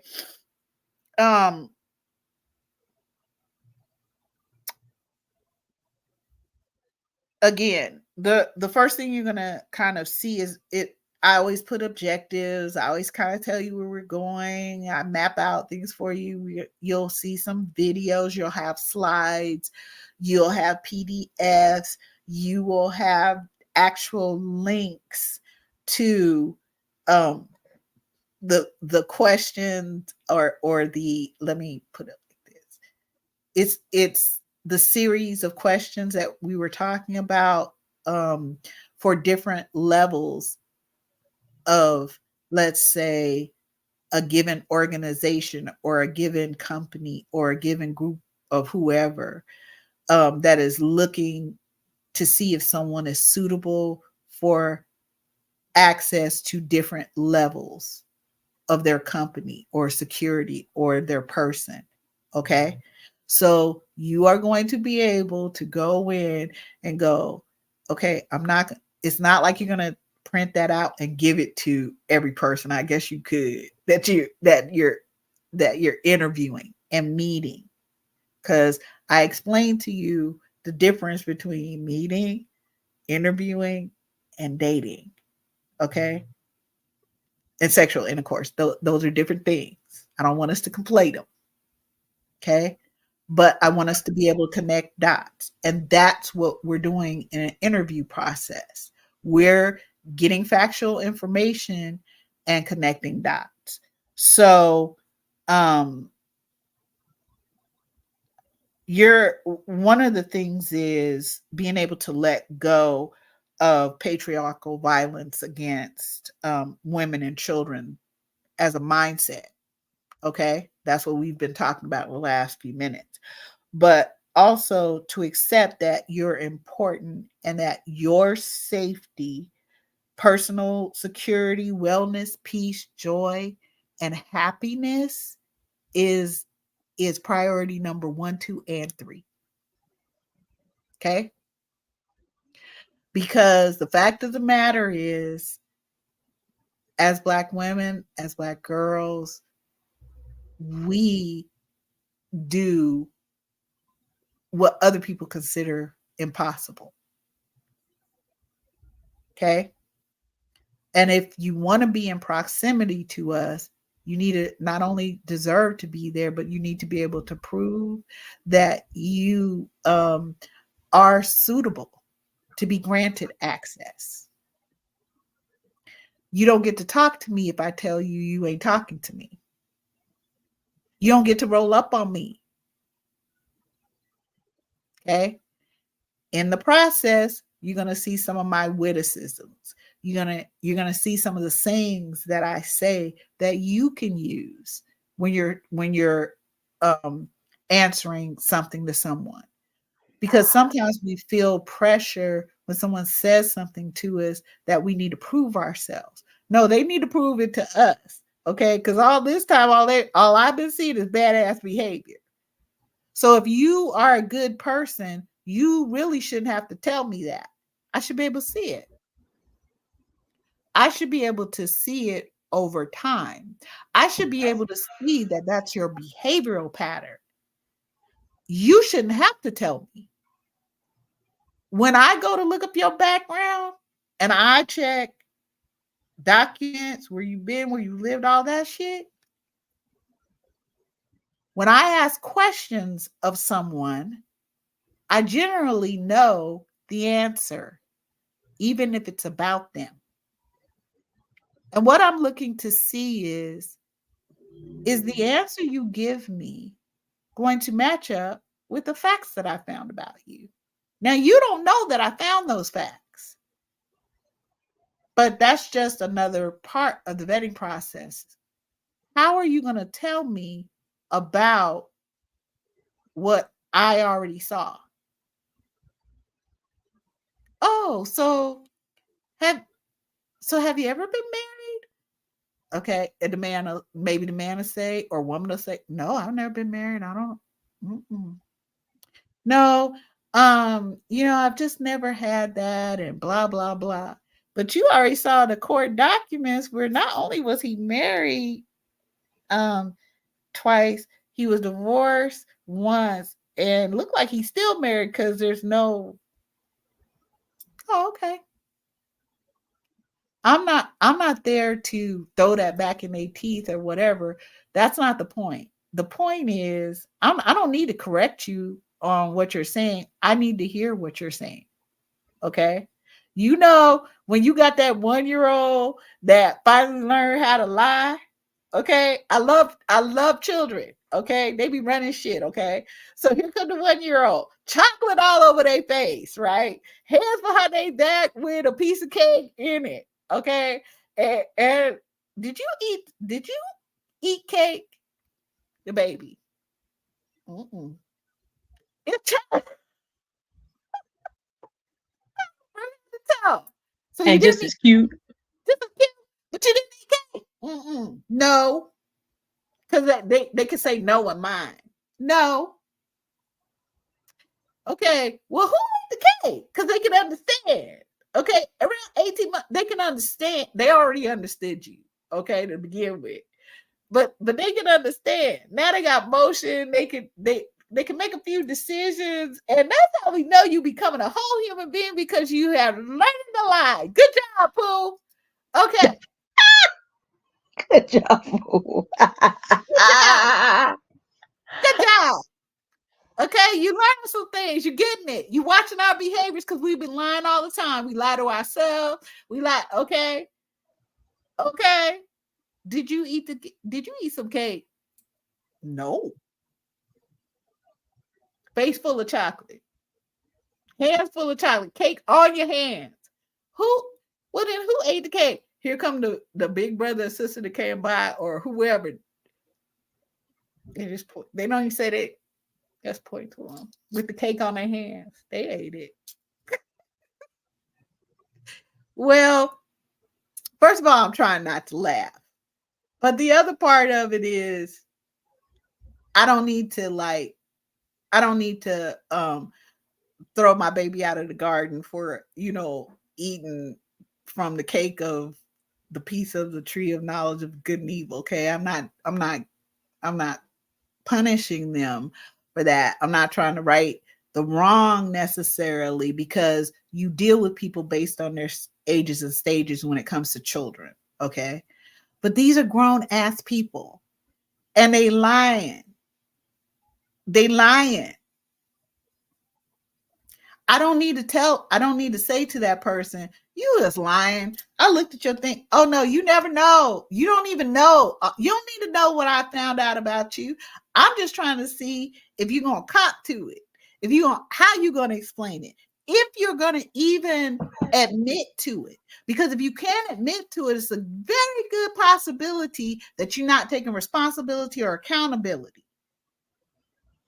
And if you can't even take responsibility and accountability for the facts of the matter that I found, and then you're gonna lie about it, oh, your interview process stops right there. Yep, Right that's there. it. We're I done. don't I'm not telling you anything. I'm not gonna say, oh, well, I found out this and I found out that. I'm not trying to be right. What I'm trying to do is see who's suitable to move to the next interview level. The people that you are interviewing or meeting up with, they are in line to see who's the most suitable to be in your presence and have access to you. That's what vetting does. It is not. It is not you being romantic with this person. It's not you fitting them into the fantasy of a dream of a of a fairy tale or some other thing. This is so just lied. Okay. Okay. So do, do you have children? Do you want children? Oh yeah, I have a son and I have a daughter and oh, and they da da da da da. Okay. Says here you're up for child support. They can't find you. Oh, so you love children. Here. Like, okay. And the whole time I'm watching that body language because there's some key things you're going to learn about body language. The reason that people know what they think they know about me is because I either said it and it was purposeful because the internet is forever. There's a whole lot of shit you don't know about me. A whole lot of shit. And don't nobody know. My husband don't know it. Don't nobody know it. Okay, my daughter might know a little bit, but y'all don't know. Because I learned this from my pimp father. If I want to keep something secret, I shouldn't tell anybody Mm-hmm. That's correct. because if I can't even keep the secret, myself. Why would I expect somebody else to keep my secret? Okay. Okay, he was his own type of psychiatrist, psychologist, or whatever. But anyway, I'm just telling you. So we start to understand this, and you start to understand who you are, what you want, and then you're able to articulate it. I also want us to understand that we're sacred, and we ought to be held sacred, protected, and uplifted. Is that person suitable to even be in your presence, much less can they do any of that? Well, let me tell you, this is what I've heard men say. And this is, this is from women in my family. This is from Black women generally, or whatever. I've heard this story time and again. So the man comes in there, they tell you that, oh no, they're not married. Okay. Or they're separated or some other nonsense. Okay. And they have children, and they spend time with their children, and they were helping their kid with their homework and some other bullshit and nonsense. Okay, because they ain't doing none of that shit. Okay. then then maybe later, maybe in a week or two, maybe he does cop to that. Oh yeah, I am married, but we're separated, we don't, whatever. Okay. Well, if this man is married and he can't even keep the promise of protecting his own family, because he out here hitting it raw with whoever it is, and he's taking that back to his family, and not only is he doing that, but he is introducing another woman into this scenario. And he's actually lying to both of you. And both of you want to believe him. I have a friend that she was in a relationship for a long time with a man. She didn't find out he was married till she was like 7 months pregnant. This was 1,000 years ago, honey. And he had 3 daughters and da da da da da, but he was doing 2 households and all this. She found out because the wife showed up at her house. Okay, because he had been lying to the wife and all this other stuff, right? She had a baby and everything like that. Well, let's imagine 18 years later, she and I are talking, and she's like, well, she's still waiting on him. Well, I'm waiting to see who he's going to choose. And this was my answer back then. He has chosen. He chose both of you. And you chose, along with the wife, that it was okay. So I don't, if you mean, you've been waiting for 18 years for him to choose you as a wife or divorce her? I don't know. But what he effectively did was he usurped your and his wife's choice, because he deceived and manipulated both of you. And by the time he was done doing causing all this pain and suffering, y'all are trying to figure out, what do I do now? Because now there's children involved. But some of us will know that the person is married. Some of us won't. Some of us will believe whatever explanation they give or whatever. But I am telling you that they've already chosen what they're going to do.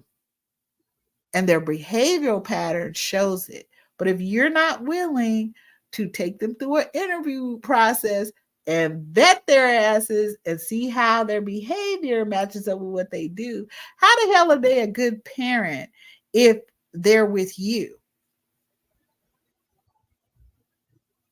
But they're married over here and they got kids over here with their wife, but they're with you. No, he's a good family man because he's that girl. He's No. not. How did you get in your mind that that makes him good because he's talking about that he helps his kids with homework? Well, there's only so many hours in the day. Don't he work? And he work, and then and he with you. So how y'all even having this conversation? If he spends the night with you, you up the next morning. Some those kids are wherever they are, they're alive and well, and they got to go to school. They got to get all their shit together. You got to do this and that, and maybe they got appointments. I don't know, but he been hanging out with you now for 3 or 4 days, and Missed not. all that. So you tell me how that equates to you that he's a good father. Because he's not protecting his children right now. And the person that apparently he made vows with, no, you ain't married to her, but he is. So you think that somehow you special or different in that way to him? You're not. But you need to be special and different in a whole lot of ways to yourself. That's who needs to hold you in esteem, is you. That's who needs to know your worth, is you. That's who needs to understand that you can't have access on any type of level, much less this one, that one, and that over there. You can't have that kind of access. You can't. You are not suitable. Your behavior, what you're not telling me, is exactly the reason you ain't getting in over here. Girl, I used to say this shit all the time. I live in a gated community, ain't a gate in a I live in Stockton, ain't a gate in sight, okay? I live in a gated community. You don't come down my street. I don't know you. But we just no, we didn't. I don't know. Did you just roll up on my house? Girl, that's a good girl. I don't know how to tell y'all this, but that's staying your ground territory. You in trouble now, sir. Cause that's great. You don't came over to the property. Girl, I know you. Hi. What you want to do is back your ass up out of here. That's what you need to do. Cause I'm reaching for my shit. Now I'm not gonna tell you all that. I'm just gonna reach for it. You leaving one way or another, and you never coming back here because while these men are teaching you have fear of them and their bad behavior, they don't think that you're ever going to protect yourself. Why would you defend yourself? They've been telling you all along that they're your protectors. So you're going to defend yourself against the people who claim they protect you, even though that's a whole ass lie? No, they're not your protectors. They're not. But if you, as a Black woman, are not willing to protect yourself, to guard yourself, to vet people and look into their background, know who the hell they are, where'd you go? I be asking questions. Michaela didn't make it today, but girl, Michaela get up here, she'll tell you, oh no, Mama Love, she called me, she was like, I'm dating. Stop, don't say that. Shh. We don't use the word dating. Okay. That person, whoever that is, that ain't they ain't at that what kind of no. Okay. Girl, I don't care how you my baby. I don't care how you my baby. You my baby. And I'm about that life. I'm about protecting my babies. That's what I'm about. So when my babies call and they're telling me that I need you, here's what you do. So where'd you grow up? Let them tell you. Write that shit down. That's why it's a good idea the first couple times you talk to them, just like Auntie Dee said, is to do it over the phone because you need to be taking notes. Your first two interviews should definitely be phone interviews. Your next two ought to be coffee. Your next 3 to 5 ought to be coffee. About week 3 or 4, you need to come up MIA. Need to let them know I'm not gonna be able to talk to you for a week. I'm gonna be unavailable.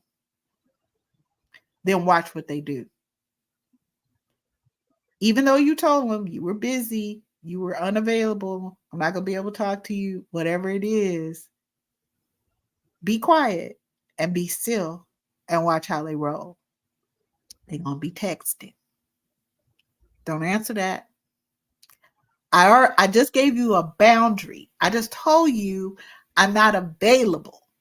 Okay. Now what they're doing is they're going to yeah, and what they're going to say, the reason they're going to say it's okay that oh, I just wanted to check on you. Oh, because they're trying to show you whatever it is, right? Or and they're starting to feel whatever, rejected, whatever it is. No, I simply said, I don't have time this week. I'm busy. Men do that shit all the time. They don't even tell you. Nope.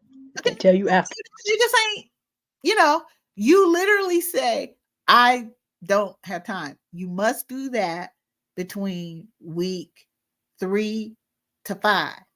Come up, MIA, for 7 full days. Don't you answer nothing. And watch how they roll. Will they start getting hostile? What are they gonna do? Because apparently what your simple rule is can't be followed by them. So if they can't understand that I don't know you like that, and I was nice enough to tell you that I'm unavailable for the next week.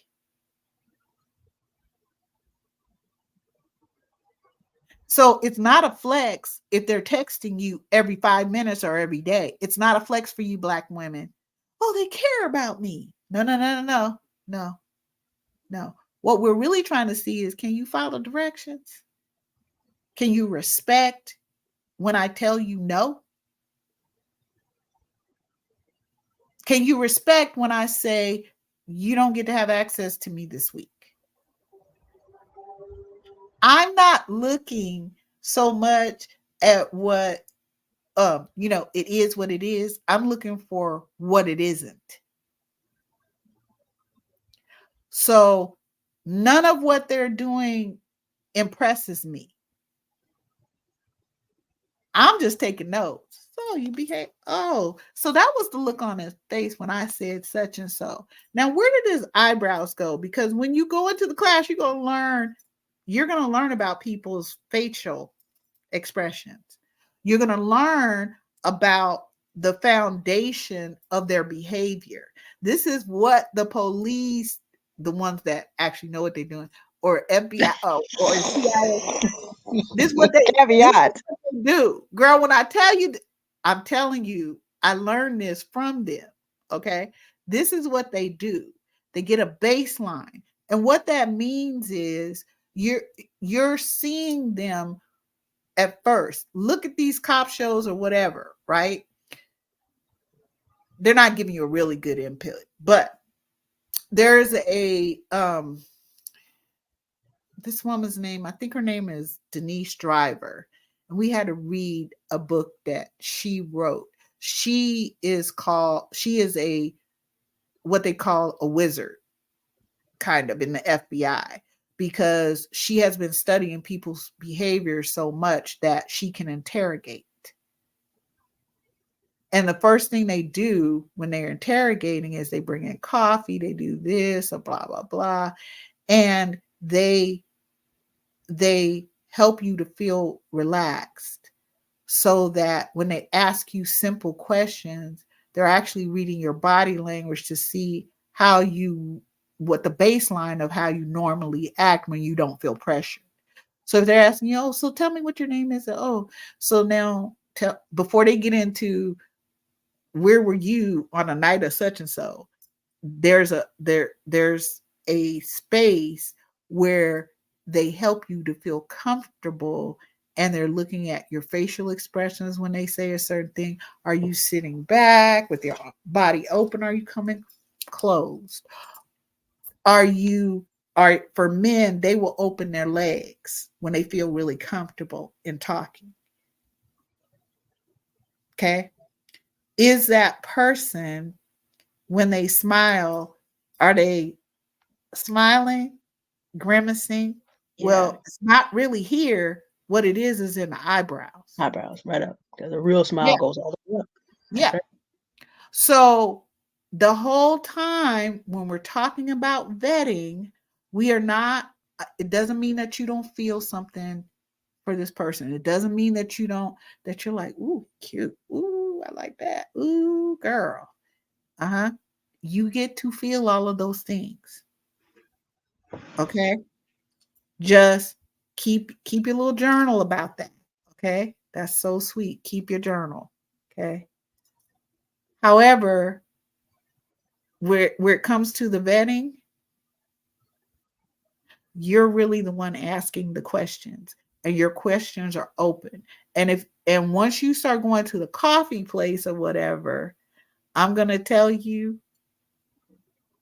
another top secret of how you get them to open up even more. Before you know it, he gonna be saying all kinds of stuff he didn't mean to say. CH, oh my gosh, hi you guys. The other MJ, hello, hello. So I just want y'all to, I want y'all to, I hope that you are starting to see the vetting steps here, right?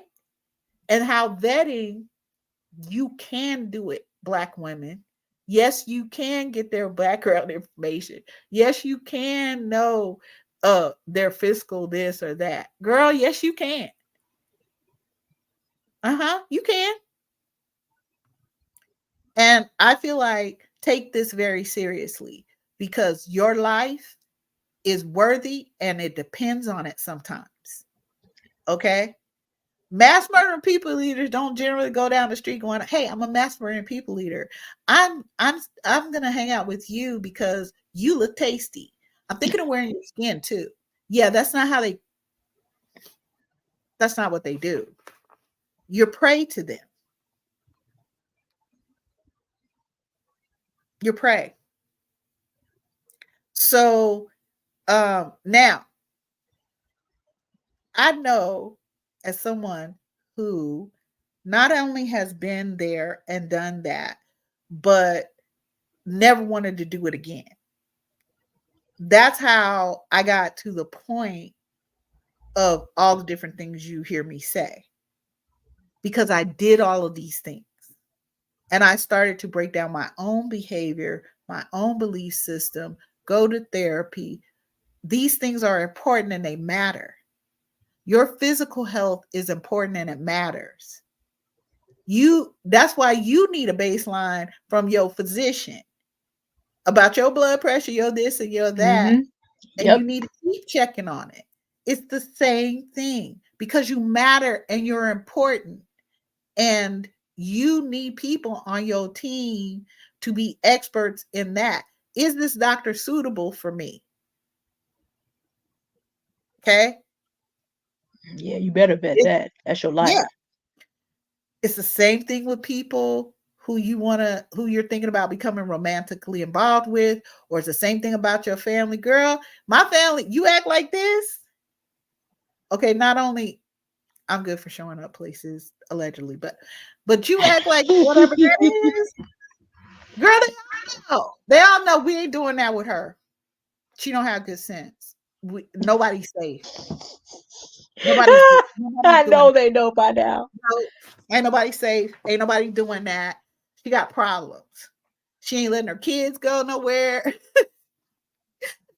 She already let us know. Oh, Uncle who? Oh, hell no. Nope. You stupid. Ain't nobody doing that. Not mine. Okay. She done already told us. I'm telling all of y'all. If my kid even this, okay.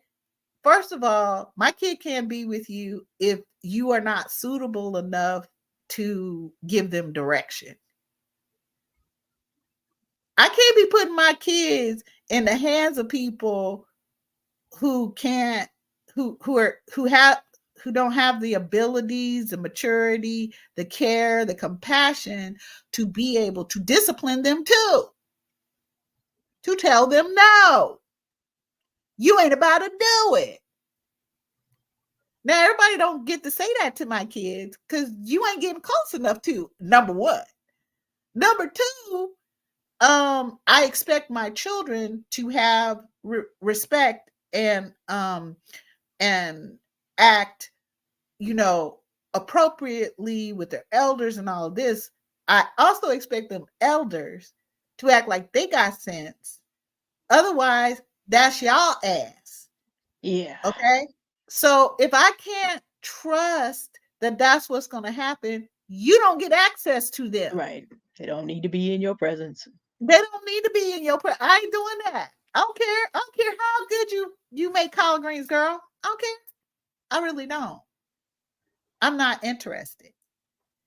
So, but my family knows that because I got binders of policies, procedures, and standards that I have made up over the past 30 years. Girl, I don't know what y'all are talking about. Okay? Girl, you need to go look at policy 3467 AIB. That's what you need to go look at. Oh, you ain't gonna find that in Subparagraph. these binders down here. You're not gonna find that down here because these binders only go up to 15. That's in the 15 to 30 binders upstairs.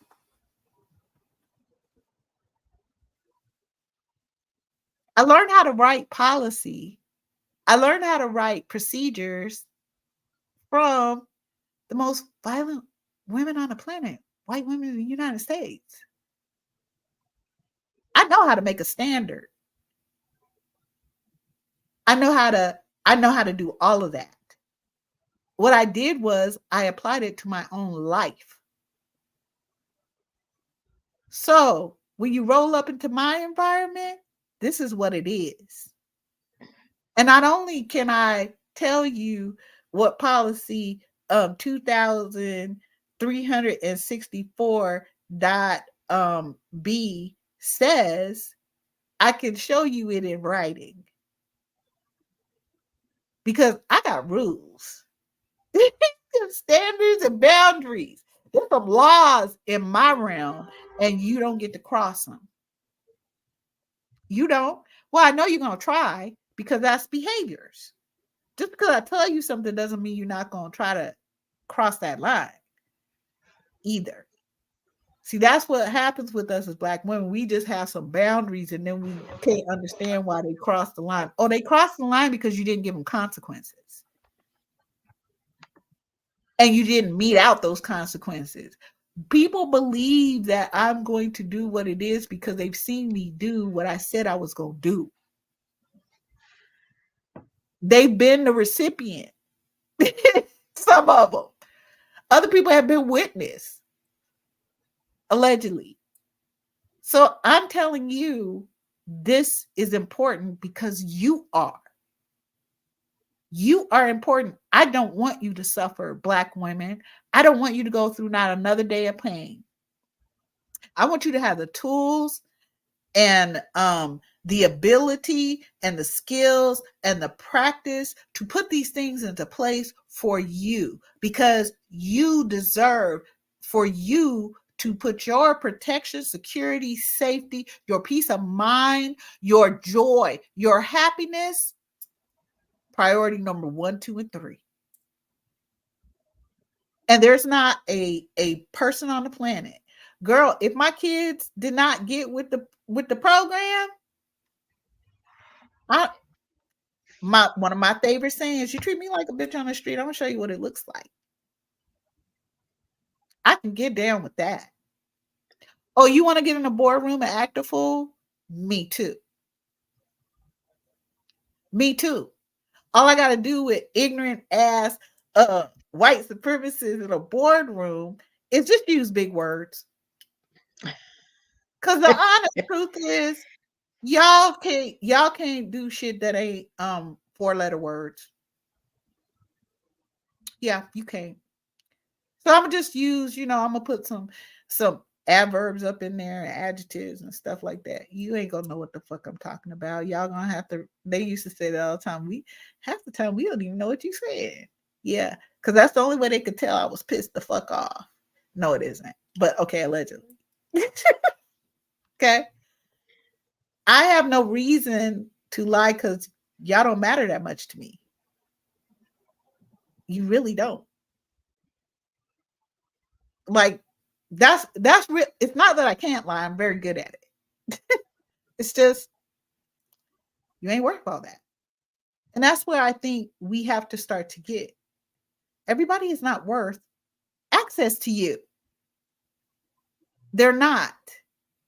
I don't care how cute you think they are. I don't care if you think they legitimize you because they got a penis or not or whatever it is. I'm telling you, you matter and you're important, but you need to get that because that's a part of vetting. You can't come up with standards, policies, procedures, and boundaries if you don't believe you're important enough to do so. Somebody told you you need to be in relation to a person because you also keep being told that you can't be alone. And there's something wrong with you if there is. And if there's something wrong, whenever somebody says something is wrong, what usually is coupled with that is punishment. So we're even trying to make ourselves believe what is not realistic. And that's why these things are important. One of the things that I have is small decisions will and often do have a big ripple Yes. effect and severe consequences. For your safety and security, telling y'all no sexual contact for at least the first 3 months. Now, y'all can modify that any way you want. You can do what you want. But if you're looking at this person to it, let's say in a romantic, if you're, going towards a romantic dating thing, you ain't dating really until after that first 3 months. Did they make it through the first 3 months? Did they pass all the background and you watching their behavior and how it does or doesn't match up with the lies or not lies they've been telling or half truths? Because the vetting process is for you to gather information. And what I do is I file shit. That's if you're important enough. Maybe if you get to week to month 2, I have a file on you.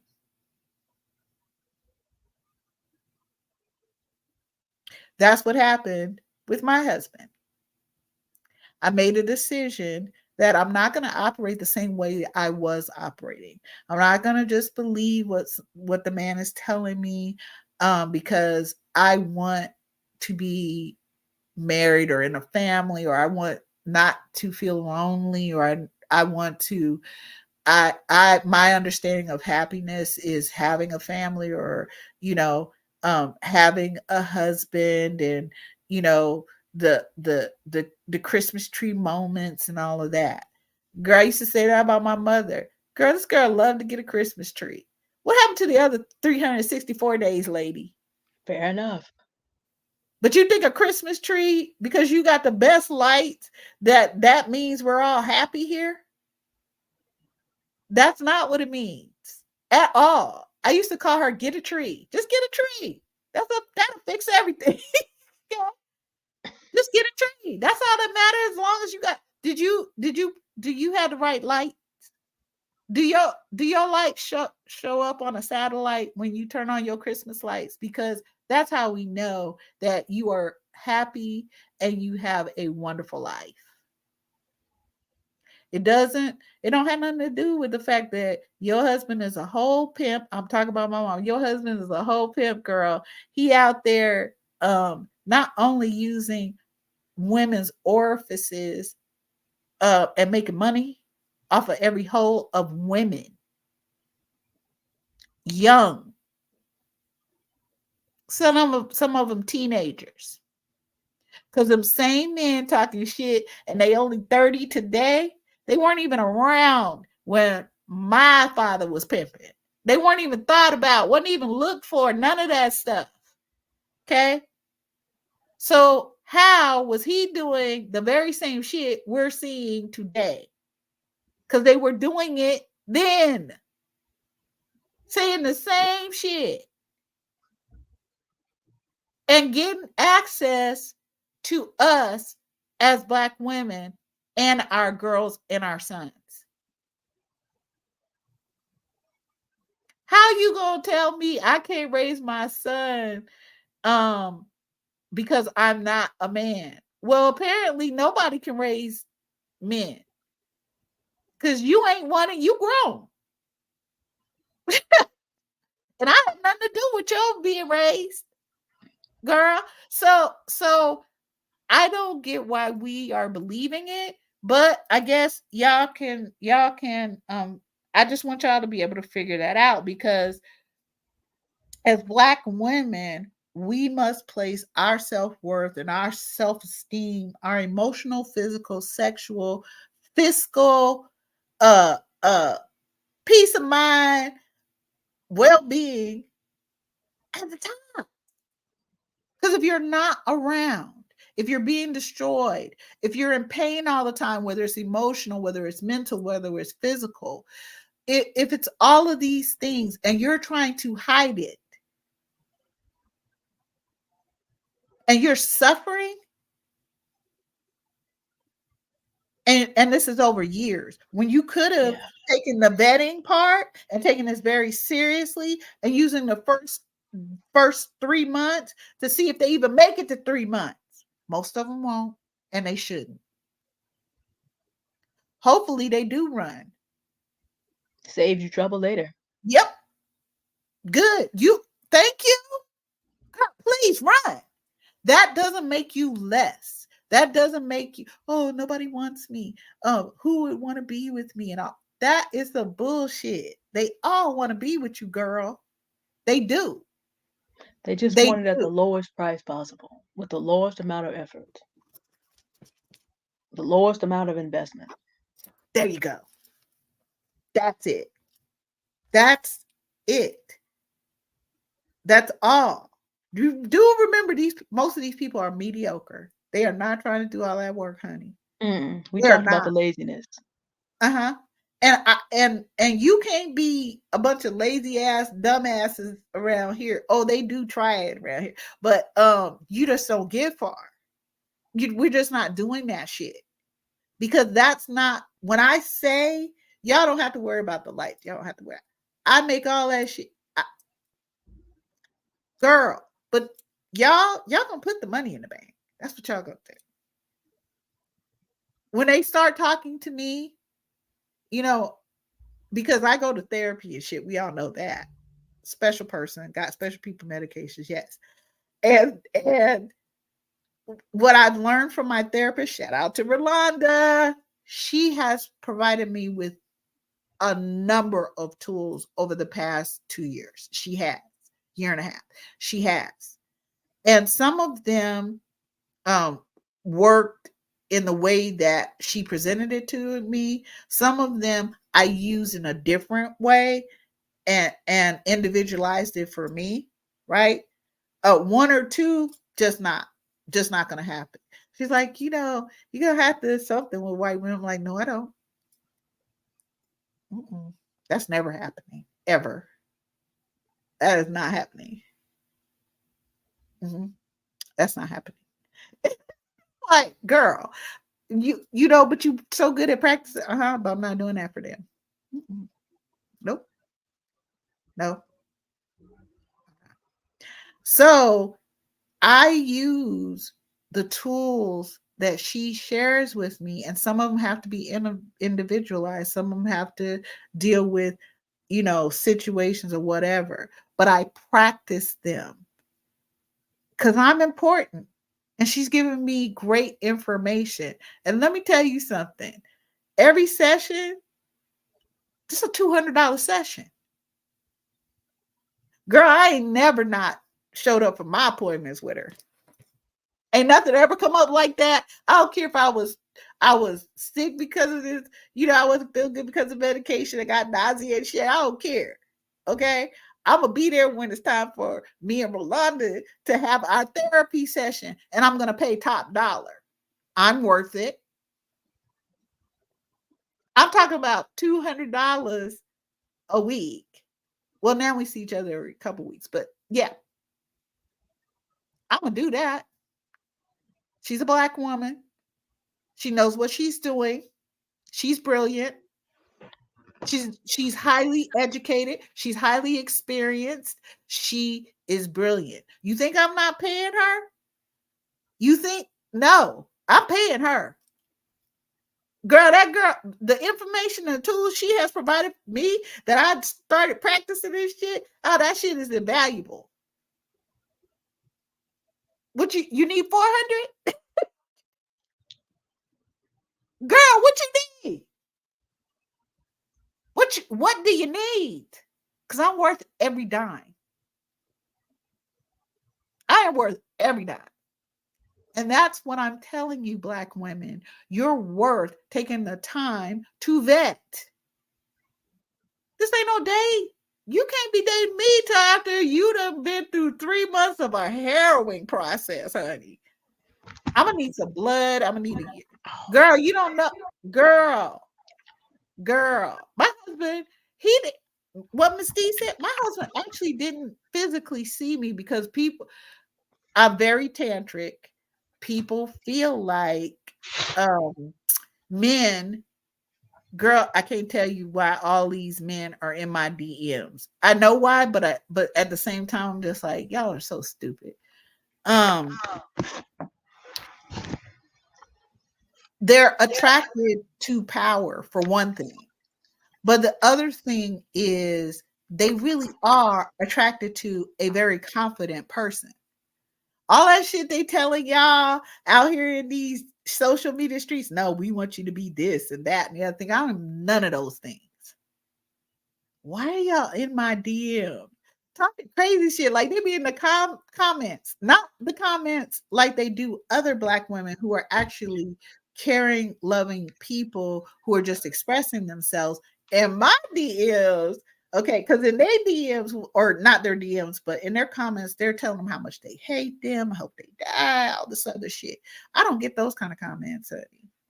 Well, I might have once or twice, but there were consequences to that. Yeah, I Yeah, remember that. yeah, Ugh. yeah. They don't really go like that for me. You know, I just don't even understand. I had to ask every so often. I had to ask somebody. I had to ask Miss D. I'm like, what the hell? But anyway, there in my comments, I'm like, oh, you're just beautiful. Oh yeah, you get to adore me. Oh, I wish I could be with you. Yeah, that don't be crazy. You stupid. I don't be answering it, but I just be like, yeah, I saw it. Yeah, keep bending the knee and keep adoring it because you should know your master, for I am she. Mm-hmm. Good job. That's exactly what you should do. You should get in good practice because that's what you should be doing with every Black woman. Your ass shouldn't be in anybody comments, nothing like that, wishing death on them or some bullshit. You should know if you say some crazy ass shit and you act a fool that I am going to make a living fucking example of you. I'm going to take the time to play with my food. And you're it. Y'all don't want to go to that dinner. Yeah. Just don't do it. I'm just telling y'all.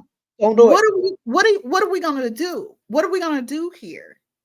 Okay? Because why why would the men that other black women want attention from, or what, why are they all over my comments and in my DMs? Girl, I am 56 years old. I don't make no bones about it. I really don't. I don't give a fuck if you think I'm old. I don't care what you think. Okay. But why are they all in my comments? I actually do videos of me on the firing range. But again, what they really want, that you could tell what they really want. They want, because they're lazy, they're mediocre, they ride on our coattails as it is. Okay. So they want a powerful person that can handle shit. Yep. Because they And you ain't are doing it. gorgeous too. Now you are Oh, gorgeous thank too. you. But you know what I'm saying? Like, girl, but according to them, I'm withered and dead already. Ain't that the whole message they trying to tell black women? Right? Mm-hmm. But they know Yo, it's a girl, lie. you're this, you're that, you ain't this and that. Girl, I don't listen to any of that. What? Girl, shut up. You stupid. And I guess we all got problems. So that's why I'm saying to you, Ah! right? Think about what I'm saying to y'all. If men that say quite a few black women we want to get with, we want attention from, and all of that, are in my comments and my DMs, y'all go over to TikTok, you'd be like, oh, Jesus Christ, what the fuck? Girl, what's so funny is my husband's on TikTok, right? Because I've made him an account. He's on TikTok. He's like, these men are dumb. I'm like, I know, right? But you know what they can do, baby? They can tithe. They can tithe.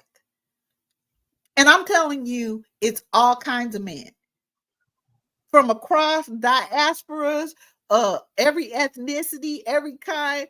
Girl, girl, why are y'all following me when I sit there and tell y'all that I'm not but I don't follow black men? What are you talking about? Well, there's a couple of really decent, you know, folks, but I've been watching their behavior. But I don't follow y'all. This is the black girl follow train. This ain't the Negropean follow. I don't follow Negropeans. What is wrong with you?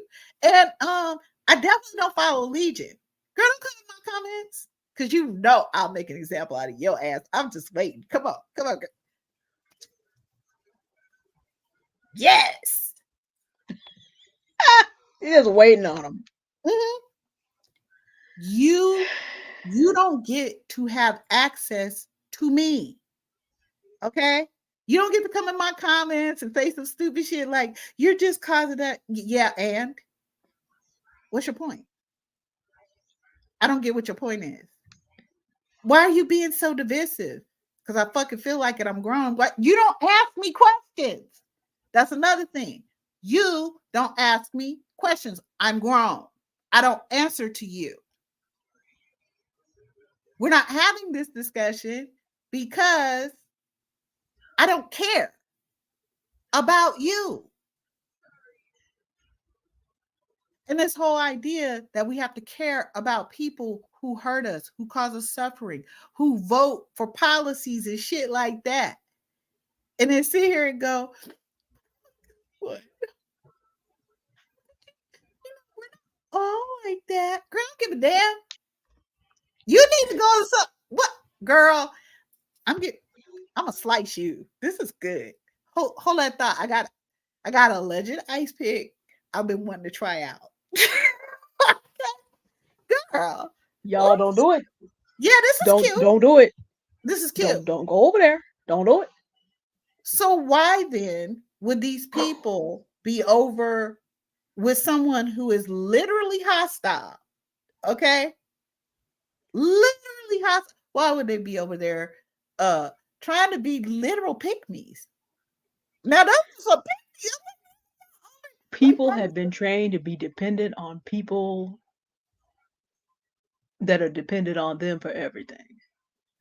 What Dependent for kind of, life on people who are trying to who want to use them up to the death. I don't get like That's what's going on. it makes no sense. It I'm doesn't. on the firing range. Y'all know I'm not only a concealed carrier, I'm an unconcealed carrier, a concealed carrier, all kinds of shit. Why would you come over here? Why are you begging for my attention? Why are you I, doing any of it? There are so many Black women who want to get with Black men, who want that kind of adoration, who want that attention. The reason y'all aren't getting it though, Black women, is because you're not demanding that people respond and behave a certain way when it comes to you. So that's just a mindset that you're gonna have to work on about understanding your own self-worth. Vetting is a tool to protect you. That's what it is. Now, if you want to make something else out of something else, I don't know what to tell you. If you want to believe fairy tales, good for you, girl. Go with it. Okay? What I'm telling you is that's not working for us. Men thinking that because we are typically compassionate and kind and uplifting as Black women and Black girls, and that they've been trying to separate us from our living memory through violence, okay, and they harness us with brutality and all of that, that they're going to get to continue to do it. But one thing I know about people is when you let them know what's up and what the consequences are, they are going to stop. yep, because they're Because basically cowards. yeah, because because they too have a psychology. They too have a mode of operation. And that's why I'm trying to tell us as Black women that if you don't first get that you are important and you matter, if you don't know who you are, if you don't know what you want, then you cannot communicate that to other people. Okay. If you don't start to understand these things, then you won't come up with boundaries and couple that with consequences because you don't think you deserve to be protected. You don't think you deserve to be defended. You don't think you deserve to be happy or in a peaceful situation. You think that what you're supposed to do is make everybody else feel that way, and hopefully they will see you as the wonderful, incredible Black women and Black girls you are. And At some then they will point. treat you with some sort of kindness or humanity. They don't care. They have no intention of doing any of that. So they might as well know if you do whatever the hell that is, allegedly, nobody, no homicide. Allegedly, standing my ground is perfectly legal. Allegedly, you rolling up over here and breaking into this shit, girl. Allegedly, if you cross those tracks and you doing the whole, you don't even have to do the most. You can do the minimum. I got my neighbors, the Black women around here, they all carry. And not only do they carry, girl, I would roll up. I wouldn't. I don't think you want to do that. I don't think you do. I, I, I I, really don't, I don't. don't think I don't think that you want to do any of that. I don't think I you really just don't. I be practicing. I don't know what other Black women are doing. I be practicing. I be getting trained. I be practicing and I be preparing because that's the other thing about us. We are not giving ourselves options to be able to defend ourselves, to be able to protect ourselves. We don't want to take the time to vet because of a lot of reasons, but one of which my cousin brought up. What if that makes the man run away? I'm telling y'all that these people are in my DMs and my comments and everything begging. I'm literally begging. Girl, And you are how old for the record? 56. So Gonna if be they're begging you, 57. yeah, Look, I just need y'all to know at I just want y'all, 56. you see this? I don't know how them filters and shit work, so I don't be doing any of that shit. Okay, first of all, I don't care. But this is just my face. And you are gorgeous. I But almost what never we wear heard was you know what I'm saying? I'll put some eyeliner on or something. That's basically it. I don't I just use my own products as right, Auntie and D they're said. working tremendously now. They Yeah, are. yeah. And so I do that because I'm worth it. And I believe that black women are worth it and black Right. girls. But I'm I'm not I don't need to do any of that shit. I don't really No, they're care. just coming because of who you are. And that's Yeah, the point. and that's it. I'm telling y'all, I don't care about no Patriot. Y'all know. Y'all done heard me. You didn't heard my diatribe. Plenty. Okay. I sit there, I'm like, man, black men ain't no leaders. What the hell are you talking about? Why y'all keep saying that? That's so funny? It makes me laugh. It tickles every time I put those two words together. Or white supremacy, that always cracks me up. How you think how did white people get to be supreme even in their own mind? Have you, I know you haven't, but Delusion I'm just is saying, delusion is real. Delusion is real. girl, are y'all tripping right now? Okay, white and supremacist, they don't even go together at all. Okay, girl, y'all need to quit. But there is the reality that, like you mentioned, Harriet Tubman, right? That she was watching people's behavior. She had a she had standards and rules with which you had to follow in order for her to um help you get through the process of the Underground Railroad. And if you acted a fool, the woman had guns, girl, she would shoot you. She Sure would just would. shoot because you ain't getting ready to flip on her and the other people who want to be free. Mm-mm. You want to go back to slave. I can't take it no more. Mostly men. I can't take it. Why she always got to have a gun for y'all? Because y'all stupid. You was stupid then, and you was stupid now. And she did not sit there and go, okay, well, let's talk about it. Oh, I know we have a gender war going on. I know I'm not the most beautiful woman. Girl, that woman was gorgeous. I don't know what y'all talking about. I don't know what y'all talking about. Harriet Tubman was gorgeous, brilliant. And there were millions of black women that she was working with.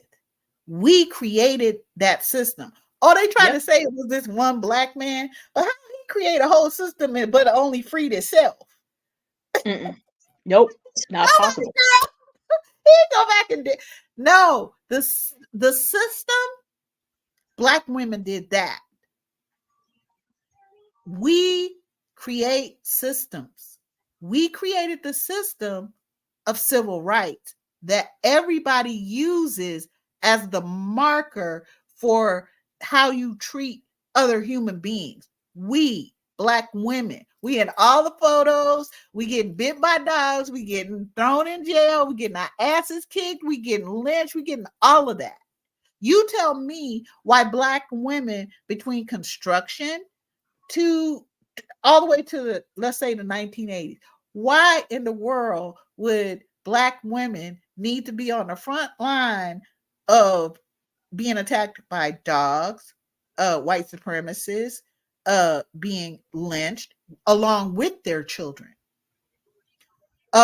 working to help black men to learn how to read because we didn't have the vote until 1965.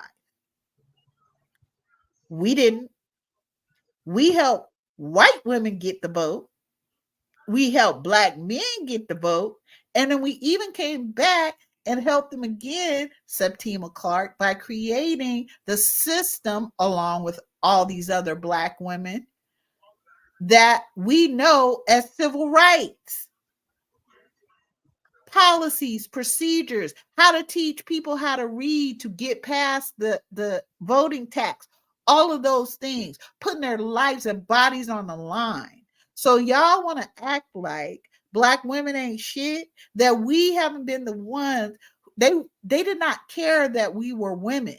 They didn't see us as human. We worked harder than Black men during our enslavement. I'm talking about um crops. I'm talking about building roads. I'm talking about felling trees. Black women did all of that. So you want to sit here and talk to me, oh, it was better when it was in the 1950s. You talking about white women. They don't have nothing to do with us. Don't no. That's another thing. We can't allow people to make these inferences about us. We cannot, because it's killing us too.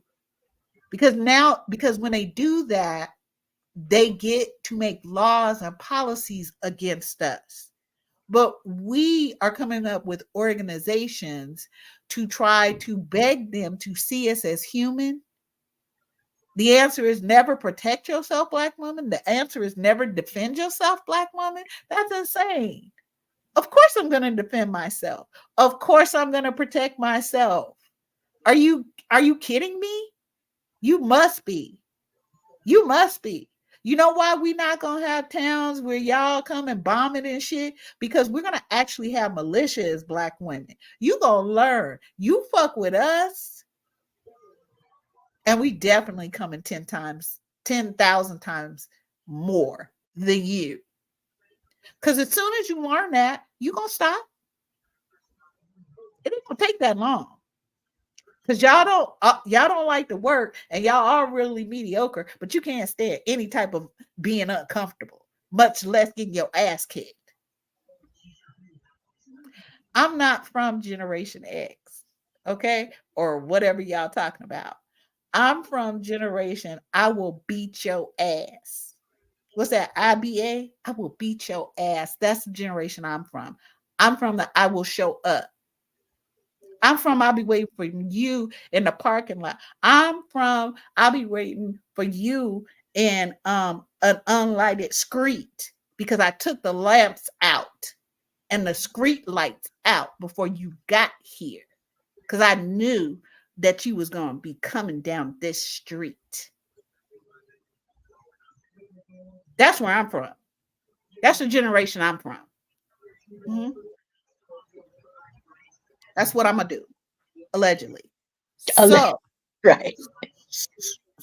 So what are we doing, Black women? Are we going to use vetting as a tool for us to have a better and more secure, you know, um, ability to make sure if what if we're deciding that we want to date, that we have got we have taken people through an interview process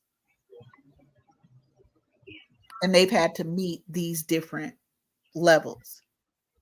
Access denied, prayer request denied. If we're nothing as Black women, if we're nobody, if we're no good, if all we are is beasts of burdens, then why are you always asking me to solve your problems? Exactly. Why are you always coming over here praying for me to fix your shit? Why is it that it's got to be Black women to fix y'all problem with white supremacists and Donald Trump? Why? Why don't y'all fix y'all own problems? Because y'all the ones that caused it. You Black men, you running around trying to be white supremacists, pet dogs and shit. Okay, and then you got the whole white supremacists themselves, the Democratic ones and the Republicans and the ones in between. We got all of them. Why? Y'all the one who chose white supremacy. So why are we trying to clean up your inhumanity? Why? Why are we the ones doing that? And then on top of that shit, you got the nerve to try to be disrespectful, try to make us answer questions about our personal lives and shit. Girl, shut up. Girl, if you don't gonna shut your ass up and sit your ass down out of my eyes. Say something else stupid. Just go ahead. Don't do that. Y'all thought Dirty Harry was a problem? That was fiction, y'all. Don't do it. Don't do it. So Don't Miss do it. D, what are they gonna? Okay, I'm gonna let you close out and tell us what we learned. I don't know what I don't Okay. even know if I don't know if So if y'all did not understand that you are matter and you are important and why you need to get this through your head, I'm gonna give you some practical tips on the way out. There was something that Black Women Making Money said in the show about a year ago. You can take your income up as a Black woman and miss what happens in the community and just get to a gated community. But if you have the same mindset, you will bring someone in there and you will do the same thing. It's not about your income. It's about whether you recognize that you are important enough to defend by vetting. This also applies to business. This Mhm. also applies to long-term friendships. I learned this lesson the hard way in 2022 and 2023. Even friendships. I should have vetted the people I was involved in a little bit more. But like I said, you don't wake up in the morning necessarily understanding that people have different agendas than you do. We all want to come together, and the way I live, we want to come together and help each other. And without judging, sometimes the agenda that people are on is not suitable for you, and you choose. So you find out afterwards as you go through the pain and the suffering. So as I close out, we know what the stakes are. We're talking about our very lives. Stakes are you let people have access to you that shouldn't, and it can cost you your life. So that's a good summary. We have also learned that people will use everything not nailed down from the Hebrew Tanakh all the way into Matthew, Mark, Luke, and John. So we've now covered great portions of what we consider the Bible can be misused and have you thinking you belong to a system you don't even belong to so they can continue to exploit you. We have been reminded that we need to what? Read and study up because we being told things and we don't even think we have the right to read and find out for ourselves. And we've learned that Love's vetting course is coming out in April. So y'all start saving your money, get it together, make it happen. I'm gonna give you some practical tips on the way out the door. Vetting at the tip of your phone or your computer. If you have a phone, if you have a computer, you can vet. And you can do it. You don't have the FBI's background. They trying to find people that can go in there and wreck some folks' life on the name of good old law and order, up to and including killing. You don't need an imperial army. You just need to find one individual who is worthy to be in your presence, or friends that are worthy to be in your presence. Mhm. Love alluded to this. I was a professional journalist and I've been in the nonprofit world as ownership for some senior housing. So there are a couple things that I do because of just that I just do not every day, but whenever we are coming up to doing certain things. People's social media. Love talked about she goes and she looks at the books that people read. One of the things you want to do before the interview process that Auntie Love describes, because that means some kind of communication and phone has to be exchanged. You may not want everybody to get that. You Mhm. want to get folks' government name, if possible, or their favorite nickname, and you want to go through all their social media. And if they listen to fools, block them then. There is no interview process. If you look back through who they're subscribed to and men in the manosphere, white or black are in there, you just need to go ahead and just block that. Just don't even interview them. Because as my grandmother, who was very widely read, told me of the poetry of Johann Wolfgang Goethe and how she knew about that born in 1911. But black women, natural intellect, pick up wisdom everywhere. Tell me with whom thou dost keep company, and I will tell thee what thou art. I was maybe 9. I was reading her copy of Macbeth at about that same time. But that was my grandmother Phillips.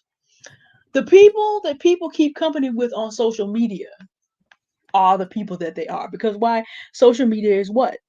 Discretionary. See, if I don't want to be here with Auntie Love, I'm not. I just click the button and I leave, right? So who I choose to hang around with on my social media tells you something about who I am, what I believe. Another thing to look at that people don't think about a lot. A person can have a reasonably good moral sense and still be wrong for you. Something you want to watch out for. And when you have conversations with people, sometimes you can tell this in the first 5 minutes. Do they have what's called an external locus of control? Or do they have an internal locus of control? Who do they see? And this makes for some great open ended questions. And you can also see as they respond to things that go over their social media, who do they see as the primary actor in their lives? Mhm. Do they see themselves as the responsible actor? Or are they looking for someone else to carry the load? Because we talked about the laziness. You can read through somebody's social media long enough, you can tell if this person has an external locus of control. It doesn't necessarily mean they're a bad person, but that also means they're looking to farm out responsibility of their life. And if they're talking to you, guess what? Or you will be the next person that this person blames for them not knowing how to manage their lives. If you look at the resentment that there is between black men who resent their mothers because their fathers aren't there, black men who resent black women because women are getting all this and getting all that and they're not. You will also find that one of the major things you see is an external locus of control. If a man is 25 plus and still thinks everybody else is responsible for him, and that's not a reference to race either, you can find plenty of men like that who are trying to look backwards to find a future for the country because they feel like things went wrong when all these other people got rights. No, it wasn't that. It was just that you couldn't be lazy anymore, but you don't see that. But you can tell reading through their social media, internal control, external control. You don't want to be with people who are irresponsible. It does not matter how likable people are. If they're not responsible, they are unsuitable. That already means they're going to set you up for problems that you're going to have to solve. Sergeant Love is a responsible man, too old and too much exposure to Vietnam to even think about leaving me with a child. That's a responsible man. He overlooked his own desire and said, "No, I can't do that." Well, that's not common. Most of the times, it has to be a woman who figures this out. Men will get what they want and run. And if you see a pattern of how this man responds to the world, another one, I was talking to a friend of mine last night who's 63. I still do have some black male friends. We were talking about some things that he observed, why he stopped listening to two other people that we're not going to put out here and name because we don't center black men out here. But he noticed that they're in their late 30s and still clowning folks and giggling like little girls, like 5 and 6 and so forth. You how old? And you just giggling over other people's misery? You really want to find out when you look at what people watch, do they get off on other people suffering? And you need to find out if they or their friends get off on black women. See, that's why I stopped listening to those individuals. They made it their business to clown some black women who've been evicted. And they were having a good old time. I'm like, do not, do not, no, roll through their social media and find out when it comes to issues around black women. There was one case in business where something was going wrong, and I thought to myself, okay. So I went down far enough in his social media and find out that he made an exception for when he was going to have to beat a bitch. But see, like Love said, see, if I had done that first, but it took several years for this to go wrong. So now Mhm. I just do this in advance. Okay. These are all pre interview items. When you meet someone in person, you look at, if you, okay, so let's say, how did we end up meeting each other? Does it happen in the DMs? If it does, you have their screen name. Let's say you meet somebody in person. Really listen for, if you have time, like I told y'all about the beautiful bass. Oh my gosh, that voice. But he had this friend that was bird dogging him and he's still keeping this man around. I'm like, nope, not suitable. Beautiful voice, tall, white, which for some women would have been enough to overlook this. I'm like, yeah, but that other one you got with you, you're at least 55, and you don't know that if you're gonna have a male friend around, he needs to be your amen corner, not someone tearing you down because of something he does not possess. No. 5 minutes and he was gone. Because I don't need that confusion in my life. You can take 10 minutes and talk about what kind of day it is, the weather, talk about what kind of music they like. You could take 10 minutes and find out 90% of the time, nope, Yeah, my favorite musician is Jay-Z. No, Mm-hmm. no, no. Beyonce, that can go either way. I mean, for a Christian, that wouldn't work for me, but depending on where you are, a man who loves Beyonce, that can go either way. But who people listen to, the art that they participate in. Casual conversation doesn't have to be casual. You can find out a lot about in 10 minutes. You can take any current event, ask for a man's opinion, ask for a business partner's opinion, and just listen. You're going to hear internal, external locus of control. You can also put out there, what do you think should happen to whoever it is that they don't like? Listen, because whatever they say should happen to that person that they don't like, when you have a bad day with them, they're telling you. That's what's coming down the pike for you. If you go to the if he gets past the interview twice on the phone, some people in the black community are advising 10 phone conversations now. Tony Gaskins is a black man and he's saying 10 phone conversations now. I'm gonna leave that between 2 and 10. I'm gonna leave that's up to your self body autonomy. But if you get to the interview, what you want to do, if you get to the meeting in person at the coffee date, and let me back up. I see so many younger sisters in particular talking about, I'm not going to do a coffee date because no, no, no. You want to do a coffee date at a well lit place with plenty of public transportation and parking because you need there to be people around there. You need there to be good security. You need there to be plenty of light, and you need to have plenty of exits. And you need to have as many ways of exiting as possible in case this person is one of them showing up fools that'll kill you in broad daylight. Remember where you live. Mass shootings are not uncommon. Mm-hmm. And You don't take that. don't be near your house. Don't do. Oh yes, be at Don't. least because I think about this a lot. It's like 2 miles. Like I know where the coffee places are within 2 miles of my house. I know two different bus routes to get to either one. Now I can walk that far, but I'm not going to do this at a speed that can be tracked that easily. I know how to go around a whole hill, get off the hill, walk down a path somebody else doesn't even know about. Don't give people this kind of close access to you. Okay. You got to have Uber, Lyft, the cab. Know what you're gonna do. Getting to and from. Do not accept a lift home. I'm gonna pass this to Auntie Love to just her opinion on it. I wouldn't let anybody necessarily know what I live for at least the first 10. I would say there have to be 10 meetings nowadays at least before anybody knew where I lived. And that's gonna take about 3, 4 months. So that's gonna take some time because we know in week 4 we're not gonna date them. We're gonna be turning off the phone and blocking the number and not dealing with them. So if you drop out that 4th week, we're probably at week 11. So just go on and make it week 12. 3 months. Hell, you can get to know that. The other thing when you get there, pay attention to how he treats the help. Mm-hmm. Because historically, black women were only brought here to be what? Help The help. make Yeah, this. we still get that. I'm like, if you do not sit your tailbone down and actually read Genesis 3, and I'm gonna need you to get a Hebrew lexicon, and I'm gonna need you to get the Tanakh with some commentary. The word etzer, it means super helper. It doesn't mean slave. That's a different show. Popular Bible miss. Yeah, that's a whole other show. But Mm-hmm. you want to find out in this interview process how this man treats people that he feels are of inferior class to him, because if you have someone that is openly on the day he is trying to impress you not able to control the fact that he looks down on a great number of people, I don't care what race he is, figure out who demographically is below him and figure out how you work a conversation about something that happened in the news regarding them and listen to him. Because on the day that he no longer is sexually interested in you, you are going to the bottom of that barrel. I need you to understand, you're going to age 10 years and he's going to be trying to get a younger one.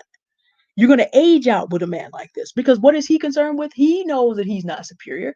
He knows he's inferior. That's why he's doing all the foolery. And he only wants you there to show off. It's like that 64-year-old, 63-year-old silver fox who could still walk from where I was walking into the sunset, who wanted to walk me that way because he gave his ex-wife a house on the other side of the hill. He wasn't interested in me, but I only need to talk to him for 5 minutes to realize You just want to make your white ex-wife mad by showing off a big, beautiful, Mhm. plump black woman on the other side of that hill. That's all you trying to do. It only took 5 minutes because people are trying to prove that they're something that they're not. And having a black woman actually, for every other race of people with black men who do not seem to understand this, having a black woman is actually not a problem. If you can get yourself a black queen, you can make every other woman very upset. But really listen to this man. Is he someone who is very, we talked about external locus of control versus internal locus of control. Now I know Auntie Love and I disagree slightly about the purposes of humility. I know we disagree slightly about this. Like she said, I haven't used the word redemption in 4 years. I get it. We also differ on humility. But you do not want an ego-driven man. If he is the center of his own universe, he's operating as God in his own universe. Now he gets to do that until God comes to get him. But you don't want to live in that universe because you're going to be brought in to worship him. I just need you to understand that. And let me tell you the Christian version of this. There are churchmen like this too. And what you end up finding, you talk to them about their position in the church and what they think about it. And if this man is very proud of his works, he thinks his works gives him brownie points with God that you can never have. Because remember, in some churches still women are shut out of all positions.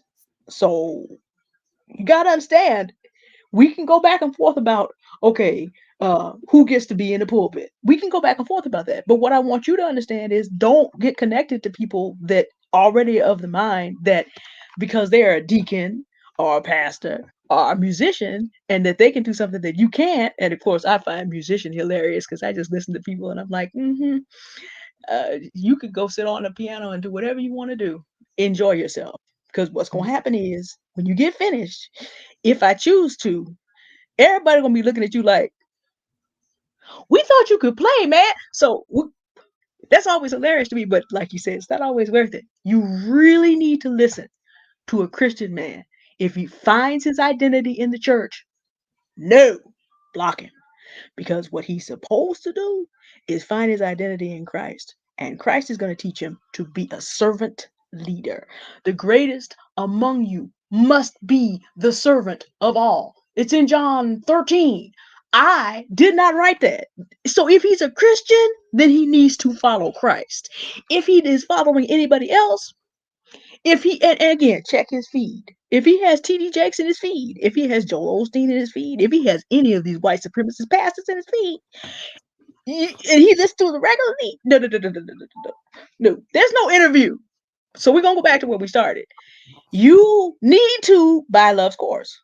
But in the meantime, if you feel like you should be gathering information until it comes out, then on your social media, find out who his influences are, find out who his locus of control is, find out if he has a nerve. And of course, if it's a Muslim, then you need to know that he knows the part of the Quran about the responsibility of men. I once had to check a woman of Muslim background who was sitting up here talking. I'm like, no, Allah says this. You remember that? You remember that? I'm Yes. like, I'm gonna have to coup the Allah. I'm gonna have to give you the fist. You won't get it from. So let me just roll up on you with the fist of Allah. This is what the Quran says. What you mean? Whatever it is that people say they believe, if they do not, you run. A Christian hypocrite is one of the worst. Love already talked. Love talks about Thomas More, right?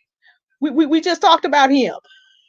But in any other, and particularly, and I'll concede this point, if you are in a religious system that has a masculine God, definitely your Abrahamics for definite, but this also would apply to Hinduism because Shiva and Vishnu are so important. Now Kali holds her own. She does. Kali definitely holds her own.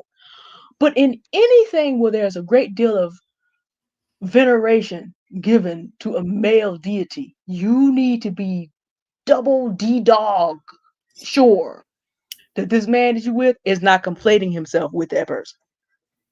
It's like, I don't know if I could be with a Latino man named Jesus Because the day that he forgets he's not actually that one. Now, the word is actually Joshua in Latin. You go that way.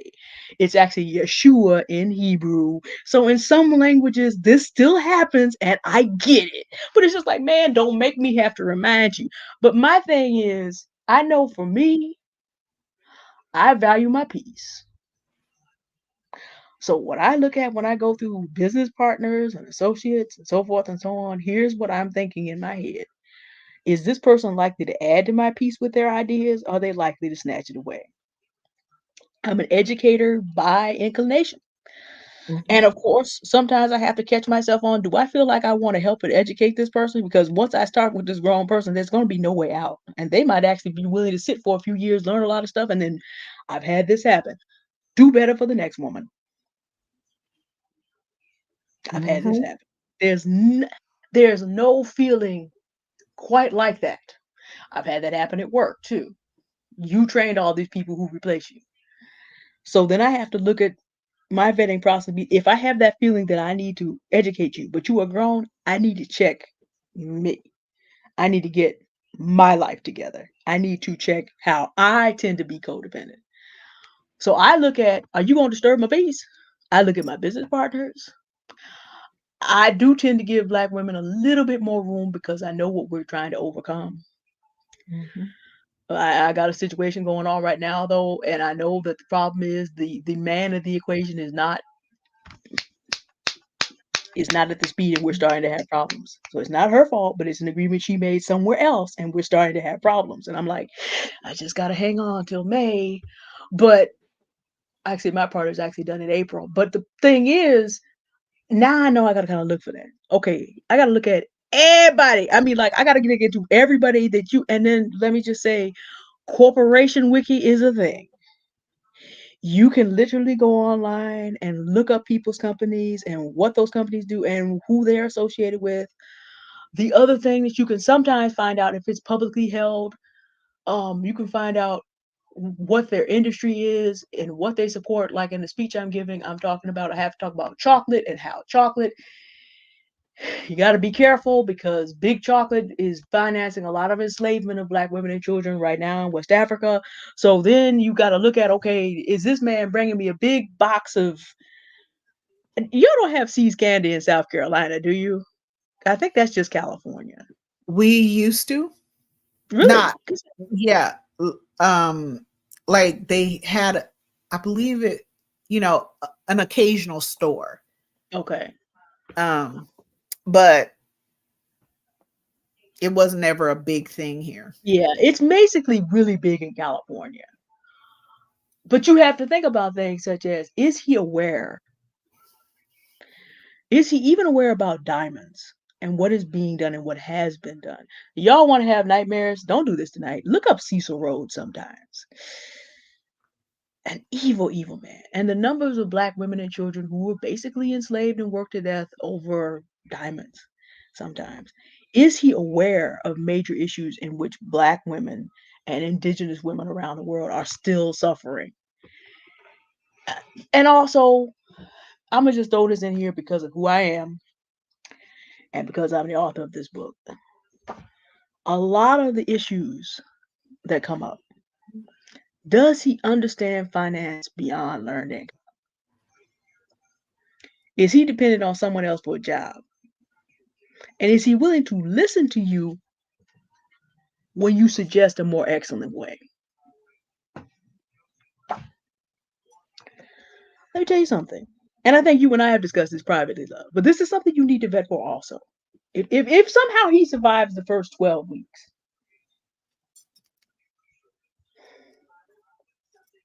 I have had Black men who have come to me as much as a year late.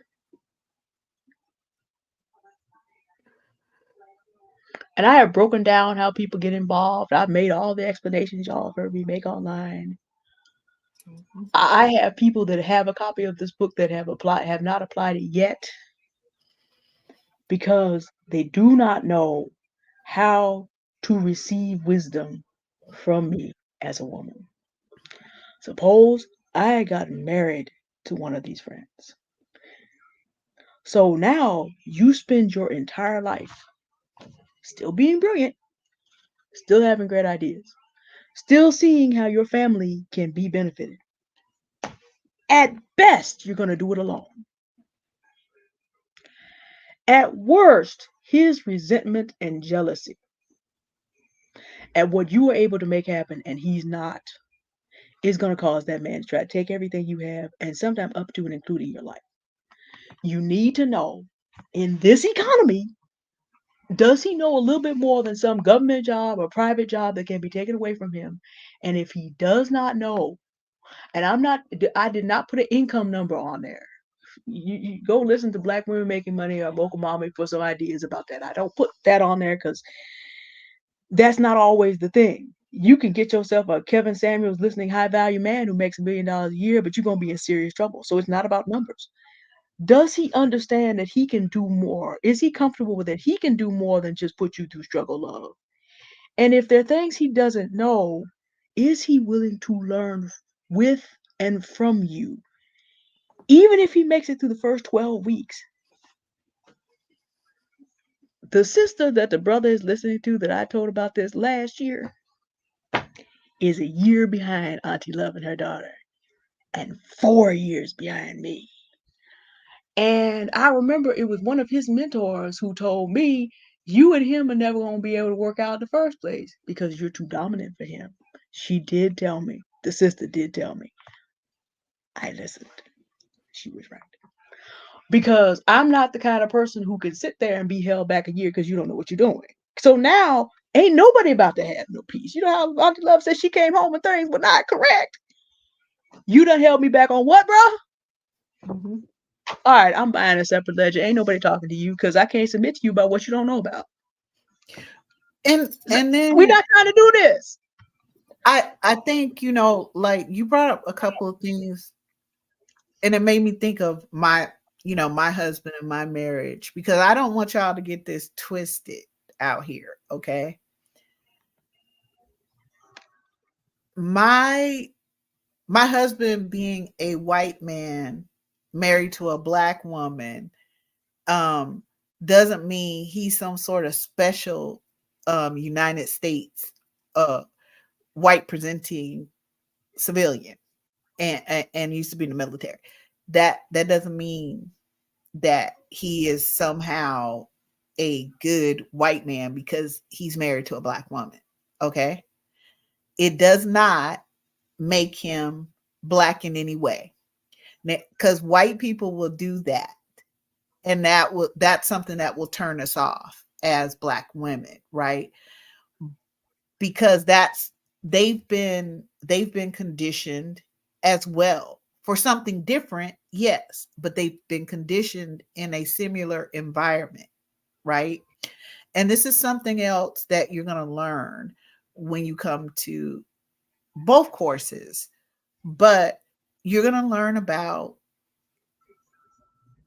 conditioning versus let me say it this way. I hate to use the Pavlov dog, um, but this is really, kind of how they see things. So it's conditioning versus operant learning, and it starts from in utero nowadays. Okay, and that is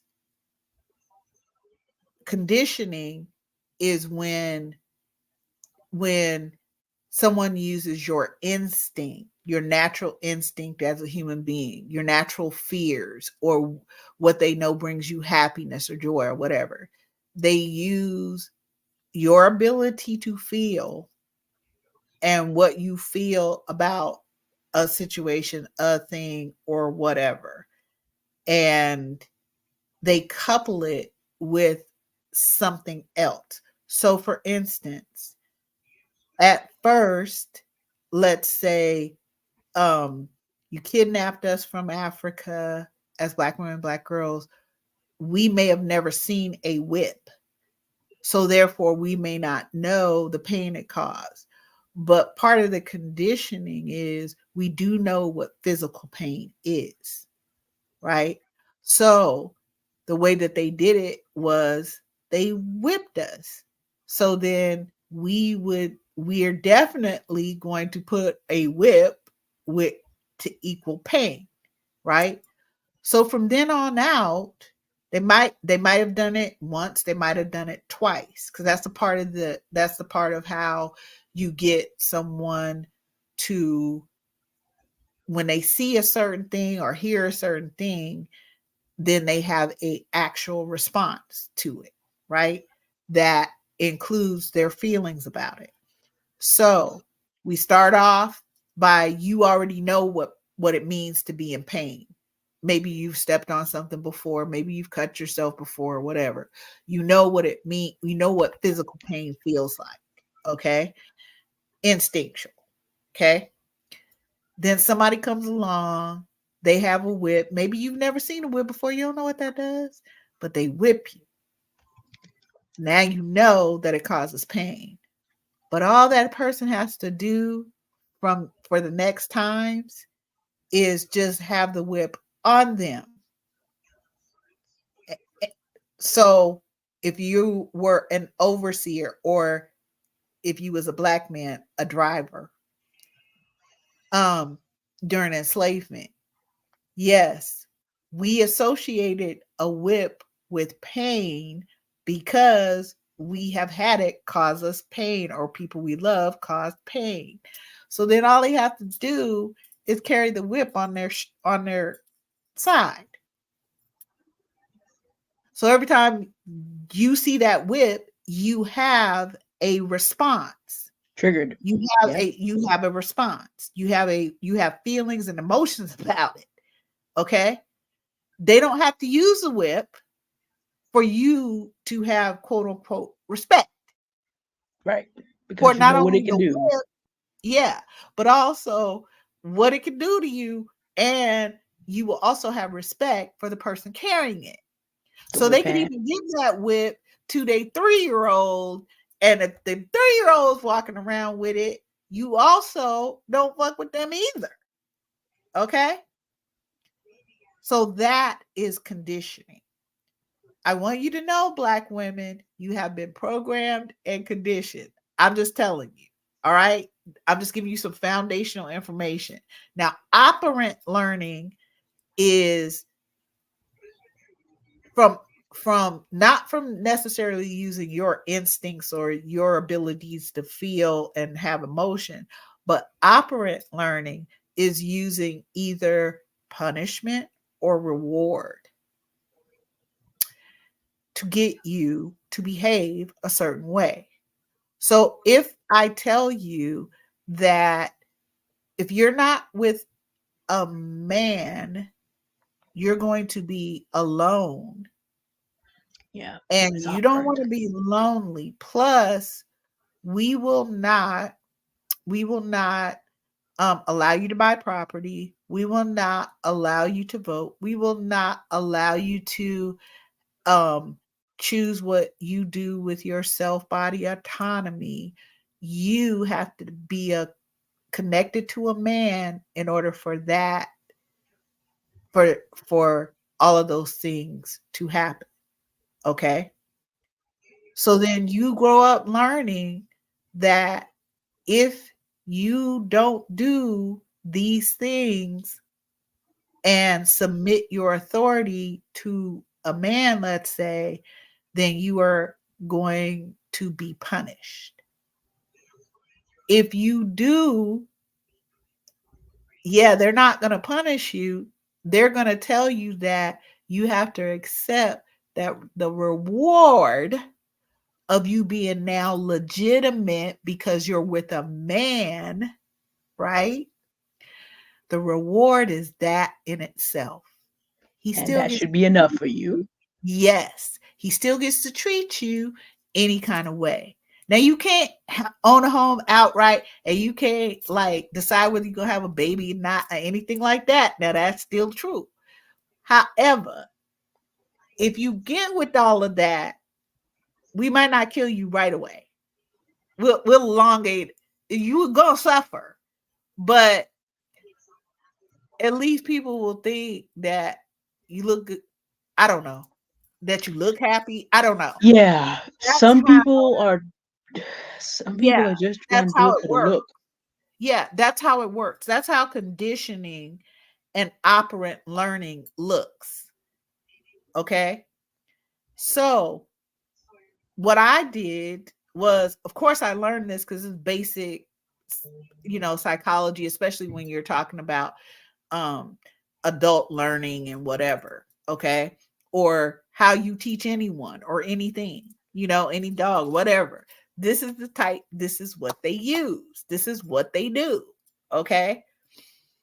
And then there's observational learning. That's just a little side caveat in that you are actually looking at how things happen in your own experiences. Okay? So we have to add all of that together. But when people are using any type of biblical, okay? When I hear a white woman or a black woman say, "Oh, I worship the goddess," automatically I'm like, "Girl, you don't know what you talk about." I don't know. I don't even know. I don't know what you talk. I don't There is no worship. We are in relationship. There's shit I do, and there's shit, our matrilineal ancestors do as they pass to the next life, right? And there's shit that our the goddesses do, and then there's shit that the great she does, okay? The great black mother, okay? I don't know what y'all are talking about because none of them require, or that's not a part of it. They don't need to be sung to, worshiped. They don't need any of that. We all got shit to do. Okay, okay. That's why I was describing it as a family of women. Right? We got shit to do. We ain't got time. We ain't got time to be having one person worship while somebody else. No, we trying to get everybody fed here. We trying to make sure everybody healthy, that y'all are having some peace, that our kids get to be actually kids. That our daughters don't that are 5 don't have to have the knowledge of a 15-year-old. Okay? Yeah, That's that's big. that's what we do in a matriarchy. We guard their childhood. We guard it. We secure it. We do everything we can. The problem in this United States is we have so many hitters coming against us. We have people who have decided that we are their enemy because they covet us, and they understand that we're very powerful, and they need us not to know how powerful we are. They need us to hand that power over to them. Okay? That's why I described submitting in the way that I did. That is, they want to be in authority. They don't want responsibility or accountability.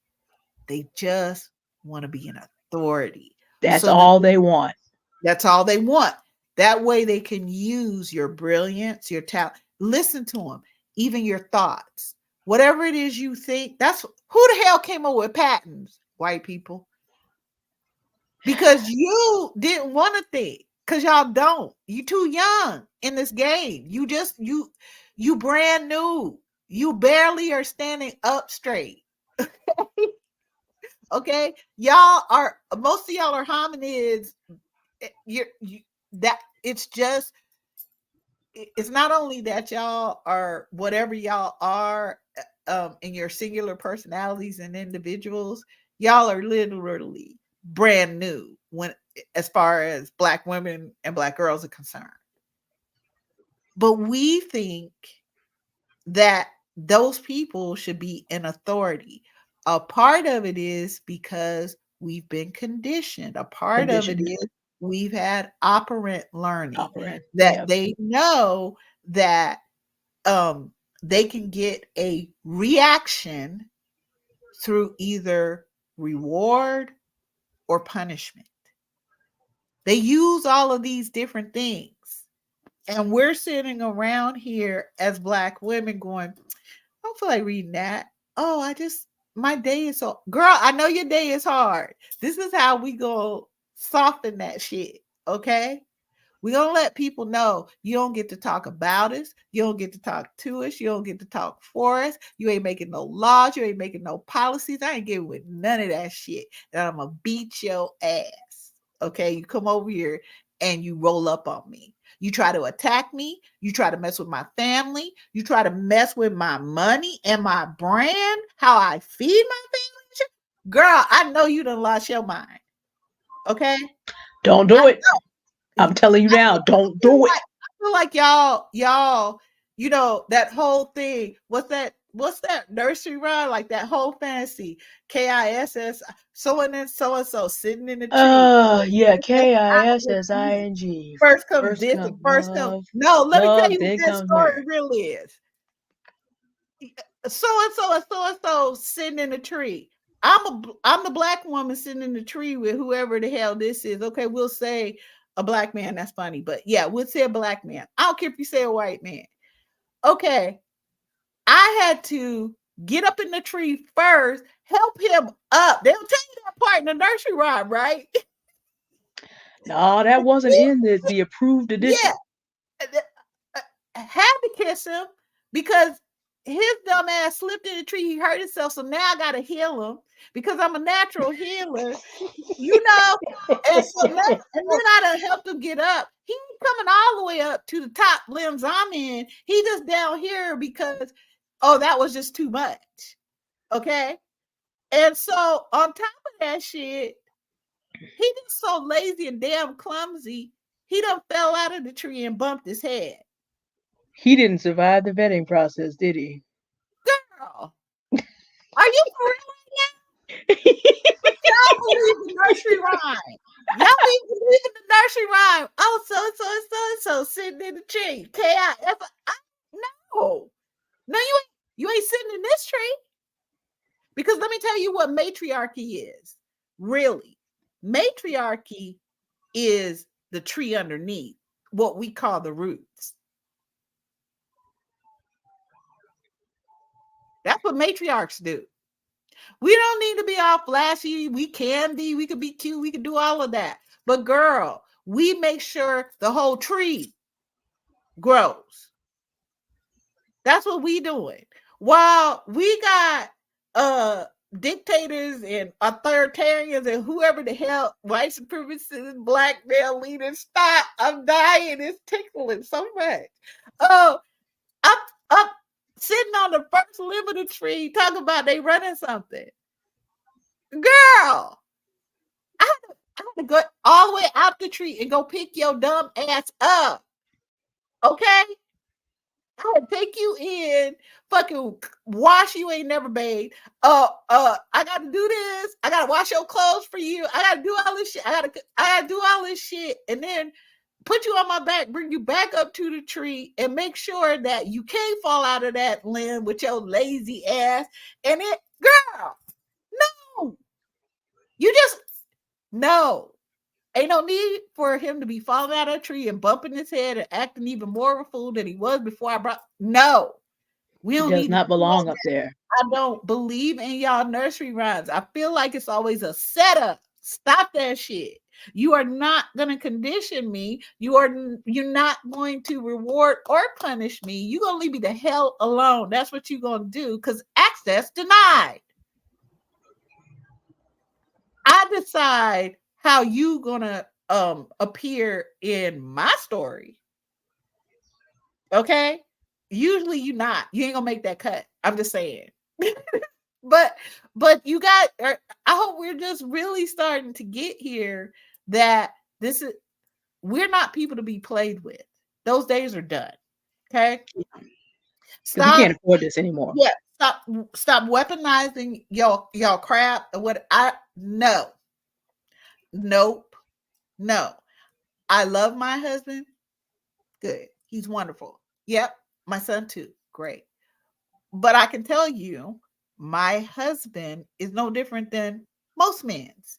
First of all, they they're 2,000 to 5,000. They have 2,000 to 5,000 less genomes than I do as a woman, specifically as a Black woman. Okay? They can't, I don't know where y'all, I don't know why y'all believe they can do all of these things that they've been lying and saying they can do, but they've been showing you by their behavior. Not only can't they do it, even if they could, they too lazy to. Okay, they want to wake up mediocre on their best day. We y'all stop trying. All we want you to do, Black women, is do everything and then give us the credit. Hello, we, we why are you listening to Confidence with Love? Next thing you know, you're gonna be taking credit for your own stuff. You're gonna be over here tooting your own horn, Black women. You're gonna be thinking that you important and you matter, listening to Confidence with Love. What the hell? What kind of nonsense? She trying to tear down the whole patriarchy over there. Uh-huh. Mm-hmm. They're right. They're right. And I really just don't care. Okay. What's y'all point? What is y'all point? Black women and Black girls, I don't want them to use not another thing against you. I don't, that thing could have been benign. For the most part, as I understand it, we were using whips as an example. Whips don't generally get up and start whipping people on it their own. Okay. Contrary to popular belief, even though I'm a concealed carry, allegedly, I've yet to draw my gun to allegedly, actually shoot a human being. Most of the time, you're just carrying it because that gives you the ability to use it if it's necessary. But I can tell you, 98% of the time, it never is. Okay.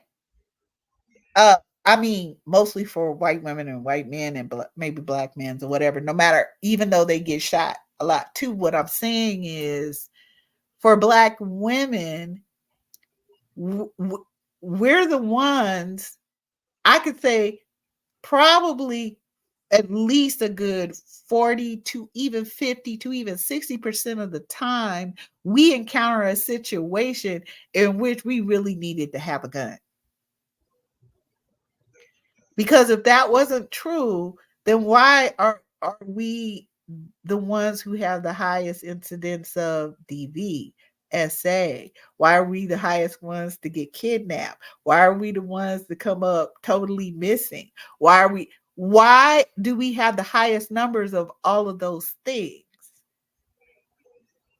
But if we were willing to go out, practice, and learn to defend ourselves and put our daughters in martial arts, starting when they 3, in Aikido, Jiu-Jitsu, or Taekwondo, and then moving them up to, the more defensive martial arts like Kung Fu, okay? Why are we not doing that? What?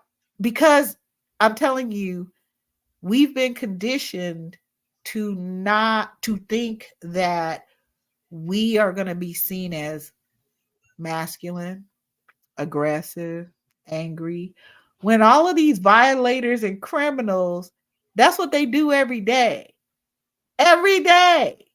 If I say white woman, you're first thing comes to mind, oh yeah, at work they do microaggressions. Ain't nothing micro about the aggression they have. I don't know what you're talking about. What are you talking about? There's nothing micro.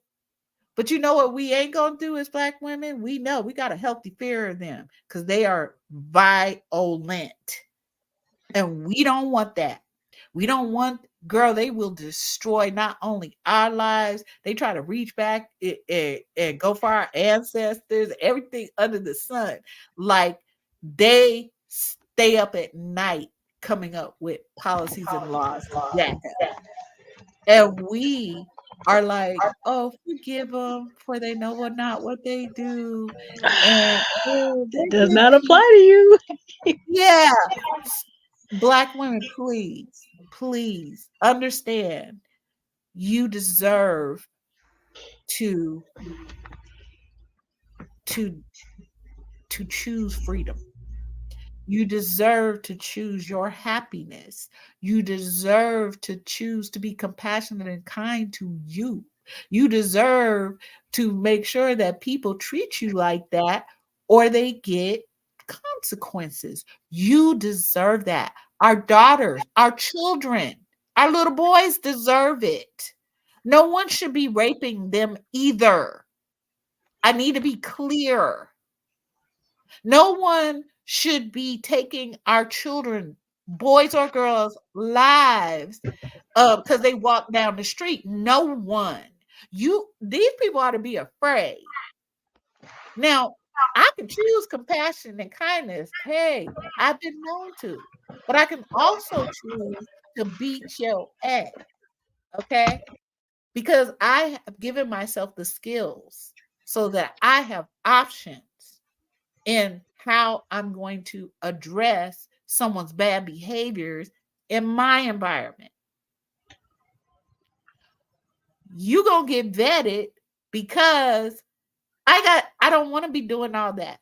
I don't want you near me. I get to decide that. Black women, you get to say to people, you don't get to talk to me. At a job. Girl, we don't need to do that. We don't need to do that. And we ain't going to. No, you ain't gonna know about my life. No, I ain't smiling every time you walk by. No, I ain't gonna. I'm busy. I'm doing work. I don't have time to sit here and make you feel good about walking in the door late. I don't. I'm not interested in you. But that's the thing. People really believe that Black women and Black girls should love on them and be interested in them and like on them and take care of them, no matter how horribly they treat us. No matter how they treat us, no matter the horrifying things they do to us. We could talk all day about whatever it is, but I can tell you right now, Black men, y'all say y'all do this and that and you protectors, then why are all these children and women enslaved from West Africa to the Congo? And you are the drivers, you the slave drivers, you the ones on the ground. You the ones doing the actual raping and cutting off these babies' limbs and forcing and violently forcing them to work in radioactive spaces. You are Black men on the continent of Africa. That's what you have done with your need to be the so-called patriarch. That's what you do. You over there on the continent of Africa cutting your women up. You over there raping little girls and little boys. You ain't even ever been over here. Most of y'all. So how is it that you're doing the same damn thing over there that you did over here during our enslavement? Because y'all like to play like, oh, you was the ones being nobody else got enslaved but you. No, you helped our enslavers enslave us. Just like the shit you're doing right now in the Congo. It's a repeat of a repeat of a repeat. Black women don't believe these lies and innuendo and bullshit. I am telling you, you deserve better than this. Vetting is important because you deserve to be free, happy, safe, and secure. And you get to defend yourself against real, live, low life predators. You do. You have no business respecting them. You have no business helping them to feel good about their hatred of you and their need to see you suffer. Okay? And our children suffer. You have no reason for this. You want to ask, you want to know if the person that's the passer, blah, blah, blah, blah, blah, blah. Ask them this. So, what are we doing? What have you done in the past 2 years about the pregnant women, Black women who are being killed in during labor and delivery? I got cousins, okay, who up there being potentate. I know all about them. They over there from our original island that I come from. I go there. I know exactly. Girl, I don't give a fuck about y'all. Black men. Black men that's my cousins that are passive. Fuck you. Well, I've already told you that, but let me say it again. Fuck you. Because they have absolutely no answer to that question.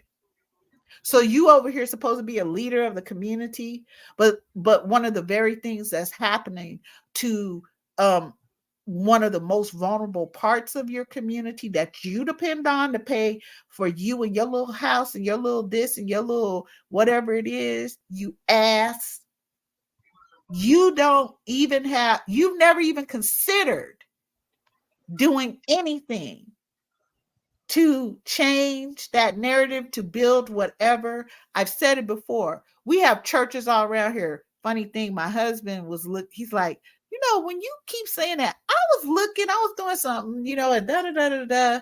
You know how many churches are up for sale? A lot, because we got that out here too. Do you know, Black women, that what is there in our communities? A lot of times, I don't care if it's rural. I don't care if you got no street lights. I think we did that on purpose over here in our little rural environment. But I'm just saying, because ain't no street.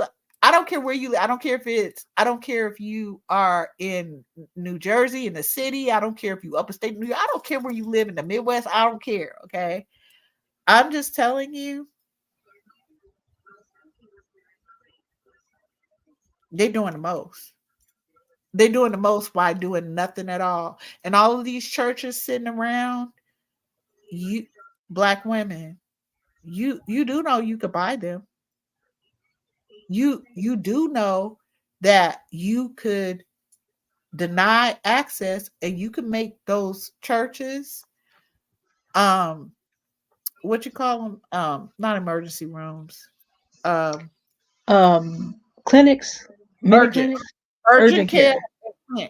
Y'all could do that. Do you know you could make part of that church safe spaces for Black women and Black girls to come? Do you know that you could take a day to just have Black women like Auntie Dee come through and spend time working with you on the Bible?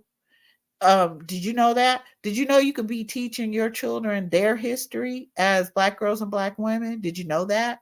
You could purchase those spaces with the $26 billion that all of y'all rather, spend tithing in these United States as Black women. Well, I'm gonna say 20 million because 80%, 80 to 85% of the people in church are Black women. Y'all, instead of giving to the building fund, y'all could take your money, you could get crypto bull run, you could increase that, and then you could buy that building. The building is already coded. The building is, there may be a few things you need to do, but the building is already a building. You will own the building and the land. If you're in California, the topsoil. I'm just saying. But I'm just saying, you can own that and you can take it and make it community. I worked in migrant health. Girl, nothing but clinics for migrant families over there in Cali, in the Central Valley. Girl, nothing but, okay? There are indigenous, native, right? Um, um, clinics and whatever. And if you not indigenous, you can't come. You can't come. If you're not migrant, you ain't coming. And we got Black people over here talking about, well, the migrants are getting away with everything, this and that. You better pay attention. We used to be able to do that very same thing with awesome skill as black women, black girls, honey. Because if you think black men sat here and put those communities together that they let white men burn down in the post Post World War One. yes, you tripping. You can do that, and can you can have all types of classes there for you and your children. There are women's clinics where men don't get to come. You can make that be just for you. I know we're afraid to take a clinic and say, oh, this is for black women and black children. But all these other demographics do that very thing. Oh, white people get up. Oh, if we were to say that, oh no, you have it written in the policy. You don't have to say it. You don't have to say it. It's written in your policies at your hospitals, in your urgent cares. You don't have to say this particular urgent care clinic or whatever is for white people only. It's embedded in your policy. It's embedded in the way you behave toward anybody else that come in there. Okay? So don't tell me that I don't get to say I'm doing this specifically for black women and black girls. Don't you zip it. Don't do Say it. something else stupid. Say something else stupid. I dare you. So I'm telling us as black women, these are solutions. These are solutions that we can deal with right now, today. These are action steps. This isn't us over here talking about, oh, who the F did I marry? Ooh, who here? Did you see what she said? Oh, I would have never. And oh, you know what? And oh, but I understood that. No, this is not us doing that. This is us giving us solutions to what she brought out that is so real for so many of us. But that I can see in the comments that all these judgmental girls, shut up. When you know you have done the same very thing. Because you are conditioned in a similar way. We grew up in these United States.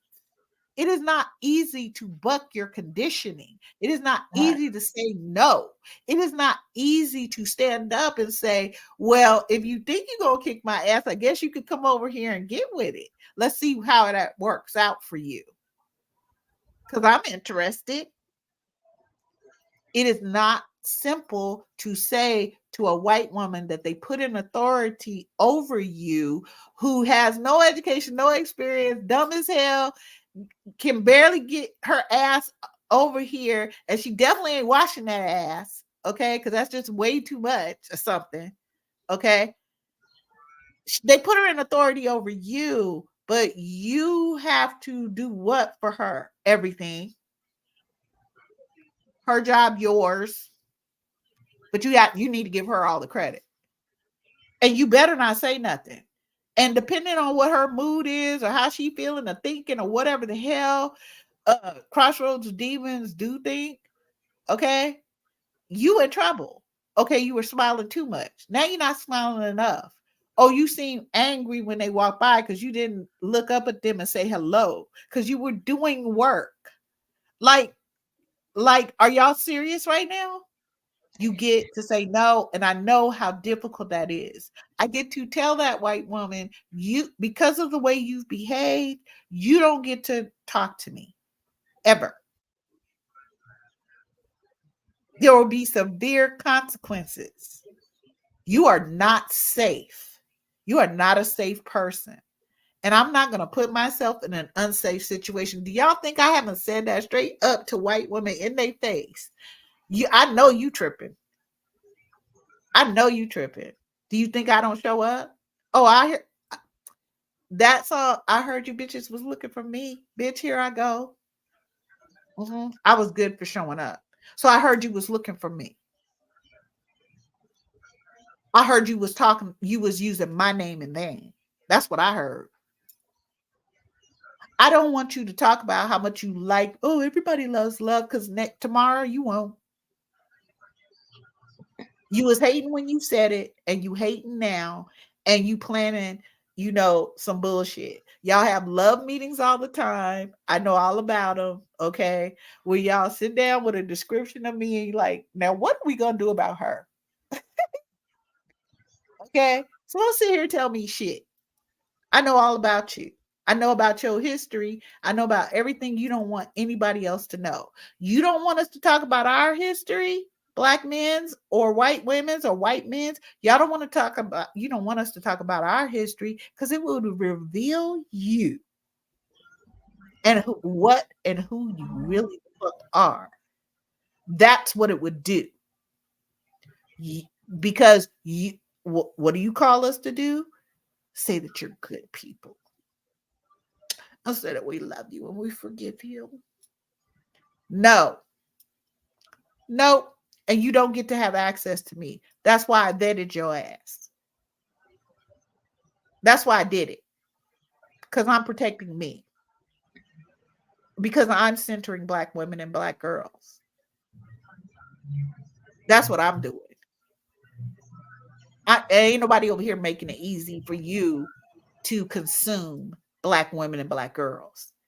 And as far as I'm concerned, I got a whole vision for black women, black girls, indigenous women, indigenous girls, our black LGBTQ, our mixed black women and black girls. I have a vision of building capacity that they can take the information I'm putting out there, they can individualize it, and they can build on it. They can take the solutions and they can add to them, take away from them, do whatever it is. And they don't need to ask your permission. They don't need to get nothing from you. Ain't got nothing anyway that you didn't steal from us in the first damn place. Okay. And none of that. They don't need to do none of that. They don't need to suffer. Black women and black girls, indigenous women, indigenous girls, the ones that are left that you haven't, use your little final solution for, huh? Ain't that what you taught the Nazis to do to those Jewish converts during the Second World War? That's what you taught them because you had perfected that shit. That you had perfected that. Everybody else, when they want to do some evil, where they come, oh, let's go to the United States, learn from them, and then we could go take that and do some evil over here. But if you want good shit, what do? You ask black women to do it.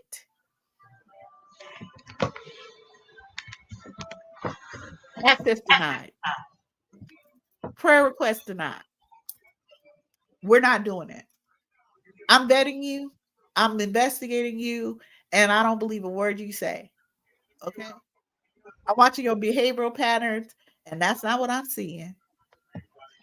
And I'm not going to sit here and correct you because I don't care enough about you to correct you. I just needed to know, do I set your resume on fire right now?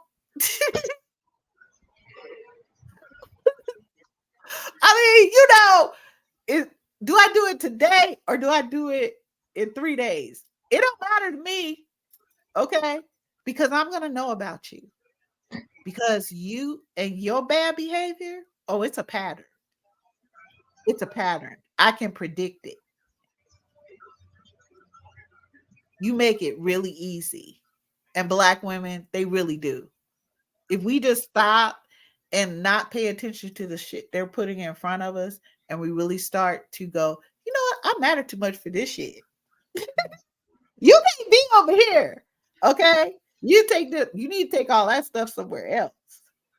That's not how we do it over here. You get to do that, black women. That's what we doing. That's what you're learning. That's what you're learning from Auntie Dee and I. Really.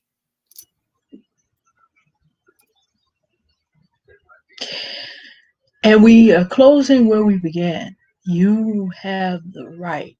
You do not need anyone's permission to protect and defend yourself. And one of the ways that you're going to do this, a tool that's available to you, is vetting. You want to vet these people out before they get any kind of access or or connection in any real way from your life. Now, again, this is vetting 101.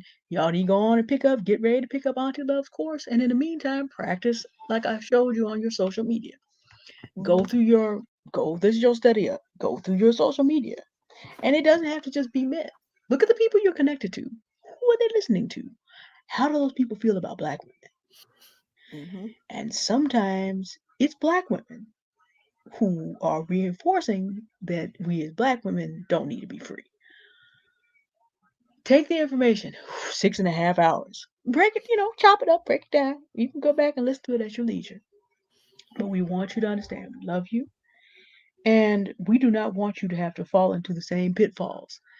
Love is 56, I'm 43. So if you're younger than us, we've already, like my father likes to say, his great grandfather told him, I've already hit all the potholes. So we've hit a bunch of potholes. We don't need you to hit the potholes. Just No. apply what you've learned today in Vetting 101. And keep the foolery. Tom, Dick, Harry, Tariq, Rashad, and if